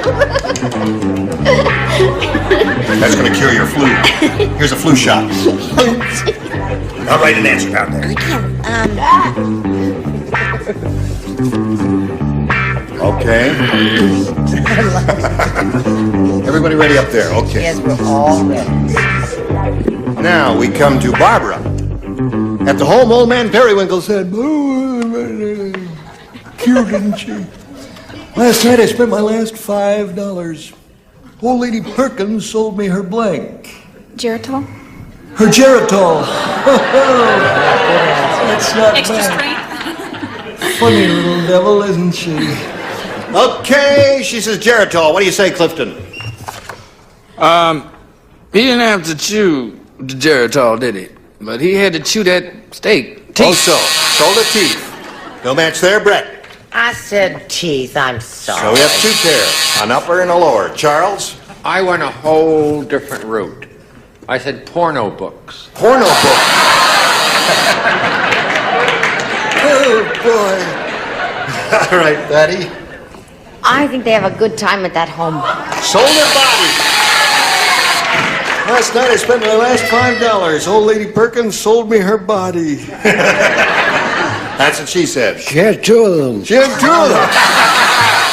Oh, that's twice. Well, the reason everybody answered like that is old man Perkins said, honey, would you bite me here on my earlobe? And she said, just a minute, and started to leave the room. He said, where are you going? She said, I'm going to get my false teeth. There it is.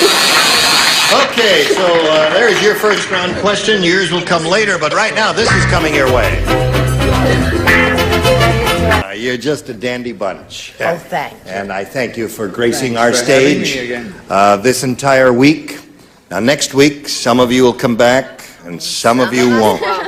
These are the ones who will return. Uh-oh. Bill Anderson, Brett Summers, Charles Nelson Riley, Bonnie Franklin, Richard Dawson, and Fanny Flagg. Gene Rayburn here. Join us next time for Match Game 76. Goodbye.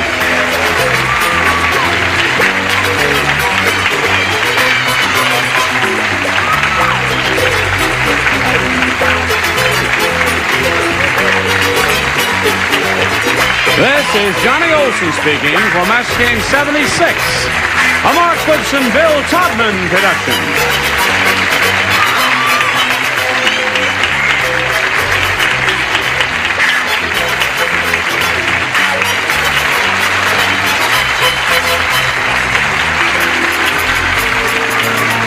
Stay tuned for Tattletales next over most of the CBS stations.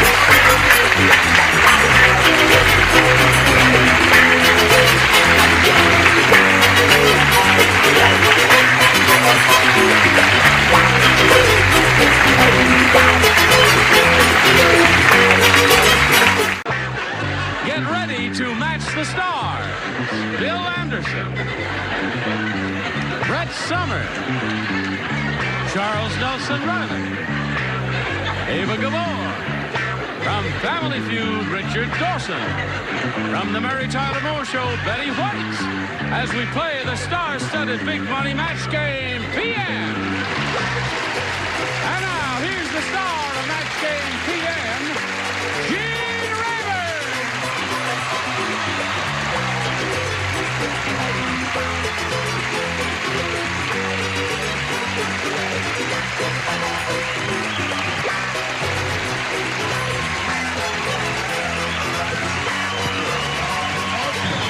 Thank you, Johnny Olson. Thank you, friends. I thank you. You're okay, and you're okay. What an elegant-looking bunch you are. Holy, let me just get a look at you. Aren't you beautiful? We're all off to McDonald's later, so could we get on with it? All right, let's get on with it. Let's say hello to Kathy O'Dell and Harry Marr. We'd like to welcome the both of you. Want to find out a little bit about each of you? Harry, we'll begin with you, sir.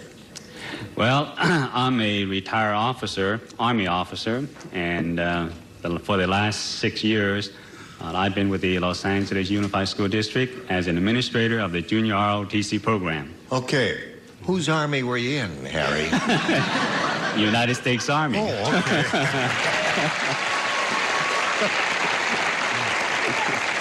All right, good luck to you, Harry. Now, here's your opponent, Kathy O'Dell. Where are you from and all that, Kathy? I'm from Solvang, which is a beautiful little Danish town just north of Santa Barbara. Oh, really? How do you spell that? Solvang. Solvang. Mm-hmm. Isn't that pretty? Solvang, jag var afraid the shoulder. Really pretty. Say the shoulder front, the shoulder front, the shoulder dry. What else? I'm married, Yep. and I have one baby son, Christopher, who's 9 months old. That's a beautiful name. You're a beautiful lady. May I point out to each of you that here on Match Game PM, you'll have an opportunity, 3 opportunities, as a matter of fact, to match as many of those in back of me as you possibly can. And the one who's done that most often at the end of the 3rd round will be the winner, and we'll go on to play that big money super match, which can pay off over $10,000. So let's get on with it. Here we go. Harry Marr, you may have A or B, sir. I'll take A. All right, we're off and running. This is it. Oh, you too much. You really are with your fan and all that. Well, darling, it's the nighttime show. You have to wear your gloves, carry your fan, all of that. Right, darling? All right, here it is. Gladys What was said. that madam's name? Oh, Butterfly. Butterfly. Gladys said when I had my appendix taken out, Yeah. my surgeon was a magician. He pulled my appendix out of my blank.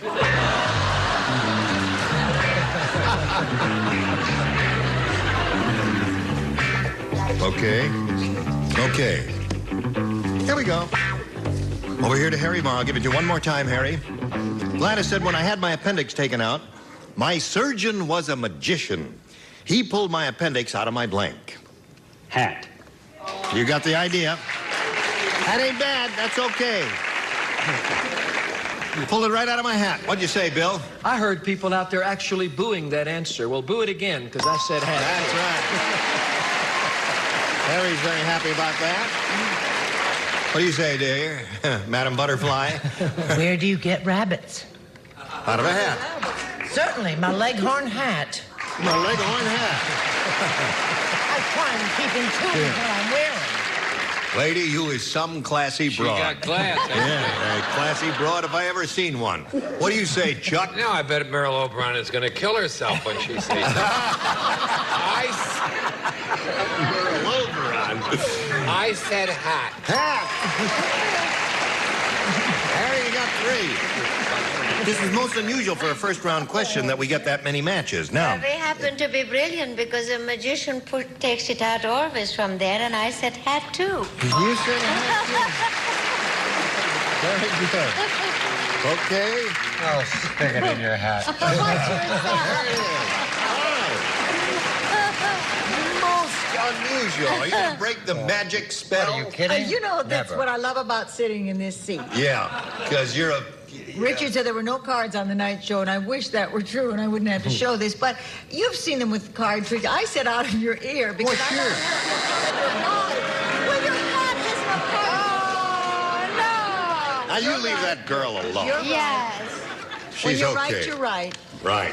Okay. So that's 5. Harry, I must say to you, that is most unusual to get that many in the first round. Now, Kathy, you go to work. Good luck to you. Here we go. Shirley said, Yeah. my new husband is so inexperienced. No. I don't want any of that half-hearted stuff there. Well, they're very Either you do it. inexperienced. Yeah, that's right. You're so inexperienced, you just do it rotten. So you have to have another chance a little later on.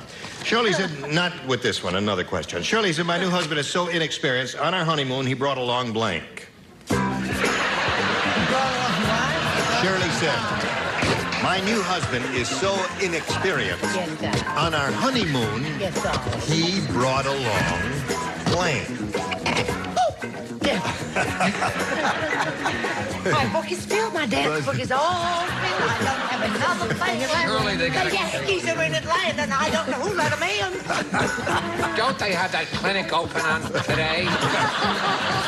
LA has free clinics. You can walk in on any corner. Walk into one. They can help you. First they'll get rid of the pearls, then the curls, then the blood, then the tan. Leave her alone. No, they're all trying to be gaborish, and they're not making it.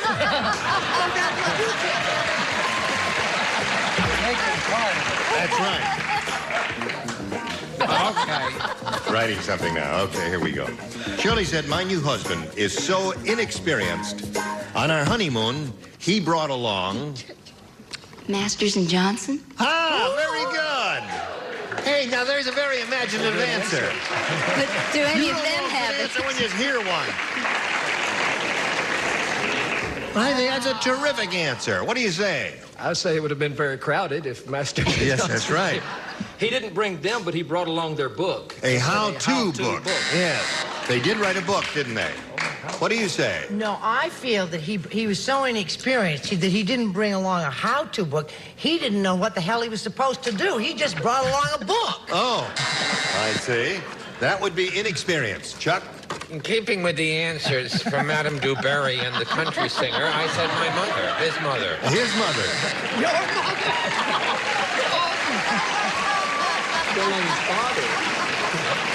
Wait till Dr. Freud hears about Charles' slip of the tongue. Yes. Yes. Well, Dr. Freud better turn around and listen to me, too, because I said his mother. Oh. Well, you said my mother. Oh, your mother. Well, no, he's not mine. His mother. I don't know you. None of you are talking about it today. Yes, no. No.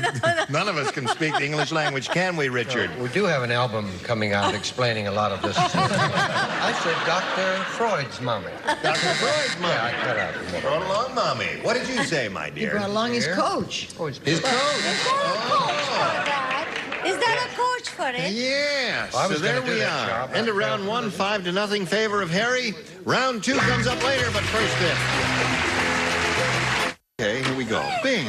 Now, Harry, you're ahead, so we'll ask you to go first. You may have A or B. I'll take B. You want B? Okay, you got it. Here it is, B. Who plays? Betty. Here it is. Now think about this. The baker said, I just divorced my wife because she never really loved me. She only married me for my blank.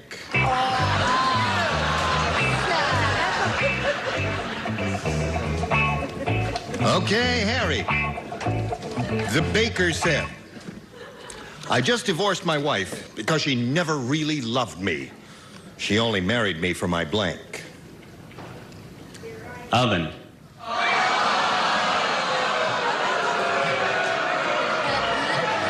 I'm sorry. Listen, Harry, when you left the army, did they give you a pension? You may need it. All right. Before Benny. we go on, may I ask a question? What is your question? Was he in the Second World War? Yeah. All right, Betty, he said oven. There is no reason to ridicule this gentleman. I mean, many a girl has gotten married for a little oven. You know, that's... I started to say she was only interested in my buns, but I didn't. I said my dough. My dough. So you got a shot at it here. Anything's possible. All right, Kathy, listen carefully now. Here we go. Snow White said. You know who Snow White was? Yes. She's speaking. Yes. She says. Why did you pick on me? I would know who's Snow White. Very good. You're the only one on the panel who would. Snow White said, there's something funny about Prince Charming. He looks like a prince, but he blanks like a frog. It'll be done very quickly. He looks like a prince, but he blanks like a frog. Yes, of course. Now, doesn't Are you ready, Kathy? Here we go. Snow White said, there's something funny about Prince Charming. He looks like a prince, but he blanks like a frog. Kisses? He kisses like a frog. All right, Bill Anderson. You remember the old game Leapfrog? I almost said leaps, but I said kisses. Kisses. You got one, Kathy. Brett? That man has his thumb on the pulse of America. There's no question about it. Because I said croaks. Croaks. Thank you, darling.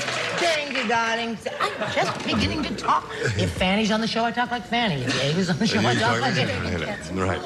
Charles. I hope Marcel Marceau comes on.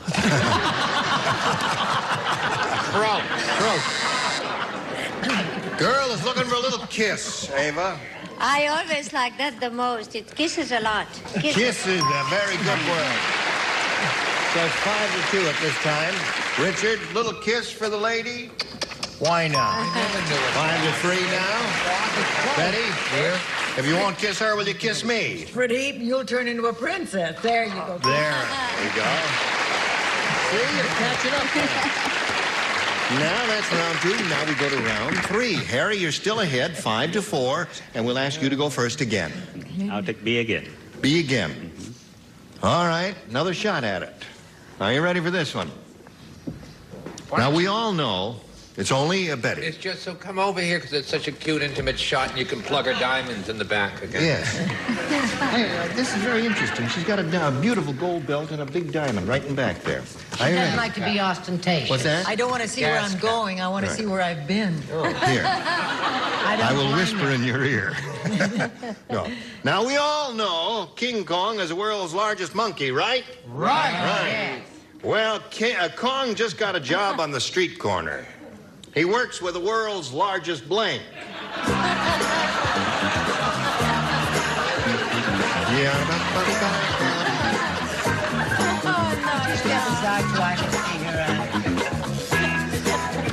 All right.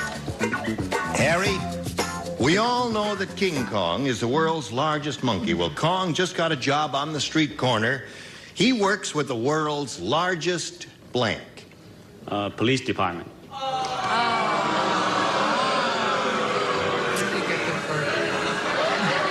Harry, you started out great. I'm sorry.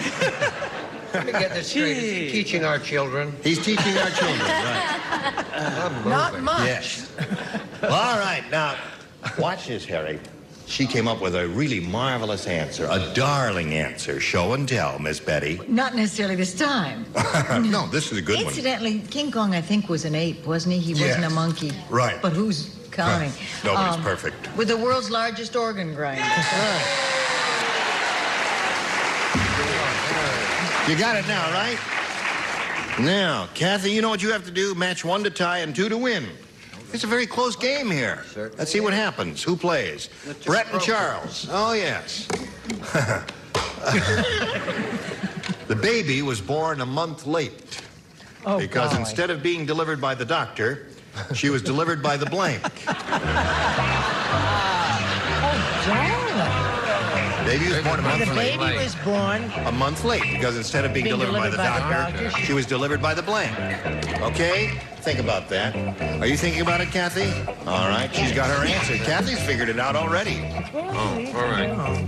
The baby was born a month late because instead of being delivered by the doctor, she was delivered by the Mailman. Yes, right. Good girl. She came up with the answer. Don't write me any letters, Postal Office Department of the Well, you won't get them anyway. That's right. I'll be late. Great answer over there from that little lady. You see, you look at me and you want me to have mailman. The pressure is always on me. You're always pressuring That's right. I'm me. trying to make you look bad. And I always come up to it. Man. Had a way to go, Brett, baby.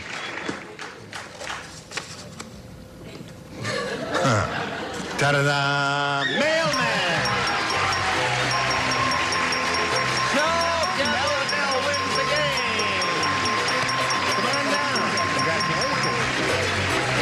There you are, right there. Don't go away now. Harry, you really put up a great fight. It was a close game. 6-5 was the score, and we thank you for being here. I had my chance. I blew it. Well, I wouldn't say that. We've got some gifts for you, together with our thanks for being here on Match Game PM. So long, Harry. And while he's spinning off, you watch these messages, then hurry back and see how she does. Now, here she is. Kathy Odell has a chance at some really big money here. And Kathy, we have 2 audience matches for you. And I want to point out that whatever you win in these audience matches, you'll multiply by 10, and that'll be the final dollar figure that you'll be playing for. Up to $10,000 here. All right, here we go. Over $10,000 if you play your cards right. We polled a studio audience in this studio, and we got their best response to this. Top of blank. Now, the answer they gave most frequently will net you $500 if you match it. If you match the second most popular answer, you get $250, and then $100 for matching the third. And 3 of our 6 celebrities are permitted to help by suggesting answers. Richard? Well, I'm sitting on top of the world. Attaboy. Have an album coming up. Betty. Right. Top of the morning. Top of the morn. And Charles. Wait a minute, darling. Just a moment. It may come to you. I got several. I know you have several. I'm only... Thank you for waiting. I want to thank everyone connected with the production. Top of the... This is all careful research. Nothing off the top of my head. Top of my head. Top of my head. I don't need that. Okay. So there they are. Top of my head, top of the morn, and top of the world. Now, you may reject all and choose one of your own, or give us one of those. It's entirely up to you. I'm going to go with top of the world. Top of the world. Top of the world. Top of the world. Top of the world is what we want. Let's begin down at the bottom and reveal the $100 response. Top of the mark. Yes. San Francisco. It is California, you know. That's where we are. Here we go, looking for top of the world. May we see the $250 number. Top of Old Smoky. Top of Old Smoky. All covered with... Here we go. Top of the world. You got it. Very good. Wowee. Yeah. You've won the $500, which means the least you'll be playing for is 10 times that amount, or $5,000. So that's the minimum. Now we're going to see how much more you'll win with the second audience match. Slide it, please. Blank deal. D-E-A-L. Blank deal. All right, sing out, Kathy. Okay. Richard? Let's make a deal. Okay. Bill? Good deal. Good deal. That's not too good. And Brett? Big deal. Big deal.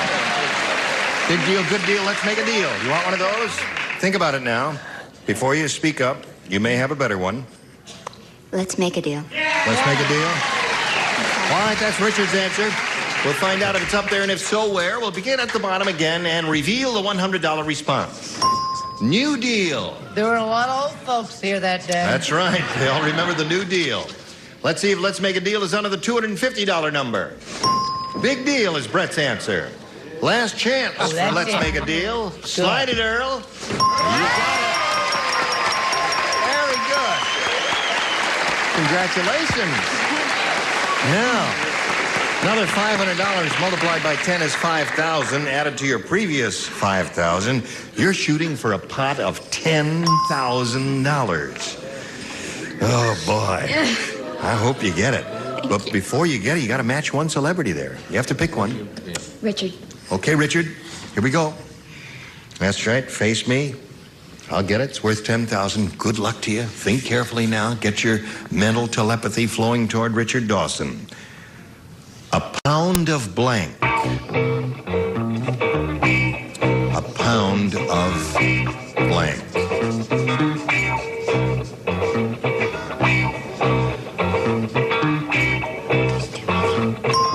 All right. She just is talking to herself here, and she says, there are too many. But you have to try and think of the answer that Dawson would have written on that card. Now, if you come up with the same answer, you get $10,000. A pound of... Flesh. Flesh. Why did you say that? I don't know. It's the first thing that came to my mind. Well, that's a way to play this game. Trust your first instinct. I hope he did the same.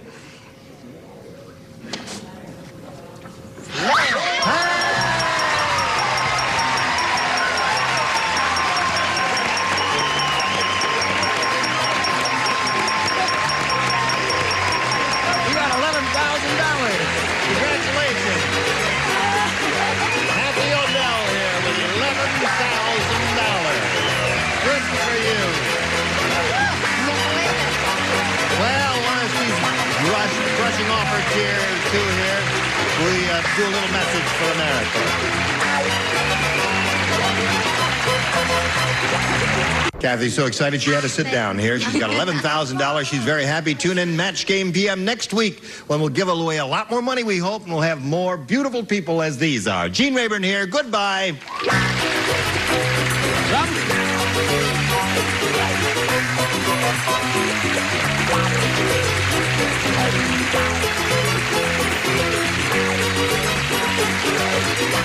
This is Johnny Olson speaking for Match Game PM, a Mark Goodson, Bill Todman production.